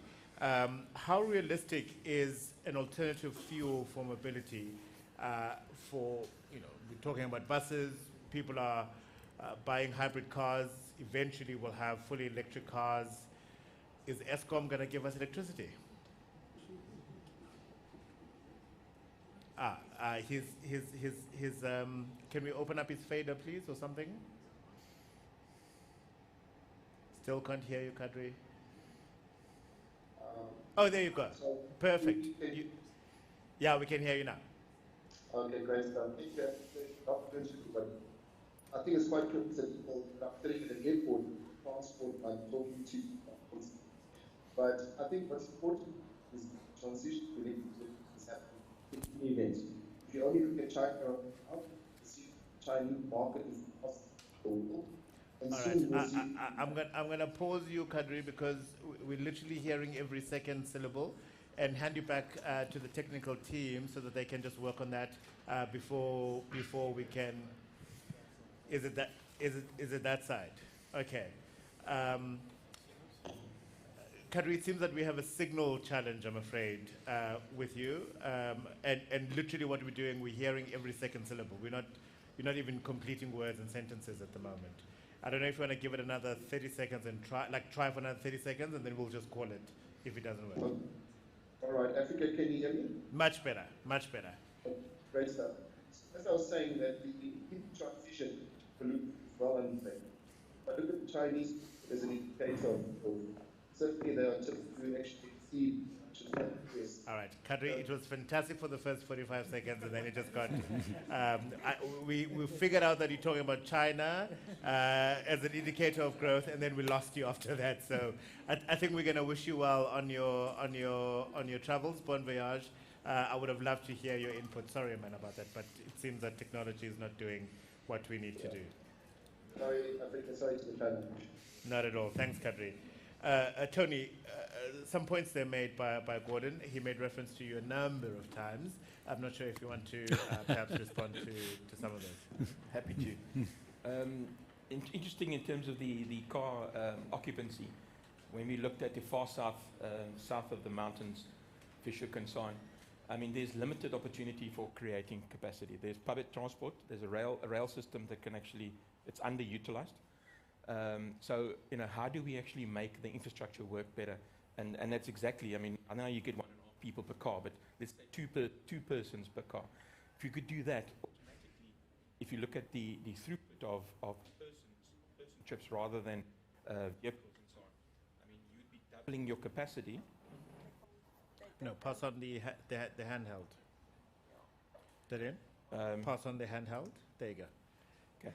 You'd be doubling your capacity with the same amount of infrastructure, which is fantastic.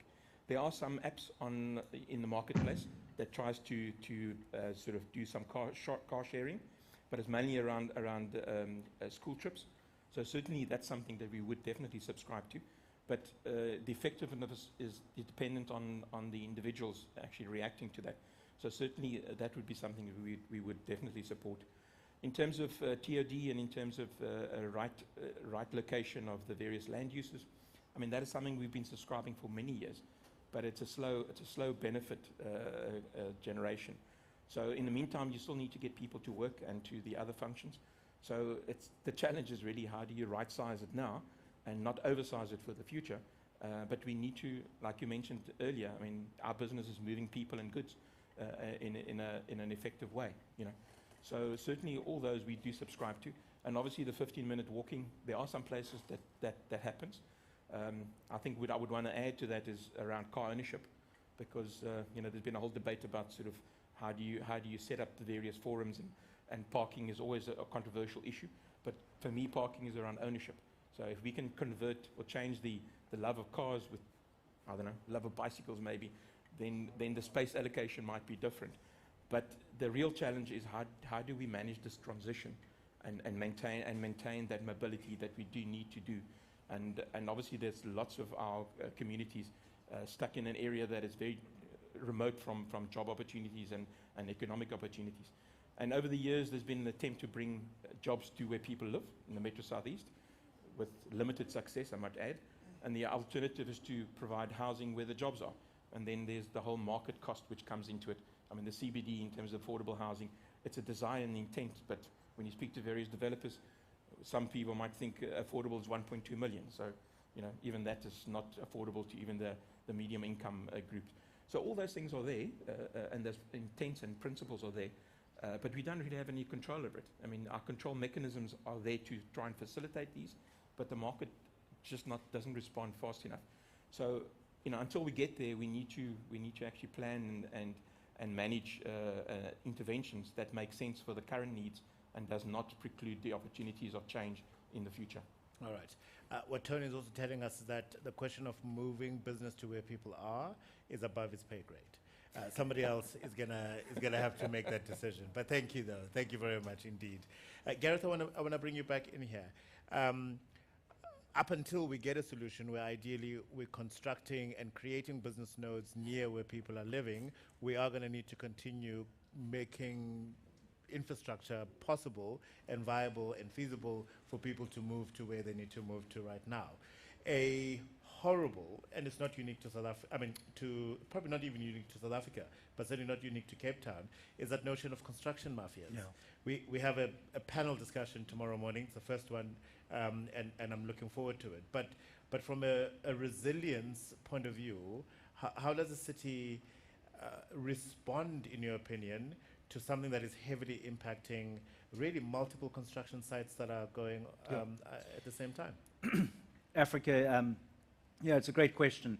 The rise of extortion in Cape Town has grown significantly in the course of the last 18 months. Always a little bit of it, and it's been a phenomenon which has been significantly greater in KwaZulu-Natal and Gauteng up until recently, but it's definitely arrived in Cape Town. I was looking at the statistics earlier today in preparation for this, and there are at least 7 urban mobility sites which are being impacted at this point in time by extortion, and which are under, along with a number of human settlement sites, which are the dominant infrastructure typology which is being affected by extortionists at this point in time.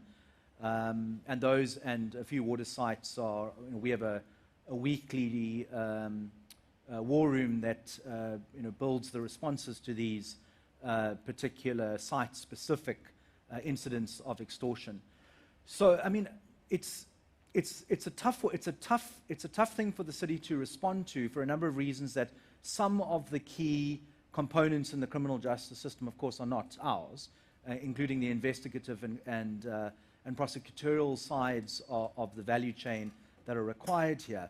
But that doesn't mean that we're sitting back and doing nothing. It's far too important. It is significantly impacting infrastructure. I think Dalian will tell you that it very tangibly impacted the capital expenditure and mobility in the last financial year, so ending as recently as June. So what we've been doing, Africa, is we've been building a programmatic response to the construction mafia, taking an enterprise risk management approach. In other words, we're not saying that there is one solution. There are multiple things that need to be done at the same time. And just to give you a flavor of that, we've built a strategic response with a work breakdown schedule across a number of different actions. So the security ones on site are ones that we would more commonly think of, and certainly up to about a year ago, that might have been the extent of our response, which was around physical security. But beyond that, we've expanded those responses. We've made certain changes inside of our supply chain management system or broader procurement system in order to protect that from incursion, because it's vitally, vitally important. Institutions around the world, and I think there's certainly cases in South Africa where the construction mafia is not only impacting the actual physical site, but has actually infiltrated the inside of the organization and is in the value chain of influencing the award of bids. And we know that there are cases where, in fact, extortionists are also now maturing to the point of actually starting companies and bidding for business. But other actions, I've recently started a new project which will deliver over the next few months around looking at different tender specifications for different risk level sites, so high risk, medium risk, and low risk. In other words, trying to get years ahead of the possible impacts of extortion, not just dealing it with the now. In a week or two, we're launching a public campaign called Enough is Enough in areas around Cape Town where there's particularly high levels of extortion, calling on public communities to help us protect. So partnership is vitally important. There's a hotline that's been set up that's going to be advertised publicly. It's already been available to our own staff and is actively used. It's been available for about 3 months or so. There's a significant data component of this. So we're using security data from our own systems in order to understand the risk and the changing level of risk in different parts of Cape Town and building the appropriate dashboards that go with that. And then we're doing a lot of sharing of information. So we have very good relationships with the National Prosecuting Authority, and we have good relationships with the South African Police Service, although they have significant challenges with regards to the ability to investigate. But a key thing which we are spreading around our own staff, around councillors in the city of Cape Town, and external partners is what is extortion and what are the consequences of extortion, because many people don't really even understand what the definition of extortion is or attempted extortion is. And actually the criminal consequences for extortion are very, very severe. It's 20, 25 years in jail for extortions, and attempted extortion somewhere close to that. So driving that is important. We have a lot of people who think they're doing good by negotiating in these spaces, when in fact a criminal event has already occurred. So as I said, we're building a programmatic response, and everything from partnerships, the community stuff, the safety work, the long-term planning about improving bid specifications. But at the end of the day, we of course need other spheres of government to also play their part. And I suppose, Delina, I bring that in this conversation, even though there is a panel discussion focusing on it tomorrow, because it impacts on your directorate and your ability to deliver on what is expected of you. Yes, it has a huge influence, especially on our capital spend. We have a 1.9 billion rand capital investment that we must do this year. Last year it was 1.3 billion up till June. And for instance, one of our sites where we are building 2 depots were closed by the extortionists for 6 weeks.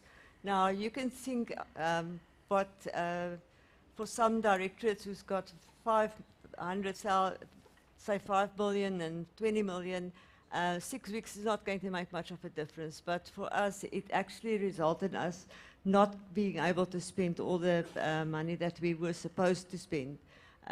Because we've got very serious targets, as you know, and our mayor do not allow us to vary from those targets. So it is really a big, big problem. And also because it's grant funding that we are receiving, if we don't spend our grant funding and spend it correctly, we will be cut.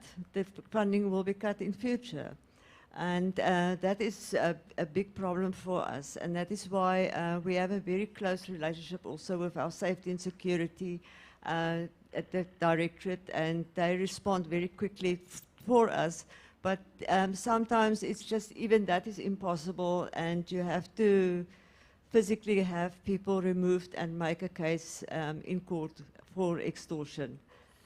Which then, as you say, delays the delivery of that It project. delays the delivery. And I remember as soon as a contractor moved off-site, he might decide to go to another site or another town where it's safer to actually go and build stuff. And also we found that even in our tendering processes, we are getting less and less of the big companies tendering for our projects because they do not want to go and work in those areas. They rather go to province or to national, where they are outside in the field where there's nothing in the middle of the Karoo, and they know that the construction workers are safe. I don't know who of you here had to ever go to a family and tell them that your father, who came this morning as a flagman to a repair job, has been killed. And you must go and tell that family, it's my decision, except for the extortion and the delays, but it's my responsibility to go and tell that family that your parent who came to work is not coming back. Sure. And he's a flagman, somebody who is actually helping the community where he has been killed. So for me, that is, except for the extortion, that is the other side of the coin. It's people's lives that we're also talking about. It's not just delays in capital spend or delays in our projects. Delays in a 6 weeks delay in our project causes delays downstream as well, because if you're look at the Sky Circle picture that is in the exhibitions, if there's delays with building the Sky Circle, there's delays with building the rest of the network that has to go to Wynberg, and we're on a very tight, we call it the Smarty Box. It's got how many lines? It's got 45,000 lines of items that has to be delivered over the next 4 to 5 years. So, and it's rolled up into the programs then, but yes, so it's not a small project that we are talking about, and we are actually providing a lot of job opportunities through that. And not just for the construction industry, but we've saved a couple of companies in the Metro Southeast already by giving them the opportunity to provide materials where they were on the brink of closure. Those companies, this one specific cement company that we were able to save because they are now supplying us with materials. So it's bigger than just constructing a Metro Southeast BRT and the related issues. But can I just, in terms of, I don't know if I'm allowed to, in terms of what Kadri was going to say, I need to link onto that, because Kadri and myself is working very closely together in terms of the future of our public transport system. Kadri, as you know, is responsible for the energy, and he's looking at alternative ways of taking Cape Town off the grid of Eskom. And it's one of the mayor's priority projects. So we work very closely. There's two aspects to this.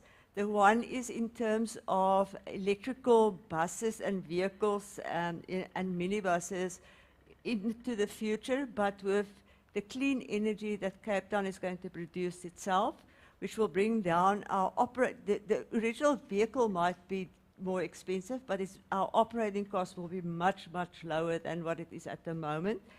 And the second one is that between the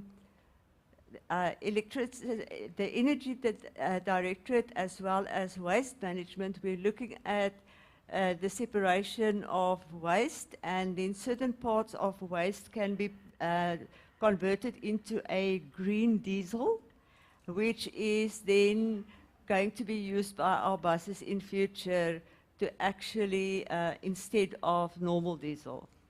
So it's recycled products that is fully compatible with our buses and some of the other city vehicles as well. So that is and made here in Cape Town. Made here in Cape Town. I don't know how far they are, but they're looking at the old power station. It might be happening there.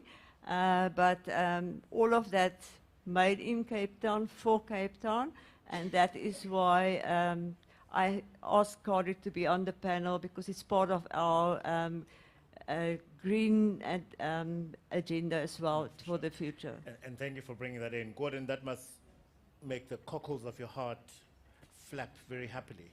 Absolutely, absolutely, Africa, yeah. And I mean, just to touch on what Deleen is saying, there's a massive, so part of South Africa's way out of the economic problem that we're in is the hydrogen economy.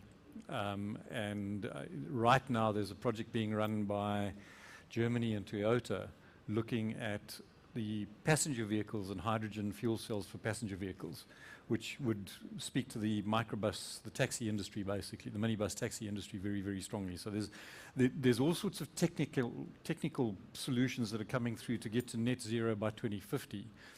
The issue is that we want to go beyond that, and that's what we keep on saying. And I'm going to challenge Tony once again. Tony is speaking to predict and provide, which is saying we're going to have that kind of traffic growth in terms of, and we need to provide capacity for that. And I do acknowledge that we're looking at how we can minimize that. More and more what we talk about in the sustainable mobility aspect is vision and validate, which is really talking to what Dion was saying earlier on, is we need to come up with this vision for Cape Town and then see how we can actually support the achievement of that vision coming through. And that's slightly different to predict and provide, because what we're doing is we're saying we're going to manage the situation going forward. The real danger of staying in the current paradigms that we're speaking in at the moment is that we lock ourselves in to systems that are actually unsustainable. And that's a critical issue in what we're thinking about. And more we're saying, how do we go about doing no longer business as usual? And a lot of the conversations in transport planning are still in how do we move people and goods, not how do we change the way cities and towns and systems work. And those are the conversations that we need to open up, and it's almost in a way that's a part of a closing thing for me, is how do we create principles that take us beyond trying to move people and goods to how do we get cities and systems to work. And the voices that need to be in the room, we've touched on them, safety and security, absolutely critical, land use planning, urban planning, economic development, settlements planning. So that, you know, we need a completely different conversation. And I must acknowledge that the City of Cape Town that conversation is happening right now in terms of the 2050 vision. And there's the opportunity to shape what that could look like and how we go about doing that. So, you know, kudos to the city in that perspective. Don't worry, Tony, I'm not going to come back to you. Sorry, Tony. Does anyone have any questions for our panel? We've got time for a question or two. Are you all satisfied? Happy? All right. Please give a huge round of applause for our panel today. I think you'll be in agreement that they've given us much to think about around the space. Thank you very much, guys. Thank you.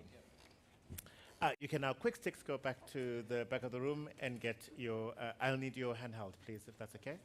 Thank you very much. And then all that's left for us then this afternoon is call up the mayoral committee member for urban mobility in the city of Cape Town to give us his reflections on day one of Urban Mobility Summit. Thank you so much. Firstly, I think it's always a great challenge being what I refer to as in the graveyard shift of any type of a summit or gathering.